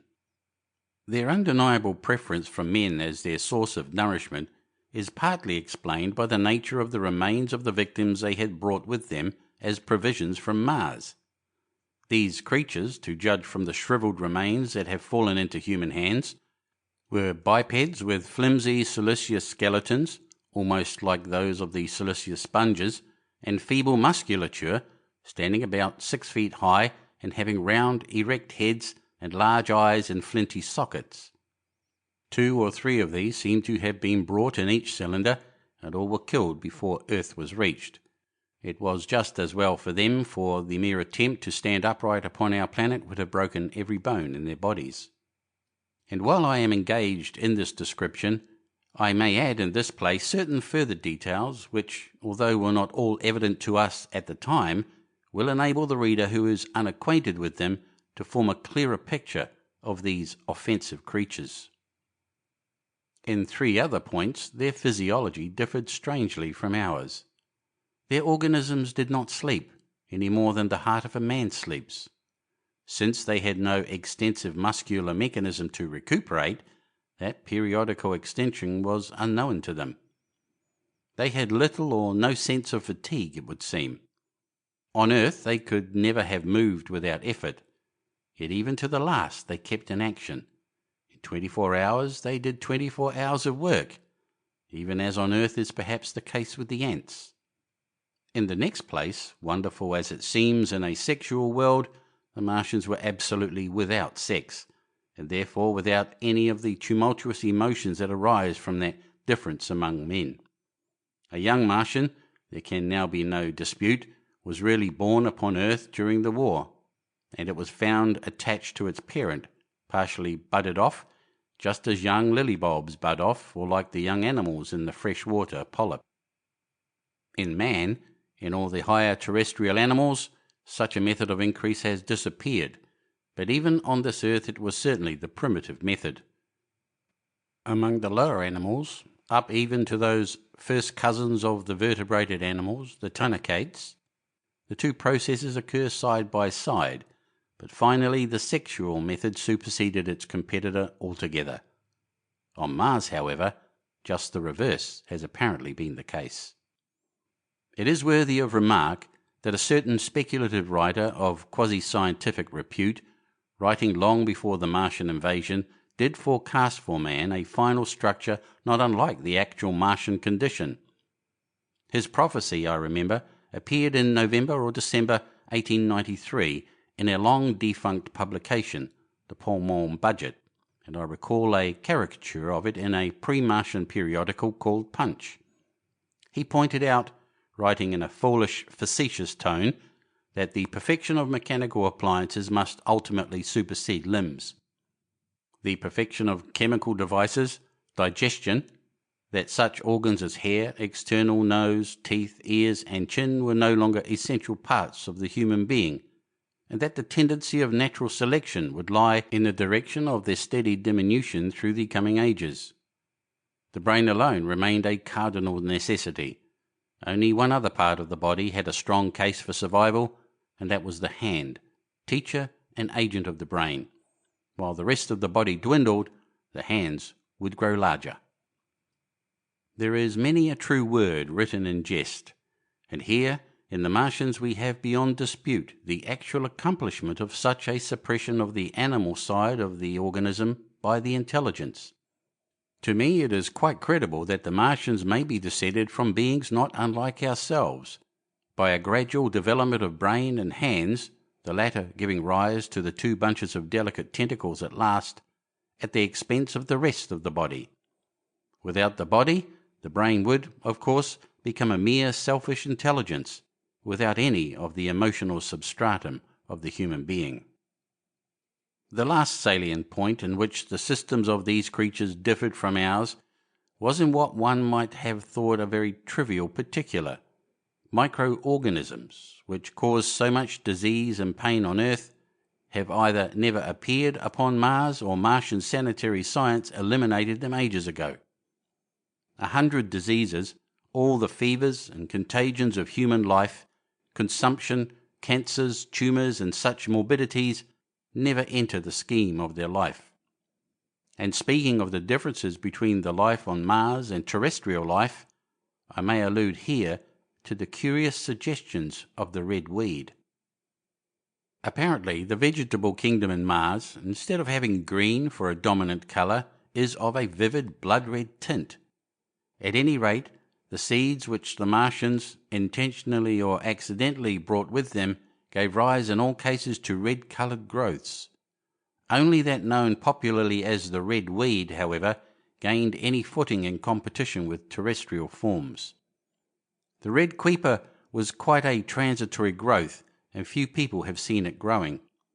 For a time, however, the red weed grew with astonishing vigour and luxuriance.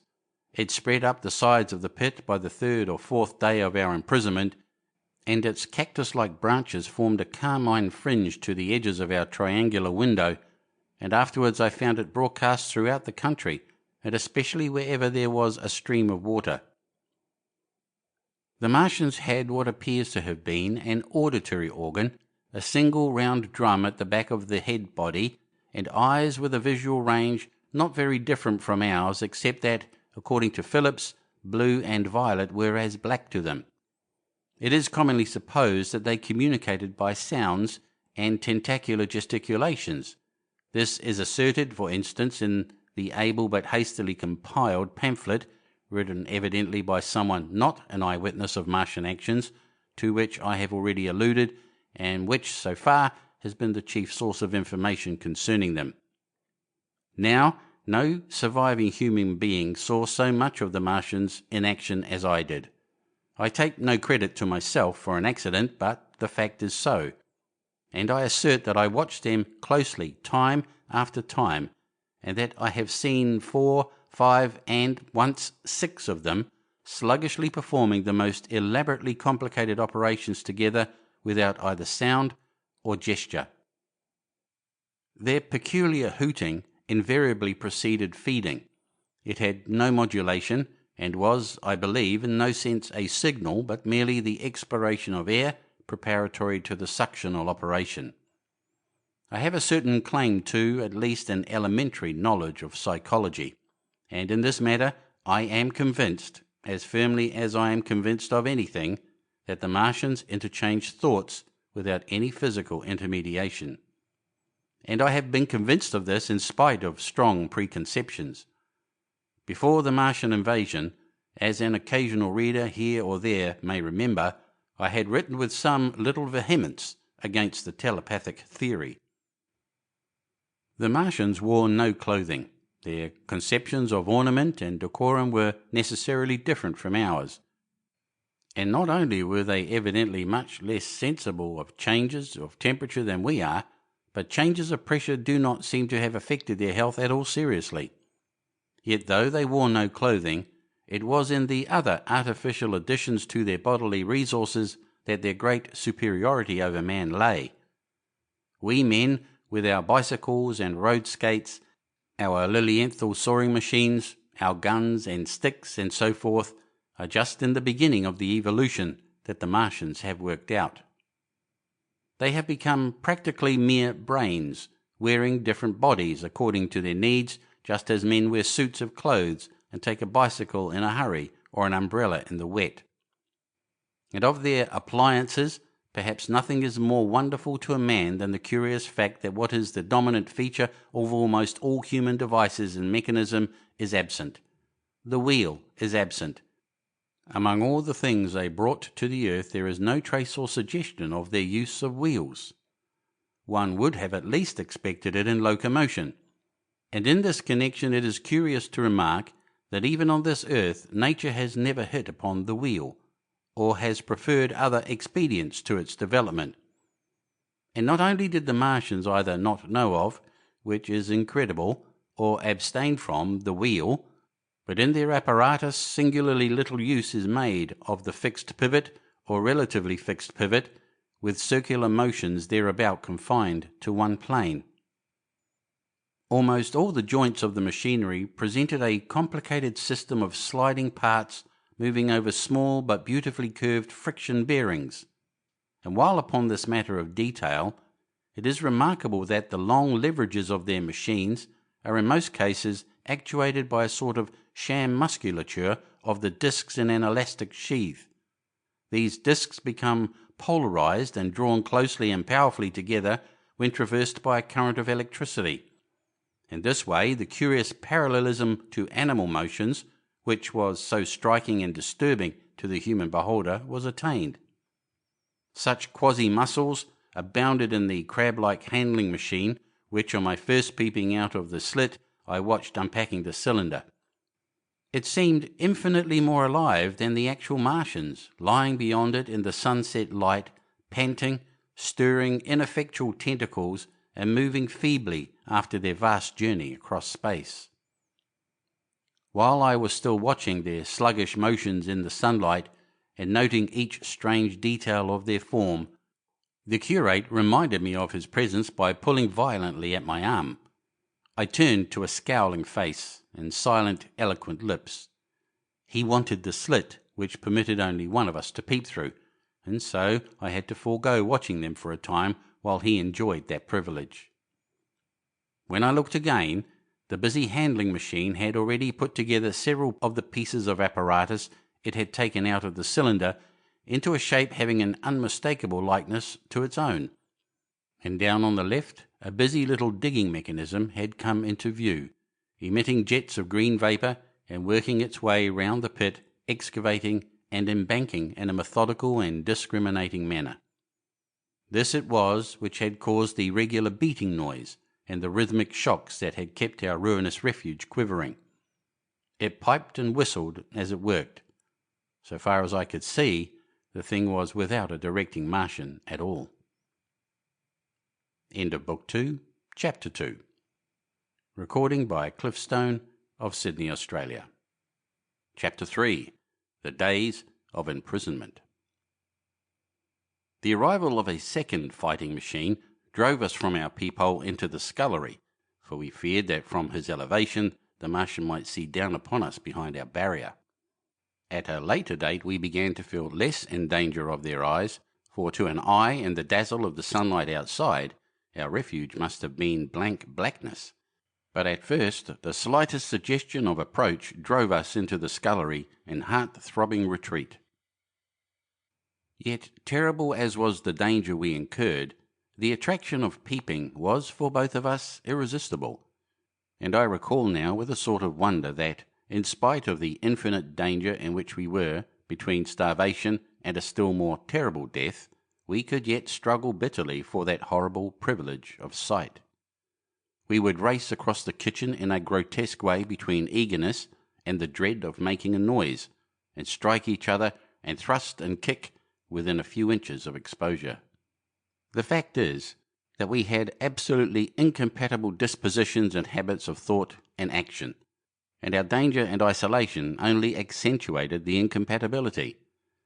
At Halliford, I had already come to hate the curate's trick of helpless exclamation, his stupid rigidity of mind. His endless muttering monologue vitiated every effort I made to think out a line of action, and drove me at times, thus pent up and intensified almost to the verge of craziness. He was as lacking in restraint as a silly woman. He would weep for hours together, and I verily believe that to the very end the spoiled child of life thought his weak tears in some way efficacious. And I would sit in the darkness, unable to keep my mind off him by reason of his importunities. He ate more than I did, and it was in vain. I pointed out that our only chance of life was to stop in the house until the Martians had done with their pit. That in that long patience a time might presently come when we should need food. He ate and drank impulsively in heavy meals at long intervals. He slept little. As the days wore on, his utter carelessness of any consideration so intensified our distress and danger that I had, much as I loathed doing it, to resort to threats and at last to blows. That brought him to reason for a time, but he was one of those weak creatures, void of pride, timorous, anemic, hateful souls, full of shifty cunning, who face neither God nor man, who face not even themselves. It is disagreeable for me to recall and write these things, but I set them down that my story may lack nothing. Those who have escaped the dark and terrible aspects of life will find my brutality, my flash of rage in our final tragedy, easy enough to blame, for they know what is wrong as well as any, but not what is possible to tortured men. But those who have been under the shadow, who have gone down at last to elemental things, will have a wider charity.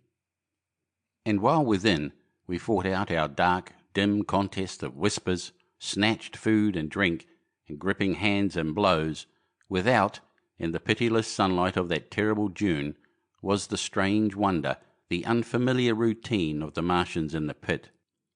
Let me return to those first new experiences of mine. After a long time I ventured back to the peephole, to find that the newcomers had been reinforced by the occupants of no fewer than 3 of the fighting machines. These last had brought with them certain fresh appliances that stood in an orderly manner about the cylinder. The second handling machine was now completed, and was busied in serving one of the novel contrivances the big machine had brought. This was a body resembling a milk can in its general form, above which oscillated a pear-shaped receptacle, and from which a stream of white powder flowed into a circular basin below. The oscillatory motion was imparted to this by one tentacle of the handling machine.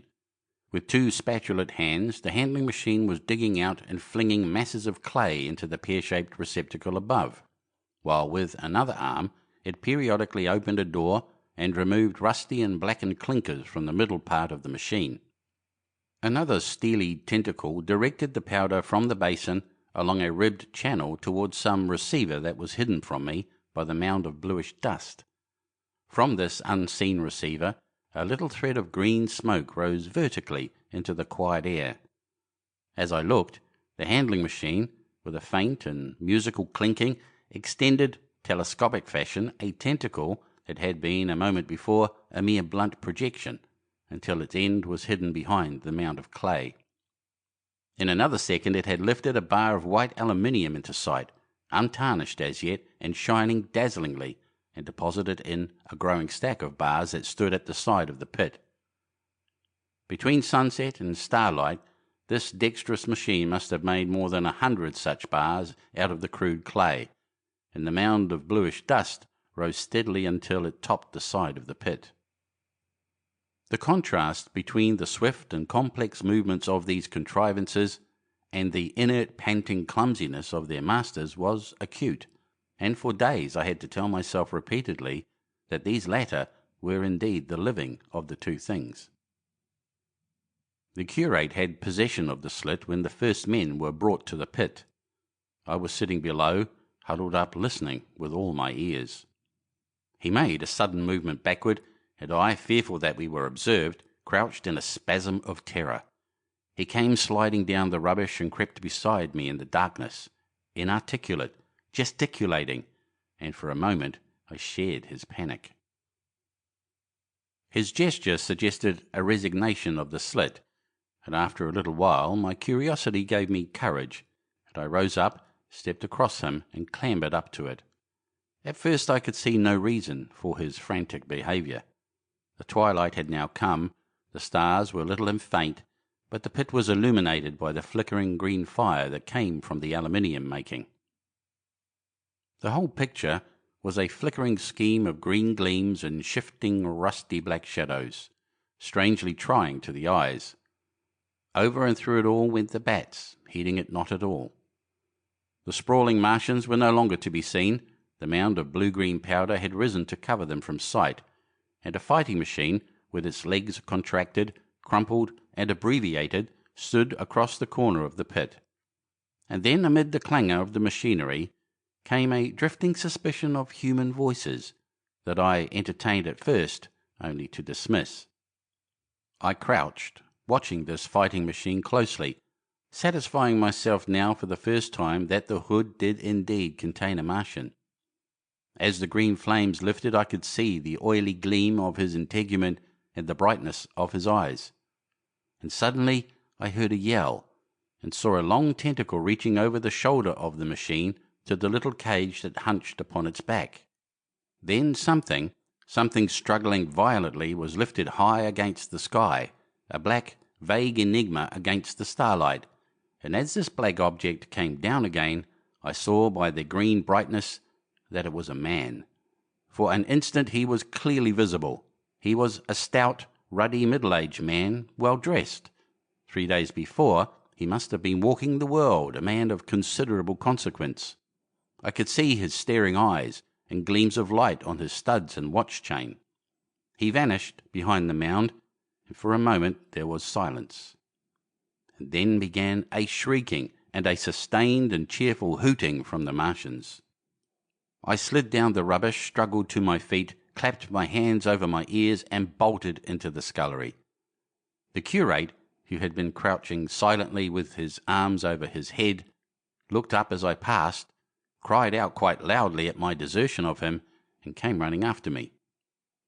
That night, as we lurked in the scullery, balanced between our horror and the terrible fascination this peeping had, although I felt an urgent need of action, I tried in vain to conceive some plan of escape.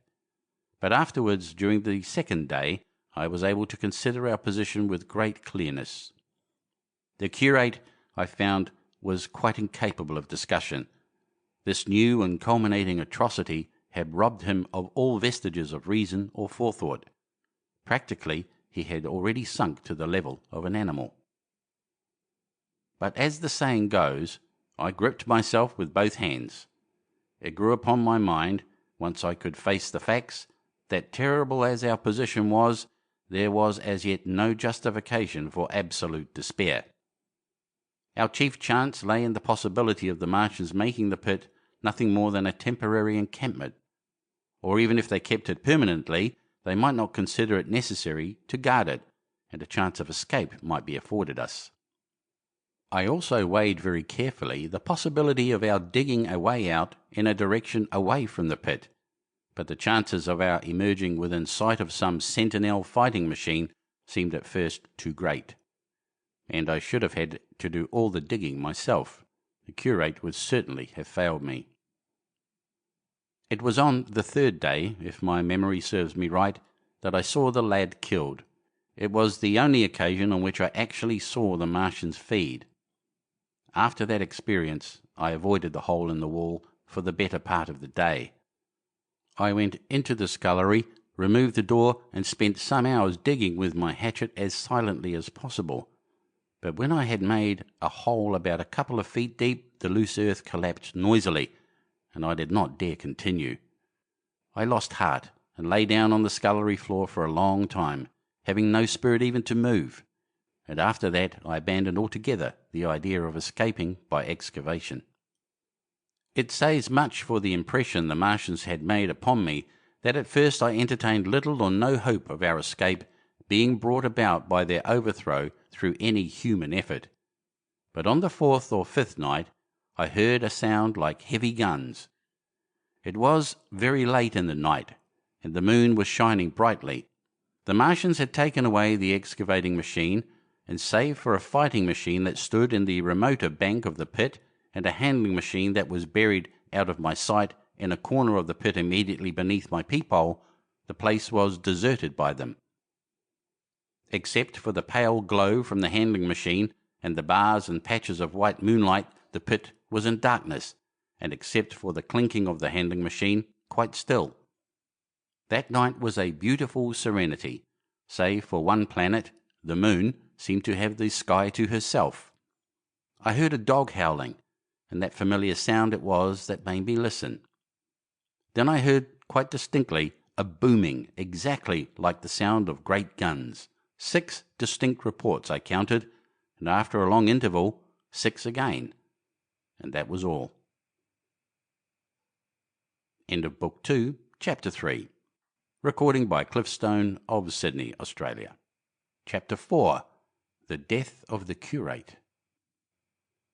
It was on the 6th day of our imprisonment that I peeped for the last time, and presently found myself alone.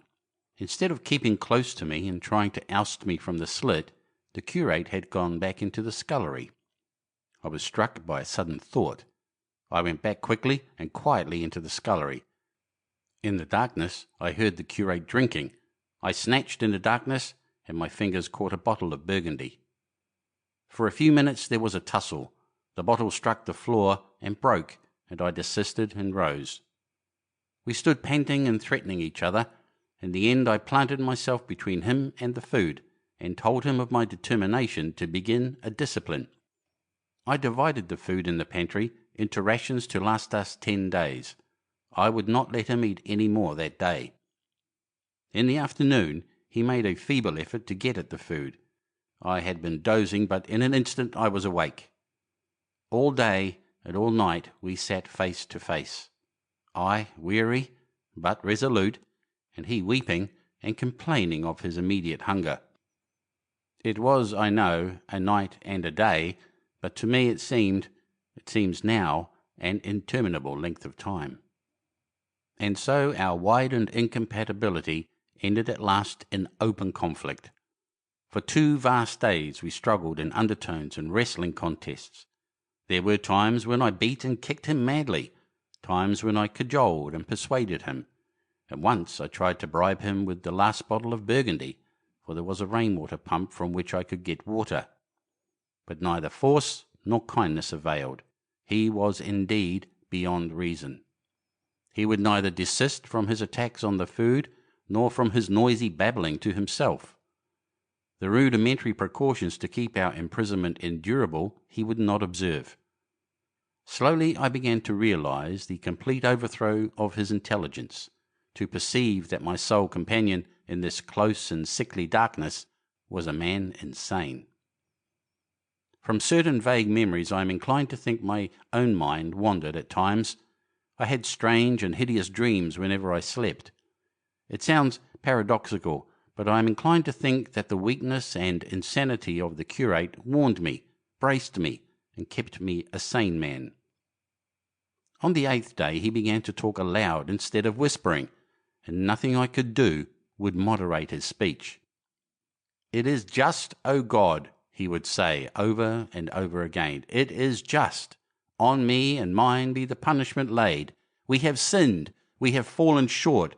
There was poverty, sorrow. The poor were trodden in the dust, and I held my peace. I preached acceptable folly, my God. What folly, when I should have stood up, though I died for it, and called upon them to repent. Repent, oppressors of the poor and needy, the winepress of God." Then he would suddenly revert to the matter of the food I withheld from him, praying, begging, weeping, at last threatening. He began to raise his voice. I prayed him not to. He perceived a hold on me. He threatened he would shout and bring the Martians upon us. For a time that scared me, but any concession would have shortened our chance of escape beyond estimating. I defied him, although I felt no assurance that he might not do this thing. But that day, at any rate, he did not. He talked with his voice rising slowly through the greater part of the 8th and 9th days, threats, entreaties, mingled with a torrent of half-sane and always frothy repentance for his vacant sham of God's service, such as made me pity him.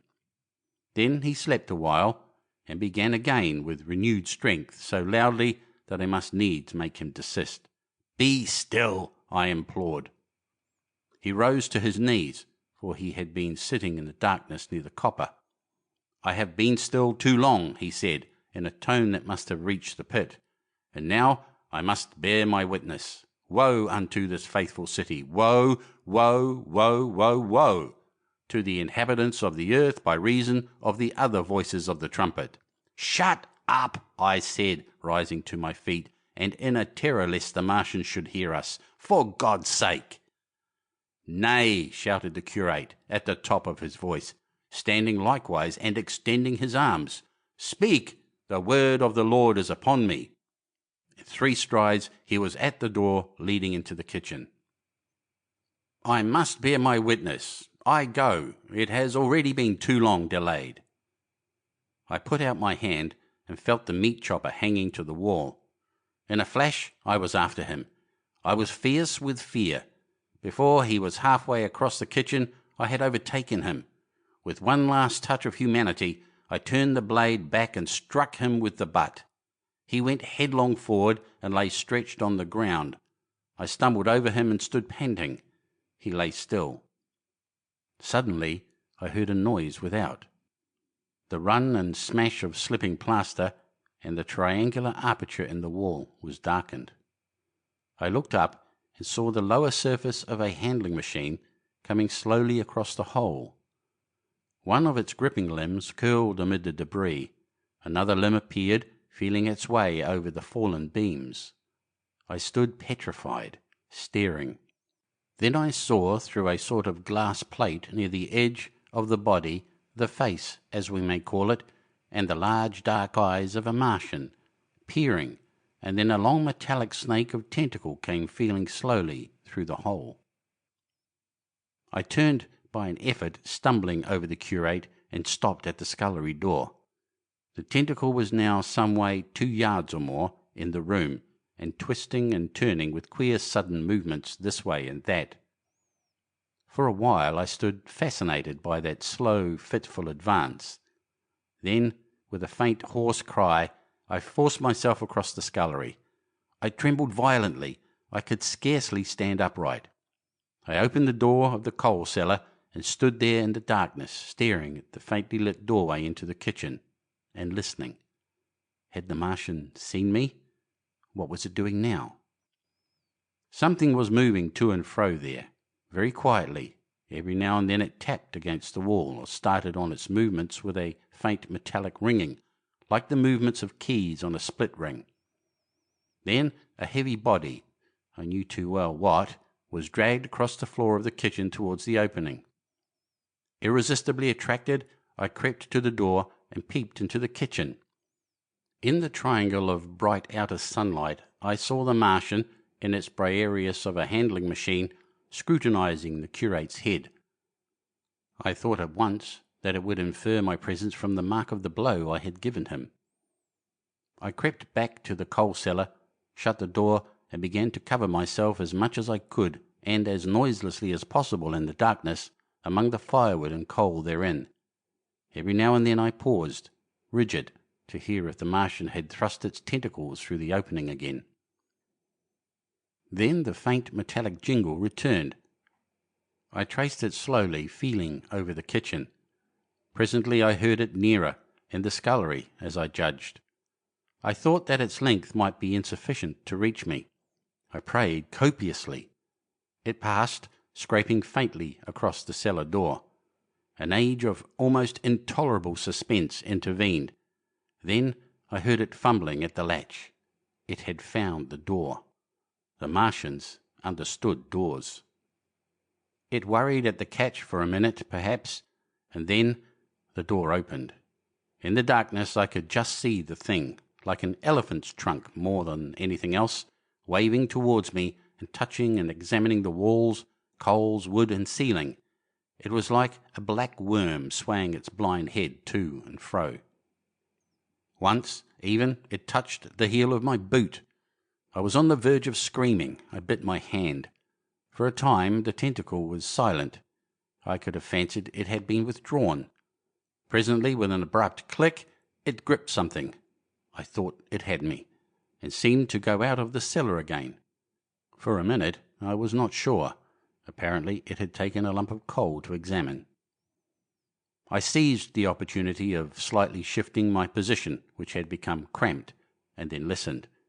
I whispered passionate prayers for safety. Then I heard the slow, deliberate sound creeping towards me again. Slowly, slowly it drew near, scratching against the walls and tapping the furniture. While I was still doubtful, it rapped smartly against the cellar door and closed it. I heard it go into the pantry, and the biscuit tins rattled and a bottle smashed, and then came a heavy bump against the cellar door. Then silence that passed into an infinity of suspense. Had it gone? At last I decided that it had. It came into the scullery no more, but I lay all the 10th day in the close darkness, buried among coals and firewood, not daring even to crawl out for the drink for which I craved. It was the 11th day before I ventured so far from my security. End of Book 2, Chapter 4. Recording by Cliff Stone of Sydney, Australia. Chapter 5. The Stillness. My first act before I went into the pantry was to fasten the door between the kitchen and the scullery. But the pantry was empty. Every scrap of food had gone. Apparently the Martian had taken it all on the previous day. At that discovery, I despaired for the first time. I took no food, or no drink either, on the 11th or the 12th day. At first my mouth and throat were parched, and my strength ebbed sensibly. I sat about in the darkness of the scullery in a state of despondent wretchedness. My mind ran on eating. I thought I had become deaf, for the noises of movement I had been accustomed to hear from the pit had ceased absolutely. I did not feel strong enough to crawl noiselessly to the peephole, or I would have gone there. On the 12th day my throat was so painful that, taking the chance of alarming the Martians, I attacked the creaking rainwater pump that stood by the sink and got a couple of glassfuls of blackened and tainted rainwater. I was greatly refreshed by this, and emboldened by the fact that no inquiring tentacle followed the noise of my pumping. During these days, in a rambling, inconclusive way, I thought much of the curate and of the manner of his death. On the 13th day I drank some more water, and dozed and thought disjointedly of eating and of vague impossible plans of escape.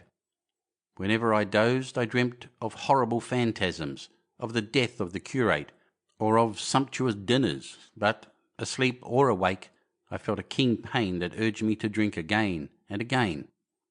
The light that came into the scullery was no longer grey, but red. To my disordered imagination it seemed the colour of blood. On the 14th day I went into the kitchen, and I was surprised to find that the fronds of the red weed had grown right across the hole in the wall, turning the half-light of the place into a crimson-coloured obscurity. It was early on the 15th day that I heard a curious, familiar sequence of sounds in the kitchen, and listening, identified it as the snuffing and scratching of a dog. Going into the kitchen, I saw a dog's nose peering in through a break among the ruddy fronds. This greatly surprised me. At the scent of me, he barked shortly. I thought if I could induce him to come into the place quietly, I should be able, perhaps, to kill and eat him, and in any case it would be advisable to kill him, lest his action attracted the attention of the Martians. I crept forward, saying, "Good dog," very softly, but he suddenly withdrew his head and disappeared. I listened. I was not deaf, but certainly the pit was still. I heard a sound like the flutter of a bird's wings, and a hoarse croaking, but that was all. For a long while I lay close to the peephole, but not daring to move aside the red plants that obscured it. Once or twice I heard a faint pitter-patter like the feet of the dog going hither and thither on the sand far below me, and there were more bird-like sounds, but that was all. At length, encouraged by the silence, I looked out. Except in the corner where a multitude of crows hopped and fought over the skeletons of the dead the Martians had consumed, there was not a living thing in the pit. I stared about me, scarcely believing my eyes. All the machinery had gone. Save for the big mound of greyish-blue powder in one corner, certain bars of aluminium in another, the black birds and the skeletons of the killed, the place was merely an empty circular pit in the sand. Slowly I thrust myself out through the red weed and stood upon the mound of rubble. I could see in any direction save behind me, to the north, and neither Martians nor sign of Martians were to be seen. The pit dropped sheerly from my feet, but a little way along the rubbish afforded a practicable slope to the summit of the ruins. My chance of escape had come. I began to tremble. I hesitated for some time, and then, in a gust of desperate resolution, and with a heart that throbbed violently, I scrambled to the top of the mound in which I had been buried so long. I looked about again, to the northward too. No Martian was visible. When I had last seen this part of Sheen in the daylight, it had been a straggling street of comfortable white and red houses, interspersed with abundant shady trees. Now I stood on a mound of smashed brickwork, clay and gravel, over which spread a multitude of red cactus-shaped plants, knee-high, without a solitary terrestrial growth to dispute their footing. The trees near me were dead and brown, but further a network of red thread scaled the still living stems. The neighbouring houses had all been wrecked, but none had been burned. Their walls stood, sometimes to the second story, with smashed windows and shattered doors. The red weed grew tumultuously in their roofless rooms. Below me was the great pit, with the crows struggling for its refuse. A number of other birds hopped about among the ruins. Far away I saw a gaunt cat slink crouchingly along a wall, but traces of men there were none. The day seemed, by contrast with my recent confinement, dazzlingly bright, the sky a glowing blue. A gentle breeze kept the red weed that covered every scrap of unoccupied ground gently swaying, and oh, the sweetness of the air. End of Book 2, Chapter 5. Recording by Cliff Stone of Sydney, Australia. Chapter 6. The Work of 15 Days. For some time I stood tottering on the mound, regardless of my safety. Within that noisome den from which I had emerged, I had thought, with a narrow intensity, only of our immediate security. I had not realised what had been happening to the world, had not anticipated this startling vision of unfamiliar things. I had expected to see sheen and ruins. I found about me the landscape, weird and lurid, of another planet. For that moment I touched an emotion beyond the common range of men, yet one that the poor brutes we dominate know only too well. I felt as a rabbit might feel returning to his burrow and suddenly confronted by the work of a dozen busy navvies digging the foundations of a house. I felt the first inkling of a thing that presently grew quite clear in my mind, that oppressed me for many days, a sense of dethronement, a persuasion that I was no longer a master, but an animal among the animals under the Martian heel. With us it would be as with them, to lurk and watch, to run and hide. The fear and empire of man had passed away. But so soon as this strangeness had been realised, it passed, and my dominant motive became the hunger of my long and dismal fast. In the direction away from the pit, I saw, beyond a red-covered wall, a patch of garden ground, unburied. This gave me a hint, and I went knee-deep and sometimes neck-deep in the red weed. The density of the weed gave me a reassuring sense of hiding. The wall was some 6 feet high, and when I attempted to clamber it I found I could not lift my feet to the crest. So I went along by the side of it, and came to a corner and a rockwork that enabled me to get to the top, and tumble into the garden I coveted. Here I found some young onions, a couple of gladiolus bulbs, and a quantity of immature carrots, all of which I secured, and, scrambling over a ruined wall, went on my way through scarlet and crimson trees towards Kew. It was like walking through an avenue of gigantic blood drops, possessed with two ideas: to get more food, and to limp as soon and as far as my strength permitted out of this accursed, unearthly region of the pit. Some way farther, in a grassy place, was a group of mushrooms, which I also devoured. And then I came upon a brown sheet of flowing shallow water, where meadows used to be. These fragments of nourishment served only to whet my hunger. At first I was surprised at this flood in a hot, dry summer, but afterwards I discovered that it was caused by the tropical exuberance of the red weed. Directly this extraordinary growth encountered water, it straightway became gigantic and of unparalleled fecundity. Its seeds were simply poured down into the water of the Wey and Thames, and its swiftly growing and titanic water-fronds speedily choked both those rivers. At Putney, as I afterwards saw, the bridge was almost lost in a tangle of this weed, and at Richmond too, the Thames water poured in a broad and shallow stream across the meadows of Hampton and Twickenham. As the water spread, the weed followed them, until the ruined villas of the Thames Valley were for a time lost in this red swamp, whose margin I explored, and much of the desolation the Martians had caused was concealed. In the end, the red weed succumbed almost as quickly as it had spread. A cankering disease, due, it is believed, to the action of certain bacteria, presently seized upon it. Now, by the action of natural selection, all terrestrial plants have acquired a resisting power against bacterial diseases. They never succumb without a severe struggle. But the red weed rotted like a thing already dead. The fronds became bleached and then shriveled and brittle. They broke off at the least touch, and the waters that had stimulated their early growth carried their last vestiges out to sea. My first act on coming to this water was, of course, to slake my thirst.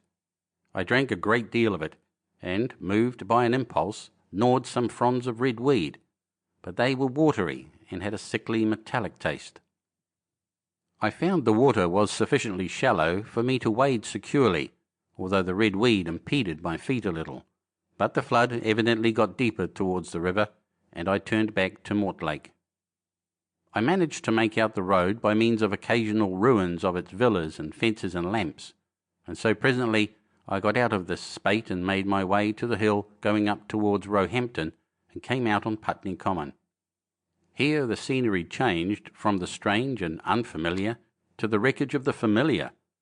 Patches of ground exhibited the devastation of a cyclone, and in a few score yards I would come upon perfectly undisturbed spaces, houses with their blinds trimly drawn and doors closed as if they had been left for a day by the owners, or as if their inhabitants slept within. The red weed was less abundant. The tall trees along the lane were free from the red creeper. I hunted for food among the trees, finding nothing, and I also raided a couple of silent houses, but they had already been broken into and ransacked. I rested for the remainder of the daylight in a shrubbery, being in my enfeebled condition too fatigued to push on. All this time I saw no human beings and no signs of the Martians. I encountered a couple of hungry-looking dogs, but both hurried circuitously away from the advances I made them. Near Roehampton I had seen 2 human skeletons, not bodies, but skeletons, picked clean, and in the wood by me I found the crushed and scattered bones of several cats and rabbits, and the skull of a sheep. But though I gnawed parts of these in my mouth, there was nothing to be got from them. After sunset I struggled on along the road towards Putney, where I think the heat ray must have been used for some reason, and in the garden beyond Roehampton I got a quantity of immature potatoes sufficient to stay my hunger. From this garden one looked down upon Putney and the river. The aspect of the place in the dusk was singularly desolate. Blackened trees, blackened desolate ruins, and down the hill the sheets of the flooded river, red-tinged with the weed.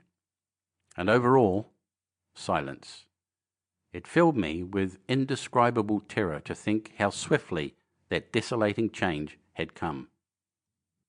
For a time I believed that mankind had been swept out of existence, and that I stood there alone, the last man left alive. Hard by the top of Putney Hill I came upon another skeleton, with the arms dislocated and removed several yards from the rest of the body. As I proceeded I became more and more convinced that the extermination of mankind was, save for such stragglers as myself, already accomplished in this part of the world. The Martians, I thought, had gone on and left the country desolated, seeking food elsewhere.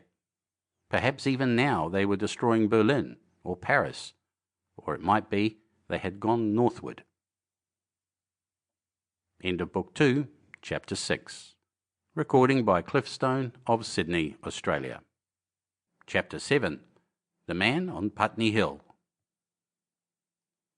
I spent that night in the inn that stands at the top of Putney Hill, sleeping in a made bed for the first time since my flight to Leatherhead. I will not tell of the needless trouble I had breaking into that house. Afterwards I found the front door was on the latch, nor how I ransacked every room for food, until, just on the verge of despair, in what seemed to me to be a servant's bedroom, I found a rat-gnawed crust and 2 tins of pineapple. The place had already been searched and emptied. In the bar I afterwards found some biscuits and sandwiches that had been overlooked. The latter I could not eat, they were too rotten, but the former not only stayed my hunger, but filled my pockets. I lit no lamps, fearing some Martian might come beating that part of London for food in the night. Before I went to bed, I had an interval of restlessness, and prowled from window to window, peering out for some sign of these monsters. I slept little. As I lay in bed I found myself thinking consecutively, a thing I do not remember to have done since my last argument with the curate. During all the intervening time, my mental condition had been a hurrying succession of vague emotional states, or a sort of stupid receptivity.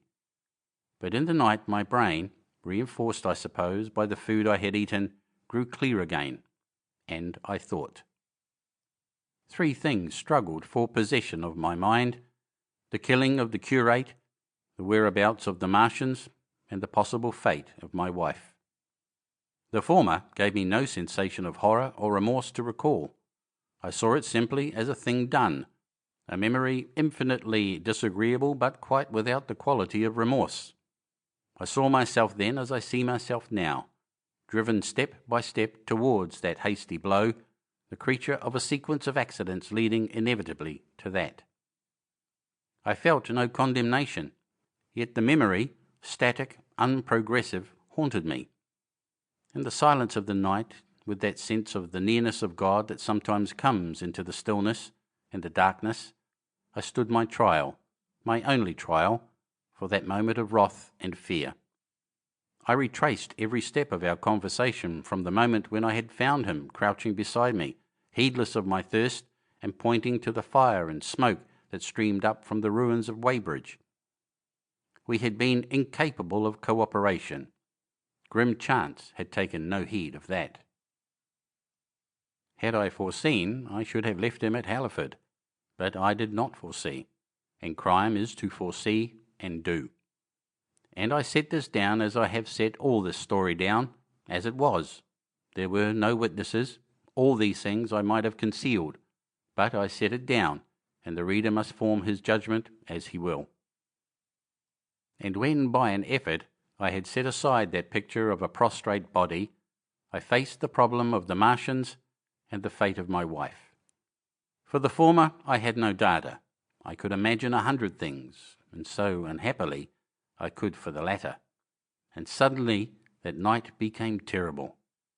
I found myself sitting up in bed, staring at the dark.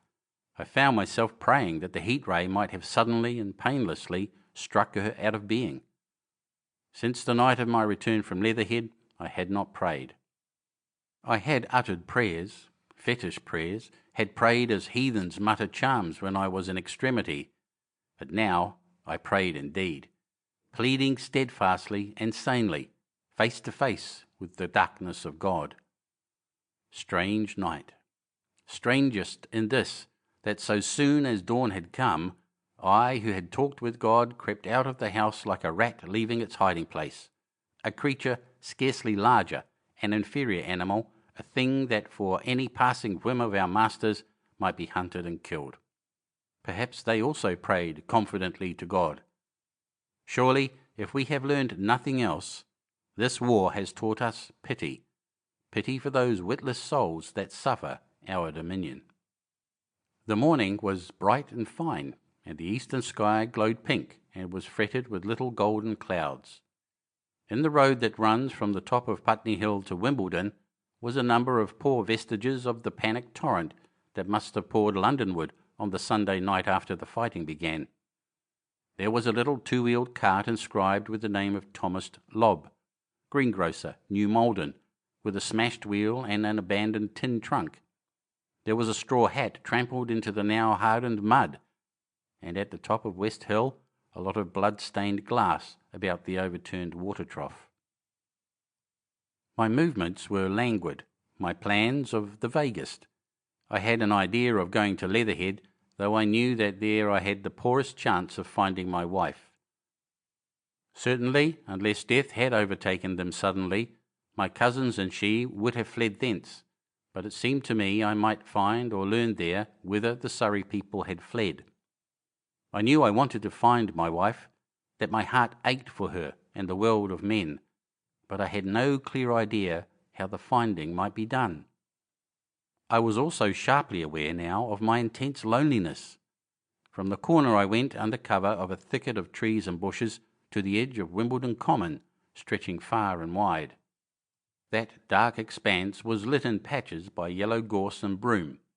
There was no red weed to be seen, and as I prowled, hesitating, on the verge of the open, the sun rose, flooding it all with light and vitality. I came upon a busy swarm of little frogs in a swampy place among the trees. I stopped to look at them, drawing a lesson from their stout resolve to live. And presently, turning suddenly, with an odd feeling of being watched, I beheld something crouching amid a clump of bushes. I stood regarding this. I made a step towards it, and it rose up and became a man armed with a cutlass. I approached him slowly. He stood silent and motionless regarding me. As I drew nearer, I perceived he was dressed in clothes as dusty and filthy as my own. He looked indeed as though he had been dragged through a culvert. Nearer, I distinguished the green slime of ditches mixing with the pale drab of dried clay and shiny, coaly patches. His black hair fell over his eyes, and his face was dark and dirty and sunken, so that at first I did not recognize him. There was a red cut across the lower part of his face. "Stop!" he cried when I was within 10 yards of him, and I stopped. His voice was hoarse. "Where do you come from?" he said. I thought, surveying him. "I come from Mortlake," I said. "I was buried near the pit the Martians made about their cylinder. I have worked my way out and escaped." "There is no food about here," he said. "This is my country. All this hill down to the river, and back to Clapham, and up to the edge of the common. There is only food for one. Which way are you going?" I answered slowly. "I don't know," I said. "I have been buried in the ruins of a house 13 or 14 days. I don't know what has happened." He looked at me doubtfully, then started and looked with a changed expression. "I've no wish to stop about here," said I. "I think I shall go to Leatherhead, for my wife was there." He shot out a pointing finger. "It is you," said he, "the man from Woking, and you were killed at Weybridge?" I recognised him at the same moment. "You are the artillery man who came into my garden." "Good luck," he said. "We are lucky ones. Fancy you." He put out a hand, and I took it. "I crawled up a drain," he said, "but they didn't kill everyone, and after they went away I got off towards Walton across the fields. But it's not 16 days altogether, and your hair is grey." He looked over his shoulder suddenly. "Only a rook," he said. "One gets to know that birds have shadows these days. This is a bit open. Let us crawl under those bushes and talk." "Have you seen any Martians?" I said, "since I crawled out?" "They've gone away across London," he said. "I guess they've got a bigger camp there. Of a night, all over there, Hampstead way, the sky is alive with their lights. It's like a great city, and in the glare you can just see them moving. By daylight you can't. But nearer, I haven't seen them," he counted on his fingers, 5 days. "Then I saw a couple across Hammersmith way carrying something big. And the night before last," he stopped and spoke impressively, "it was just a matter of lights. But it was something up in the air. I believe they built a flying machine and are learning to fly." I stopped, on hands and knees, for we had come to the bushes. "Fly?" "Yes," he said, "fly." I went on into a little bower and sat down. "It is all over with humanity," I said. "If they can do that, they will simply go round the world." He nodded. "They will. But it will relieve things over here a bit. And besides," he looked at me, "aren't you satisfied it is up with humanity?" "I am. We're down. We're beat." I stared. Strange as it may seem, I had not arrived at this fact, a fact perfectly obvious so soon as he spoke. I had still held a vague hope. Rather, I had kept a lifelong habit of mind. He repeated his words.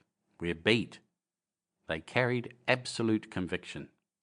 "It's all over," he said.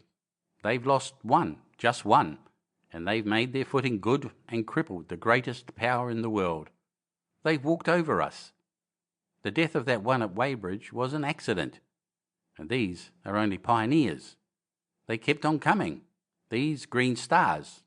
I've seen none these 5 or 6 days, but I've no doubt they're falling somewhere every night. Nothing's to be done. We're under.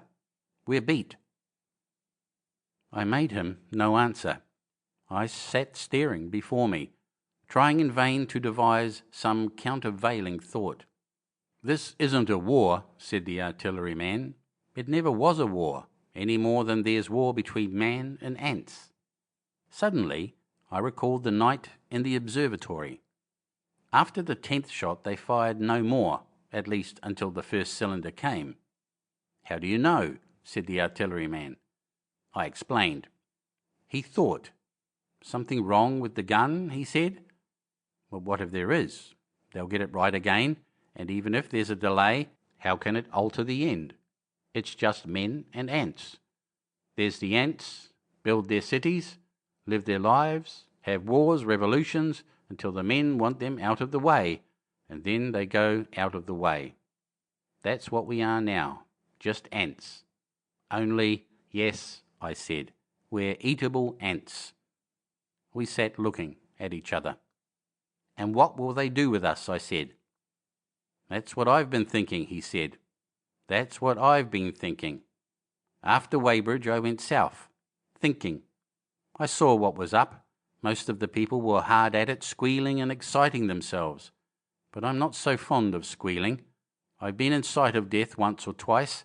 I'm not an ornamental soldier, and at the best and worst, death, it's just death. And it's the man that keeps on thinking comes through. I saw everyone tracking away south.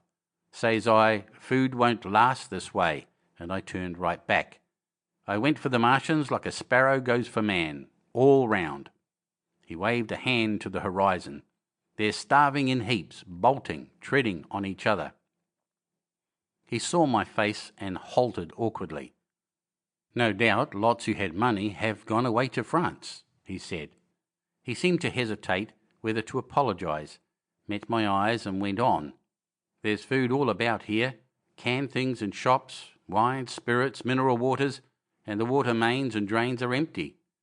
Well, I was telling you what I was thinking. Here's intelligent things," I said, "and it seems they want us for food. First they'll smash us up, ships, machines, guns, cities, all the order and organisation. All that will go. If we were the size of ants, we might pull through. But we're not. It's all too bulky to stop. That's the first certainty, eh?" I assented. "It is. I've thought it out." "Very well then. Next. At present we're caught as we're wanted. A Martian has only to go a few miles to get a crowd on the run, and I saw one day, out by Wandsworth, picking houses to pieces and routing among the wreckage. But they won't keep on doing that. So soon as they've settled all our guns and ships and smashed our railways and done all the things they are doing over there, they will begin catching us systematic, picking the best and storing us in cages and things. That's what they will start doing in a bit. Lord, they haven't begun on us yet. Don't you see that?" "Not begun?" I exclaimed. "Not begun.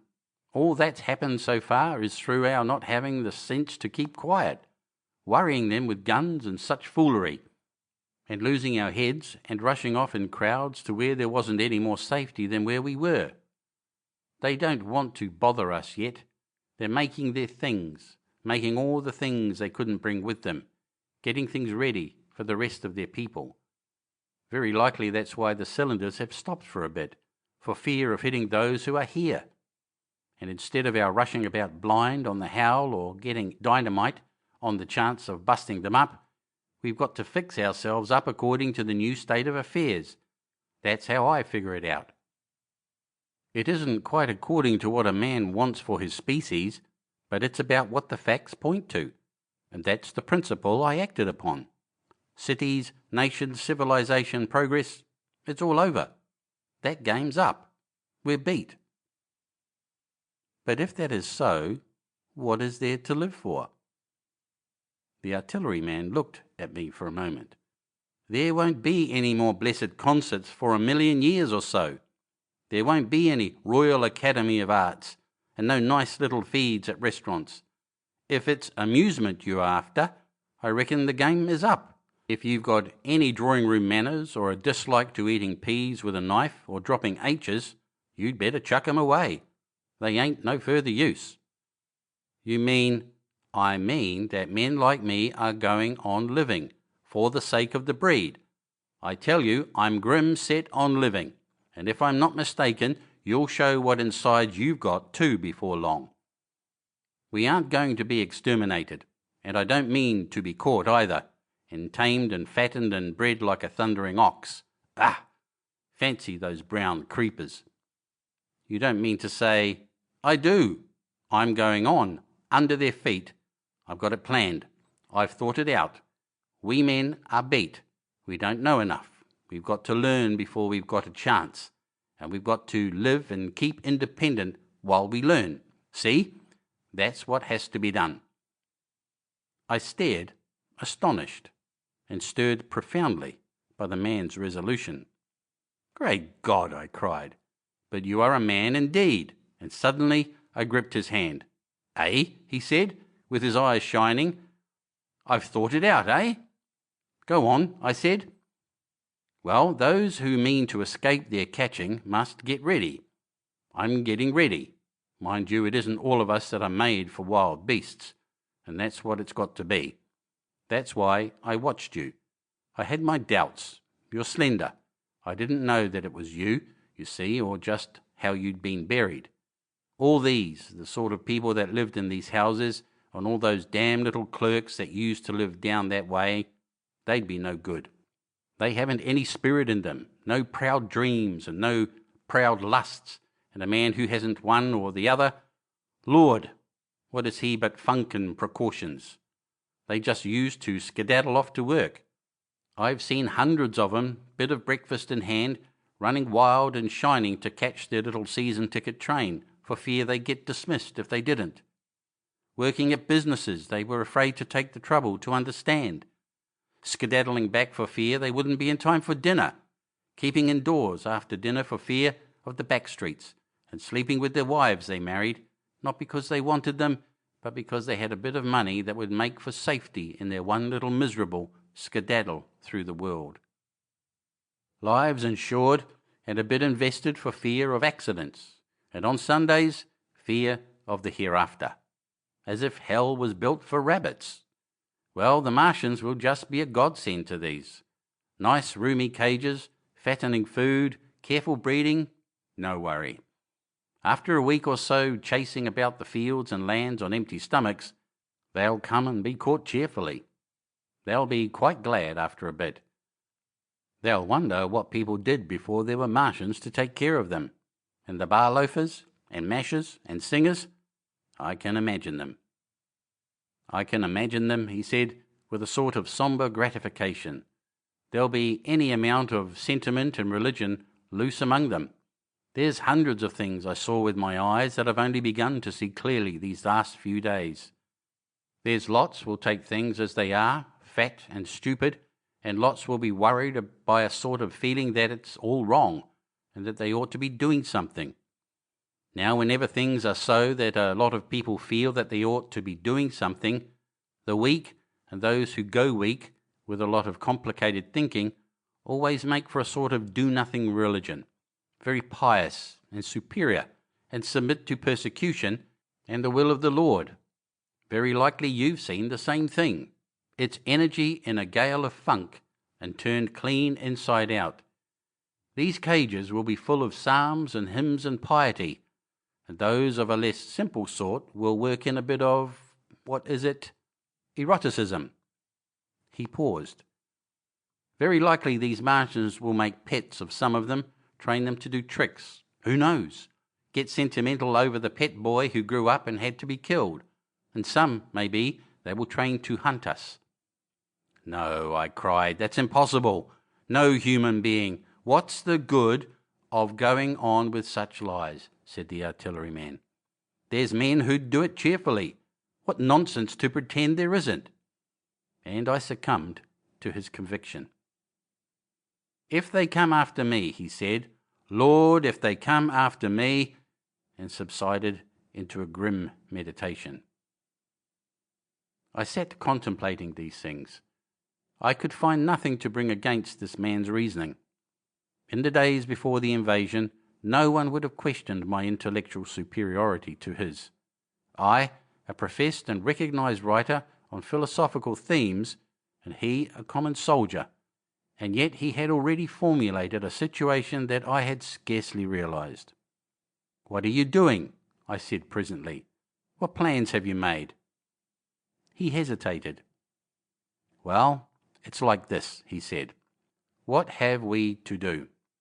We have to invent a sort of life where men can live and breed and be sufficiently secure to bring the children up. Yes, wait a bit, and I'll make it clearer what I think ought to be done. The tame ones will go like all tame beasts. In a few generations they'll be big, beautiful, rich-blooded, stupid, rubbish. The risk is that we who keep wild will go savage, degenerate into a sort of big savage rat. You see, how I mean to live is underground. I've been thinking about the drains. Of course, those who don't know drains think horrible things. But under this London are miles and miles, hundreds of miles, and a few days' rain, and London empty will leave them sweet and clean. The main drains are big enough and airy enough for everyone. Then there's cellars, vaults, stores, from which bolting passages may be made to the drains. And the railway tunnels and subways. Eh? You begin to see? We form a band, able-bodied, clean-minded men. We're not going to pick up any rubbish that drifts in. Weaklings go out again." "As you meant me to go?" "Well, I parleyed, didn't I?" "We won't quarrel about that. Go on." "Those who stop obey orders. Able-bodied, clean-minded women we want also, mothers and teachers. No lackadaisical ladies, no blasted rolling eyes. We can't have any weak or silly. Life is real again, and the useless and cumbersome and mischievous have to die. They ought to die. They ought to be willing to die. It's a sort of disloyalty, after all, to live and taint the race. And they can't be happy. Moreover, dying's none so dreadful. It's the funking makes it bad. And in all those places we shall gather. Our district will be London, and we may even be able to keep a watch and run about in the open when the Martians keep away. Play cricket, perhaps. That's how we shall save the race, eh? It's a possible thing. But saving the race is nothing in itself. As I say, that's only being rats. It's saving our knowledge and adding to it is the thing. There men like you come in. There's books, there's models. We must make great safe places down deep and get all the books we can. Not novels and poetry swipes, but ideas, science books. That's where men like you come in. We must go to the British Museum and pick all those books through. Especially, we must keep up our science, learn more. We must watch these Martians. Some of us must go as spies. When it's all working, perhaps I will. Get caught, I mean. And the great thing is we must leave the Martians alone. We mustn't even steal. If we get in their way, we clear out. We must show them we mean no harm. Yes, I know. But they're intelligent things, and they won't hunt us down if they have all they want and think we're just harmless vermin. The artilleryman paused and laid a brown hand upon my arm. After all, it may not be so much we may have to learn before. Just imagine this. 4 or 5 of their fighting machines suddenly starting off. Heat rays right and left, and not a Martian in 'em. Not a Martian in 'em, but men. Men who have learned the way how. It may be in my time, even those men. Fancy having one of them lovely things with its heat ray wide and free. Fancy having it in control. What would it matter if you smashed to smithereens at the end of the run, after a bust like that? I reckon the Martians will open their beautiful eyes. Can't you see them, man? Can't you see them hurrying, puffing and blowing and hooting to their other mechanical affairs? Something out of gear in every case, and swish, bang, rattle, swish. Just as they are fumbling over it, swish comes the heat ray, and behold, man has come back to his own. For a while, the imaginative daring of the artilleryman and the tone of assurance and courage he assumed completely dominated my mind. I believed unhesitatingly both in his forecast of human destiny and in the practicability of his astonishing scheme. And the reader who thinks me susceptible and foolish must contrast his position, reading steadily with all his thoughts about his subject, and mine, crouching fearfully in the bushes and listening, distracted by apprehension. We talked in this manner through the early morning time, and later crept out of the bushes, and after scanning the sky for Martians, hurried precipitately to the house on Putney Hill where he had made his lair. It was the coal cellar of the place, and when I saw the work he had spent a week upon, it was a burrow scarcely 10 yards long, which he designed to reach to the main drain on Putney Hill, I had my first inkling of the gulf between his dreams and his powers. Such a hole I could have dug in a day, but I believed in him sufficiently to work with him all that morning until past midday at his digging. We had a garden barrow and shot the earth we removed against the kitchen range. We refreshed ourselves with a tin of mock turtle soup and wine from the neighbouring pantry. I found a curious relief from the aching strangeness of the world in this steady labour. As we worked, I turned his project over in my mind, and presently objections and doubts began to arise. But I worked there all the morning, so glad was I to find myself with a purpose again. After working an hour, I began to speculate on the distance one had to go before the cloaca was reached, the chances we had of missing it altogether. My immediate trouble was why we should dig this long tunnel when it was possible to get into the drain at once down one of the manholes and work back to the house. It seemed to me, too, that the house was inconveniently chosen and required a needless length of tunnel. And just as I was beginning to face these things, the artilleryman stopped digging and looked at me. "We're working well," he said. He put down his spade. "Let us knock off a bit," he said. "I think it's time we reconnoitred from the roof of the house." I was for going on, and after a little hesitation he resumed his spade, and then suddenly I was struck by a thought. I stopped, and so did he, at once. "Why were you walking about the common," I said, "instead of being here?" "Taking the air," he said. "I was coming back. It's safer by night." "But the work?" "Oh, one can't always work," he said, and in a flash I saw the man plain. He hesitated, holding his spade. "We ought to reconnoitre now," he said, "because if any come near they may hear the spades and drop upon us unawares." I was no longer disposed to object. We went together to the roof and stood on a ladder peeping out of the roof door. No Martians were to be seen, and we ventured out on the tiles and slipped down under the shelter of the parapet.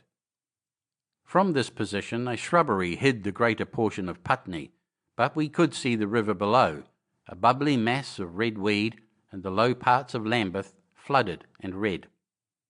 The red creeper swarmed up the trees about the old palace, and their branches stretched gaunt and dead and set with shrivelled leaves from amid its clusters. It was strange how entirely dependent both these things were upon flowing water for their propagation. About us neither had gained a footing. Laburnums, pink maize, snowballs, and trees of arbor vitae rose out of laurels and hydrangeas green and brilliant into the sunlight. Beyond Kensington dense smoke was rising, and a blue haze hid the northward hills. The artilleryman began to tell me of the sort of people who still remained in London. "One night last week," he said, "some fools got the electric light in order, and there was all Regent Street and the Circus ablaze, crowded with painted and ragged drunkards, men and women, dancing and shouting till dawn. A man who was there told me. And as the day came, they became aware of a fighting machine standing nearby the Langham and looking down at them. Heaven knows how long he had been there. It must have given some of them a nasty turn. He came down the road towards them and picked up nearly 100, too drunk or frightened to run away. Grotesque gleam of a time no history will ever fully describe. From that, in answer to my questions, he came round to his grandiose plans again. He grew enthusiastic. He talked so eloquently of the possibility of capturing a fighting machine that I more than half believed in him again. But now that I was beginning to understand something of his quality, I could divine the stress he laid on doing nothing precipitately, and I noted that now there was no question that he personally was to capture and fight the great machine. After a time we went down to the cellar. Neither of us seemed disposed to resume digging, and when he suggested a meal I was nothing loath. He became suddenly very generous, and when we had eaten he went away and returned with some excellent cigars. We lit these, and his optimism glowed. He was inclined to regard my coming as a great occasion. "There's some champagne in the cellar," he said. "We can dig better on this Thames-side Burgundy," said I. "No," said he, "I am host today. Champagne! Great God, we've a heavy enough task before us. Let us take a rest and gather strength while we may. Look at these blistered hands." And pursuant to this idea of a holiday, he insisted upon playing cards after we had eaten. He taught me euchre, and after dividing London between us, I taking the northern side and he the southern, we played for parish points. Grotesque and foolish as this will seem to the sober reader, it is absolutely true, and what is more remarkable, I found the card game and several others we played extremely interesting. Strange mind of man that, with our species upon the edge of extermination or appalling degradation, with no clear prospect before us but the chance of a horrible death, we could sit following the chance of this painted pasteboard and playing the joker with vivid delight. Afterwards he taught me poker, and I beat him at 3 tough chess games. When dark came, we decided to take the risk and lit a lamp. After an interminable string of games, we supped, and the artilleryman finished the champagne. We went on smoking the cigars. He was no longer the energetic regenerator of his species I had encountered in the morning. He was still optimistic, but it was a less kinetic, a more thoughtful optimism. I remember he wound up with my health proposed in a speech of small variety and considerable intermittence. I took a cigar and went upstairs to look at the lights of which he had spoken that blazed so greenly along the Highgate hills. At first I stared unintelligently across the London valley. The northern hills were shrouded in darkness. The fires near Kensington glowed redly, and now and then an orange-red tongue of flame flashed up and vanished in the deep blue night. All the rest of London was black. Then nearer I perceived a strange light, a pale violet-purple fluorescent glow, quivering under the night breeze. For a space I could not understand it, and then I knew that it must be the red weed from which this faint irradiation proceeded. With that realization, my dormant sense of wonder, my sense of the proportion of things, awoke again. I glanced from that to Mars, red and clear, glowing high in the west, and then gazed long and earnestly at the darkness of Hampstead and Highgate. I remained a very long time upon the roof, wondering at the grotesque changes of the day. I recalled my mental states from the midnight prayer to the foolish card-playing. I had a violent revulsion of feeling. I remember I flung away the cigar with a certain wasteful symbolism. My folly came to me with glaring exaggeration. I seemed a traitor to my wife and to my kind. I was filled with remorse. I resolved to leave this strange, undisciplined dreamer of great things to his drink and gluttony, and to go on into London. There, it seemed to me, I had the best chance of learning what the Martians and my fellow men were doing. I was still upon the roof when the late moon rose. End of Book 2, Chapter 7. Recording by Cliff Stone of Sydney, Australia. Chapter 8. Dead London. After I had parted from the artilleryman, I went down the hill and by the High Street across the bridge to Fulham. The red weed was tumultuous at that time and nearly choked the bridge roadway, but its fronds were already whitened in patches by the spreading disease that presently removed it so swiftly. At the corner of the lane that runs to Putney Bridge Station, I found a man lying. He was as black as a sweep with the black dust, alive, but helplessly and speechlessly drunk. I could get nothing from him but curses and furious lunges at my head. I think I should have stayed by him but for the brutal expression of his face. There was black dust along the roadway from the bridge onwards, and it grew thicker in Fulham. The streets were horribly quiet. I got food, sour, hard and mouldy, but quite eatable, in a baker's shop here. Some way towards Walham Green, the streets became clear of powder, and I passed a white terrace of houses on fire. The noise of the burning was an absolute relief. Going on towards Brompton, the streets were quiet again. Here I came once more upon the black powder in the streets and upon dead bodies. I saw altogether about a dozen in the length of the Fulham road. They had been dead many days, so that I hurried quickly past them. The black powder covered them over and softened their outlines. One or two had been disturbed by dogs. Where there was no black powder, it was curiously like a Sunday in the city, with the closed shops, the houses locked up and the blinds drawn, the desertion and the stillness. In some places plunderers had been at work, but rarely at other than the provision and wine shops. A jeweller's window had been broken open in one place, but apparently the thief had been disturbed, and a number of gold chains and a watch lay scattered on the pavement. I did not trouble to touch them. Farther on was a tattered woman in a heap on a doorstep. The hand that hung over her knee was gashed and bled down her rusty brown dress, and a smashed magnum of champagne formed a pool across the pavement. She seemed asleep, but she was dead. The farther I penetrated into London, the profounder grew the stillness. But it was not so much the stillness of death, it was the stillness of suspense, of expectation. At any time the destruction that had already singed the northwestern borders of the metropolis and had annihilated Ealing and Kilburn might strike among these houses and leave them smoking ruins. It was a city condemned and derelict. In South Kensington the streets were clear of dead and of black powder. It was near South Kensington that I first heard the howling.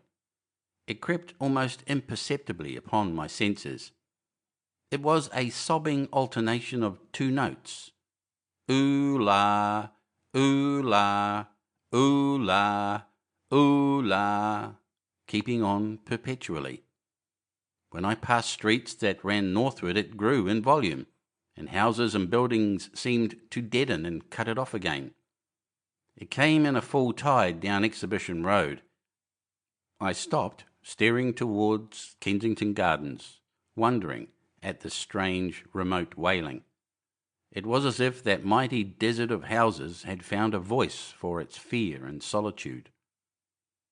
Ooh-la, ooh-la, ooh-la, ooh-la, wailed that superhuman note, great waves of sound sweeping down the broad sunlit roadway between the tall buildings on each side.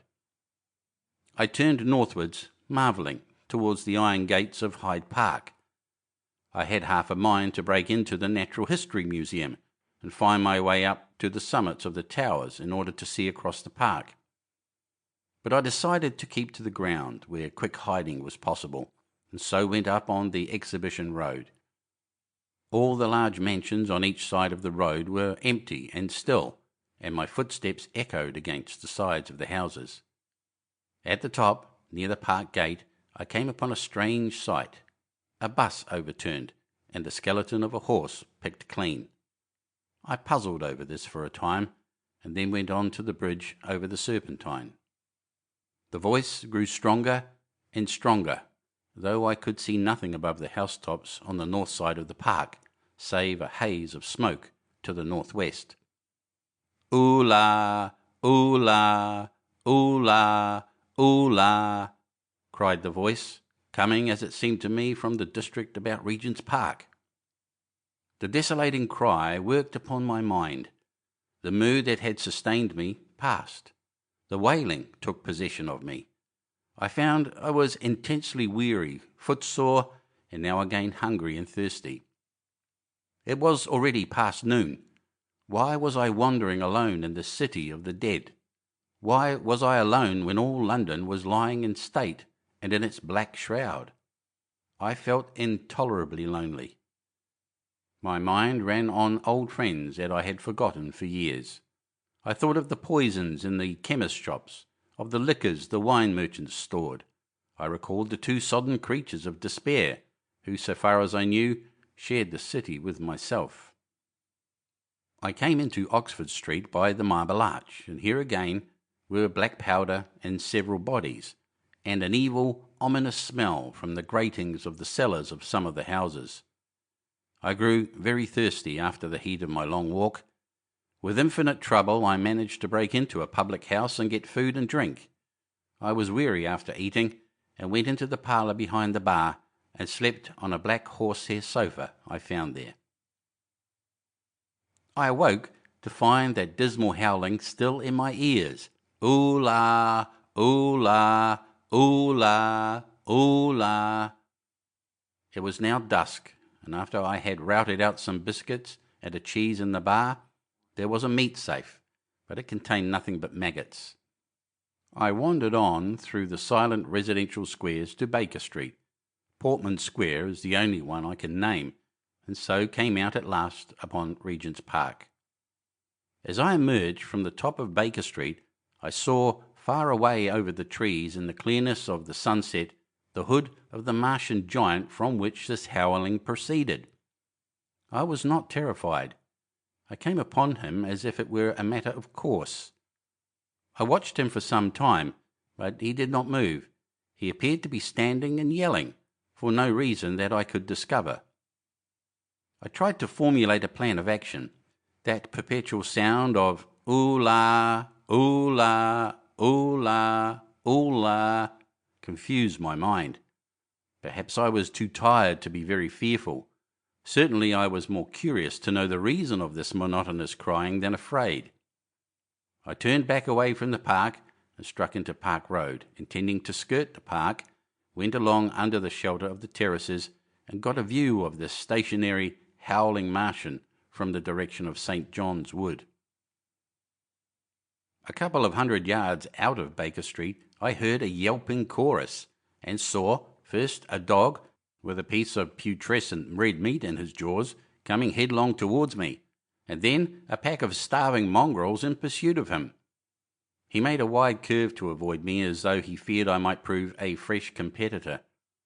As the yelping died away down the silent road, the wailing sound of ooh-la, ooh-la, ooh-la, ooh-la reasserted itself. I came upon the wrecked handling machine halfway to St. John's Wood Station. At first I thought a house had fallen across the road. It was only as I clambered among the ruins that I saw, with a start, this mechanical Samson lying, with its tentacles bent and smashed and twisted among the ruins it had made. The forepart was shattered. It seemed as if it had driven blindly straight at the house and had been overwhelmed in its overthrow. It seemed to me then that this might have happened by a handling machine escaping from the guidance of its Martian. I could not clamber among the ruins to see it, and the twilight was now so far advanced that the blood with which its seat was smeared and the gnawed gristle of the Martian that the dogs had left were invisible to me. Wondering still more at all that I had seen, I pushed onwards towards Primrose Hill. Far away, through a gap in the trees, I saw a second Martian, as motionless as the first, standing in the park towards the zoological gardens, and silent. A little beyond the ruins, about the smashed handling machine, I came upon the red weed again, and found the Regent's Canal, a spongy mass of dark red vegetation. As I crossed the bridge, the sound of ooh-la, ooh-la, ooh-la, ooh-la ceased. It was, as it were, cut off. The silence came like a thunderclap. The dusky houses about me stood faint and tall and dim. The trees towards the park were growing black. All about me the red weed clambered among the ruins, writhing to get above me in the dimness. Night, the mother of fear and mystery, was coming upon me. But while that voice sounded the solitude, the desolation, had been endurable, by virtue of it London had still seemed alive, and the sense of life about me had upheld me. Then suddenly a change, the passing of something, I knew not what, and then a stillness that could be felt. Nothing but this gaunt quiet. London about me gazed at me spectrally. The windows in the white houses were like the eye sockets of skulls. About me my imagination found 1,000 noiseless enemies moving. Terror seized me, a horror of my temerity. In front of me the road became pitchy black as though it were tarred, and I saw a contorted shape lying across the pathway. I could not bring myself to go on. I turned down St. John's Wood Road and ran headlong from this unendurable stillness towards Kilburn. I hid from the night and the silence until long after midnight, in a cabman's shelter in Harrow Road. But before the dawn my courage returned, and while the stars were still in the sky, I turned once more towards Regent's Park. I missed my way among the streets, and presently saw down a long avenue, in the half-light of the early dawn, the curve of Primrose Hill. On the summit, towering up to the fading stars, was a third Martian, erect and motionless like the others. An insane resolve possessed me. I would die and end it, and I would save myself even the trouble of killing myself.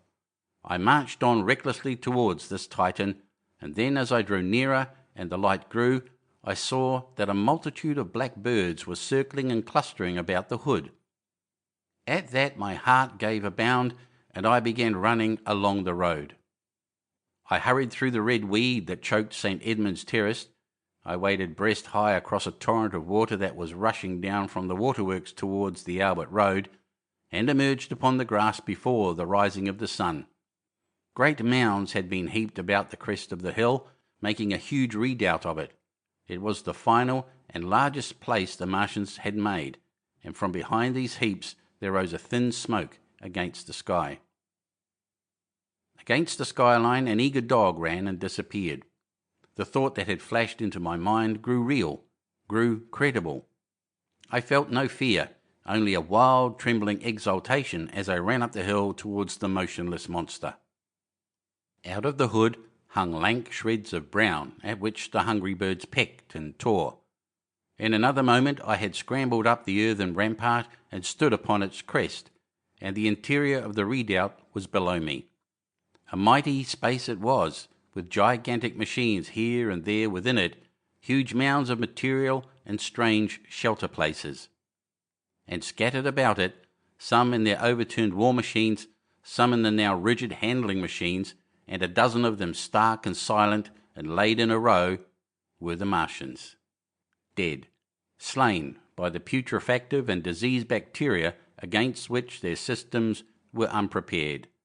Slain as the red weed was being slain. Slain after all man's devices had failed by the humblest things that God, in his wisdom, had put upon this earth. For so it had come about, as indeed I and many men might have foreseen, had not terror and disaster blinded our minds. These germs of disease have taken toll of humanity since the beginning of things, taken toll of our pre-human ancestors since life began here. But, by virtue of this natural selection of our kind, we have developed resisting power. To no germs do we succumb without a struggle, and to many, those that cause putrefaction in dead matter, for instance, our living frames are altogether immune.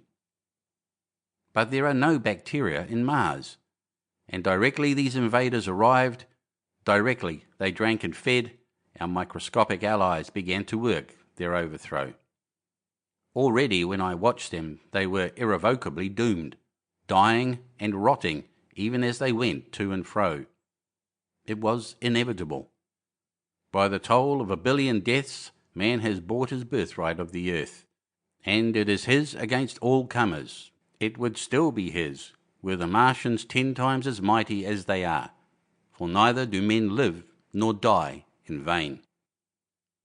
Here and there were scattered nearly 50 altogether in that great gulf they had made, overtaken by a death that must have seemed to them as incomprehensible as any death could be. To me also at that time this death was incomprehensible. All I knew was that these things that had been alive and so terrible to men were dead. For a moment I believed that the destruction of Sennacherib had been repeated, that God had repented, that the angel of death had slain them in the night. I stood staring into the pit, and my heart lightened gloriously, even as the rising sun struck the world to fire about me with its rays. The pit was still in darkness. The mighty engines, so great and wonderful in their power and complexity, so unearthly in their tortuous forms, rose weird and vague and strange out of the shadows towards the light. A multitude of dogs, I could hear, fought over the bodies that lay darkly in the depth of the pit far below me. Across the pit, on its farther lip, flat and vast and strange, lay the great flying machine, with which they had been experimenting upon our denser atmosphere when decay and death arrested them. Death had come not a day too soon. At the sound of a cawing overhead, I looked up at the huge fighting machine that would fight no more forever, at the tattered red shreds of flesh that dripped down upon the overturned seats on the summit of Primrose Hill. I turned and looked down the slope of the hill to where, enhaloed now in birds, stood those other 2 Martians that I had seen overnight, just as death had overtaken them. The one had died even as it had been crying to its companions. Perhaps it was the last to die, and its voice had gone on perpetually until the force of its machinery was exhausted. They glittered now, harmless tripod towers of shining metal, in the brightness of the rising sun. All about the pit, and saved as by a miracle from everlasting destruction, stretched the great mother of cities. Those who have only seen London veiled in her sombre robes of smoke can scarcely imagine the naked clearness and beauty of the silent wilderness of houses. Eastward, over the blackened ruins of the Albert Terrace and the splintered spire of the church, the sun blazed dazzling in a clear sky, and here and there some facet in the great wilderness of roofs caught the light and glared with a white intensity. Northward were Kilburn and Hampstead, blue and crowded with houses. Westward the great city was dimmed, and southward, beyond the Martians, the green waves of Regent Park, the Langham Hotel, the dome of the Albert Hall, the Imperial Institute, and the giant mansions of the Brompton Road came out clear and little in the sunrise, the jagged ruins of Westminster rising hazily beyond. Far away and blue were the Surrey hills, and the towers of the Crystal Palace glittered like 2 silver rods. The dome of St. Paul's was dark against the sunrise, and injured, I saw for the first time, by a huge gaping cavity on its western side. And as I looked at this wide expanse of houses and factories and churches, silent and abandoned, as I thought of the multitudinous hopes and efforts, the innumerable hosts of lives that had gone to build this human reef, and of the swift and ruthless destruction that had hung over it all, when I realized that the shadow had been rolled back and that men might still live in the streets, and this dear vast dead city of mine be once more alive and powerful, I felt a wave of emotion that was near akin to tears. The torment was over. Even that day the healing would begin. The survivors of the people scattered over the country, leaderless, lawless, foodless, like sheep without a shepherd, the thousands who had fled by sea would begin to return. The pulse of life, growing stronger and stronger, would beat again in the empty streets and pour across the vacant squares. Whatever destruction was done, the hand of the destroyer was stayed. All the gaunt wrecks, the blackened skeletons of houses that stared so dismally at the sunlit grass of the hill, would presently be echoing with the hammers of the restorers and ringing with the tapping of their trowels. At the thought, I extended my hands towards the sky and began thanking God. In a year, thought I, in a year, with overwhelming force, came the thought of myself, of my wife, and the old life of hope and tender helpfulness that had ceased forever. End of Book 2, Chapter 8. Recording by Cliff Stone of Sydney, Australia. Chapter 9. Wreckage. And now comes the strangest thing in my story. Yet perhaps it is not altogether strange. I remember clearly and coldly and vividly all that I did that day until the time that I stood weeping and praising God upon the summit of Primrose Hill, and then I forget. Of the next 3 days I know nothing. I have learned since that so far from my being the first discoverer of the Martian overthrow, several such wanderers as myself had already discovered this on the previous night. One man, the first, had gone to St. Martin's-le-Grand, and while I sheltered in the cabman's hut, had contrived to telegraph to Paris. Thence the joyful news had flashed all over the world. 1,000 cities, chilled by ghastly apprehensions, suddenly flashed into frantic illuminations. They knew of it in Dublin, Edinburgh, Manchester, Birmingham, at the time when I stood upon the verge of the pit. Already men, weeping with joy, as I have heard, shouting and staying their work to shake hands and shout, were making up trains, even as near as Crewe, to descend upon London. The church bells that had ceased a fortnight since suddenly caught the news until all England was bell-ringing. Men on cycles, lean-faced, unkempt, scorched along every country lane, shouting of unhoped deliverance, shouting to gaunt, staring figures of despair. And for the food? Across the Channel, across the Irish Sea, across the Atlantic, corn, bread and meat were tearing to our relief. All the shipping in the world seemed going Londonward in those days. But of all of this I have no memory. I drifted, a demented man. I found myself in a house of kindly people, who had found me on the 3rd day wandering, weeping and raving through the streets of St. John's Wood. They have told me since that I was singing some insane doggerel about the last man left alive. Hurrah! The last man left alive. Troubled as they were with their own affairs, these people, whose name, much as I would like to express my gratitude to them, I may not even give here, nevertheless cumbered themselves with me, sheltered me, and protected me from myself. Apparently they had learned something of my story from me during the days of my lapse. Very gently, when my mind was assured again, did they break to me what they had learned of the fate of Leatherhead. 2 days after I was imprisoned, it had been destroyed, with every soul in it, by a Martian. He had swept it out of existence, as it seemed, without any provocation, as a boy might crush an ant-hill in the mere wantonness of power. I was a lonely man, and they were very kind to me. I was a lonely man and a sad one, and they bore with me. I remained with them 4 days after my recovery. All that time I felt a growing craving to look once more on whatever remained of the little life that seemed so happy and bright in my past. It was a mere hopeless desire to feast upon my misery. They dissuaded me. They did all they could to divert me from this morbidity. But at last I could resist the impulse no longer, and promising faithfully to return to them, and parting, as I will confess, from these 4-day friends with tears, I went out again into the streets that had lately been so dark and strange and empty. Already they were busy with returning people. In places even there were shops open, and I saw a drinking fountain, running water. I remember how mockingly bright the day seemed as I went back on my melancholy pilgrimage to the little house at Woking, how busy the streets, and vivid the moving life about me.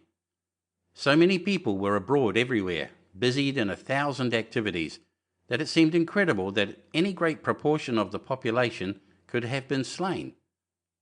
But then I noticed how yellow were the skins of the people I met, how shaggy the hair of the men, how large and bright their eyes, and that every other man still wore his dirty rags.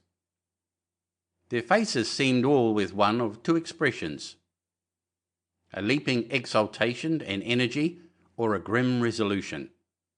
Save for the expression of the faces, London seemed a city of tramps. The vestries were indiscriminately distributing bread sent us by the French government. The ribs of the few horses showed dismally. Haggard special constables with white badges stood at the corners of every street. I saw little of the mischief wrought by the Martians until I reached Wellington Street, and there I saw the red weed clambering over the buttresses of Waterloo Bridge. At the corner of the bridge, too, I saw one of the common contrasts of that grotesque time, a sheet of paper flaunting against a thicket of the red weed, transfixed by a stick that kept it in place. It was the placard of the first newspaper to resume publication, the Daily Mail. I bought a copy for a blackened shilling I found in my pocket. Most of it was in blank, but the solitary compositor who did the thing had amused himself by making a grotesque scheme of advertisement stereo on the back page. The matter he printed was emotional. The news organisation had not as yet found its way back. I learned nothing fresh except that already in 1 week the examination of the Martian mechanisms had yielded astonishing results. Among other things, the article assured me what I did not believe at the time, that the secret of flying was discovered. At Waterloo I found the free trains that were taking people to their homes. The first rush was already over. There were few people in the train, and I was in no mood for casual conversation. I got a compartment to myself and sat with folded arms looking greyly at the sunlit devastation that flowed past the windows. And just outside the terminus the train jolted over temporary rails, and on either side of the railway the houses were blackened ruins. To Clapham Junction the face of London was grimy with powder of the black smoke, in spite of 2 days of thunderstorms and rain, and at Clapham Junction the line had been wrecked again. There were hundreds of out-of-work clerks and shopmen working side by side with the customary navvies, and we were jolted over a hasty relaying. All down the line from there the aspect of the country was gaunt and unfamiliar. Wimbledon particularly had suffered. Walton, by virtue of its unburned pinewoods, seemed the least hurt of any place along the line. The Wandle, the Mole, every little stream was a heaped mass of red weed, in appearance between butcher's meat and pickled cabbage. The Surrey pinewoods were too dry, however, for the festoons of the red climber. Beyond Wimbledon, within sight of the line, in certain nursery grounds were the heaped masses of earth about the 6th cylinder. A number of people were standing about it, and some sappers were busy in the midst of it. Over it flaunted a Union Jack, flapping cheerfully in the morning breeze. The nursery grounds were everywhere crimson with the weed, a wide expanse of livid colour, cut with purple shadows, and very painful to the eye. One's gaze went with infinite relief from the scorched greys and sullen reds of the foreground to the blue-green softness of the eastward hills. The line on the London side of Woking Station was still undergoing repair, so I descended at Byfleet Station and took the road to Maybury, past the place where I and the artilleryman had talked to the hussars, and on by the spot where the Martian had appeared to me in the thunderstorm. Here, moved by curiosity, I turned aside to find, among a tangle of red fronds, the warped and broken dog-cart with the whitened bones of the horse scattered and gnawed. For a time I stood regarding these vestiges. Then I returned through the pinewood, neck-high with red weed here and there, to find the landlord of the spotted dog had already found burial, and so came home past the College Arms. A man standing at an open cottage door greeted me by name as I passed. I looked at my house with a quick flash of hope that faded immediately. The door had been forced. It was unfast and was opening slowly as I approached. It slammed again.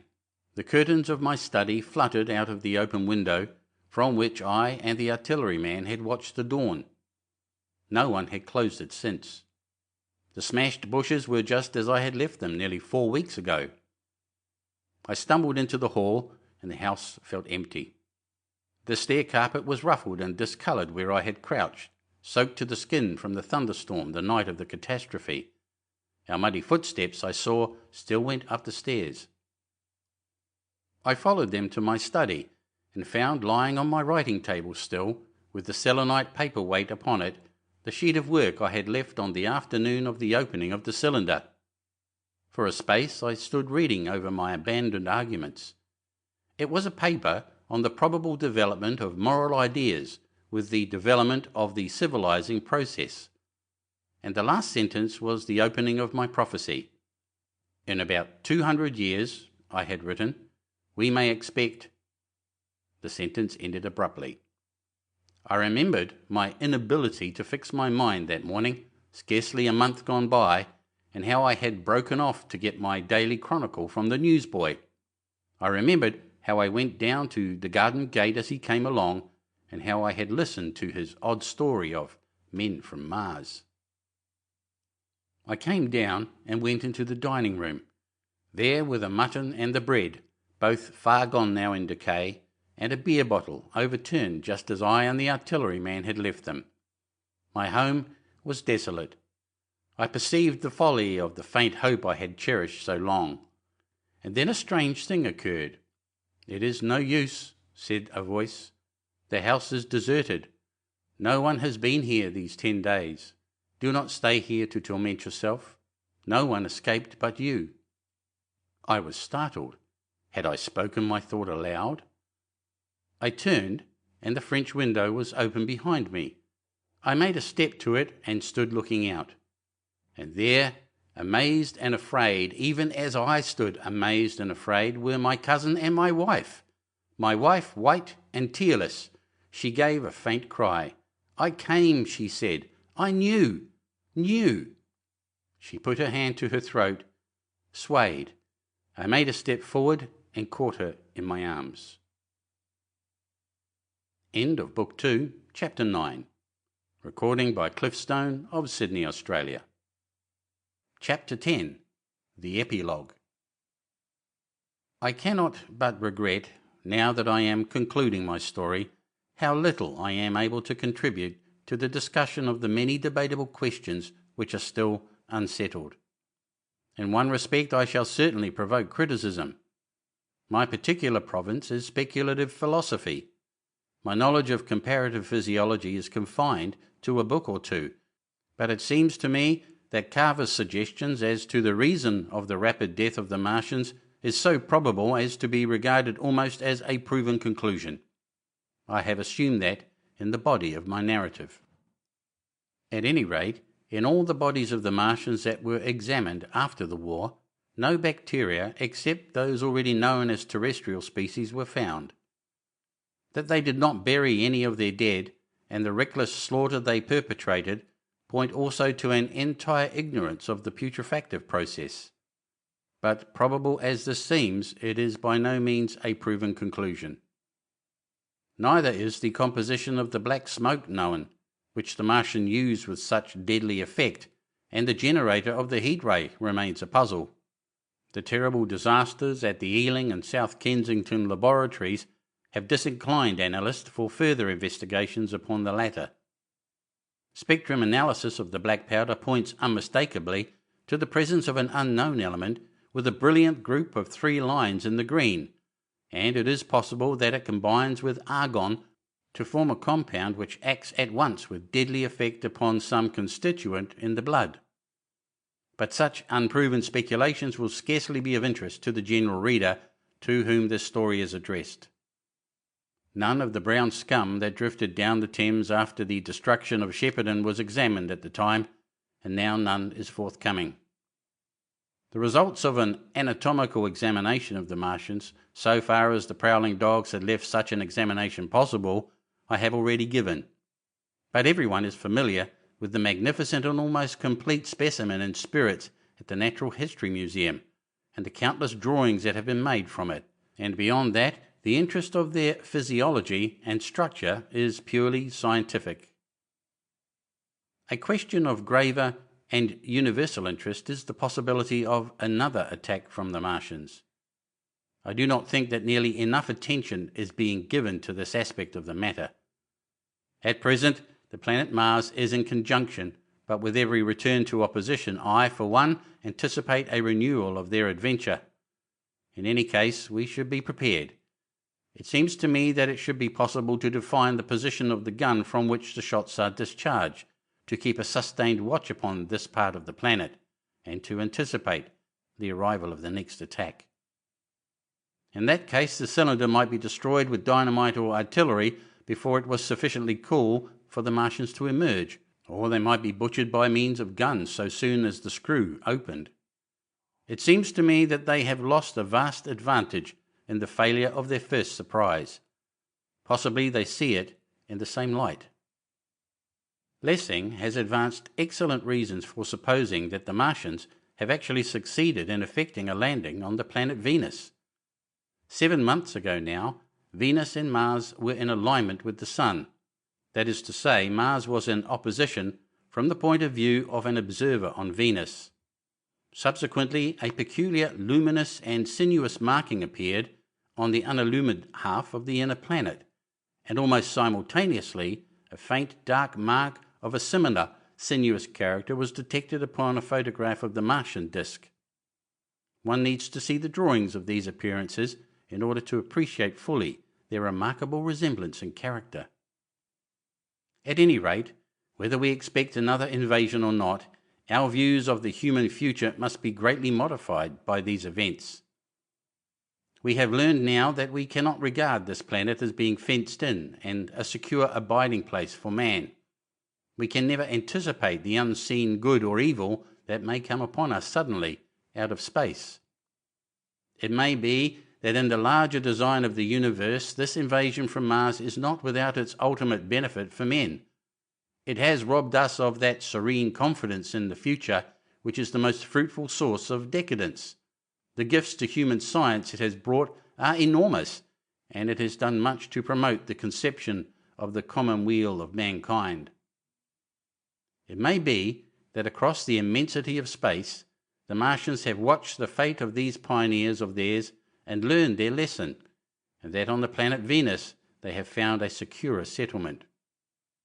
Be that as it may, for many years yet there will certainly be no relaxation of the eager scrutiny of the Martian disk, and those fiery darts of the sky, the shooting stars, will bring with them as they fall an unavoidable apprehension to all the sons of men.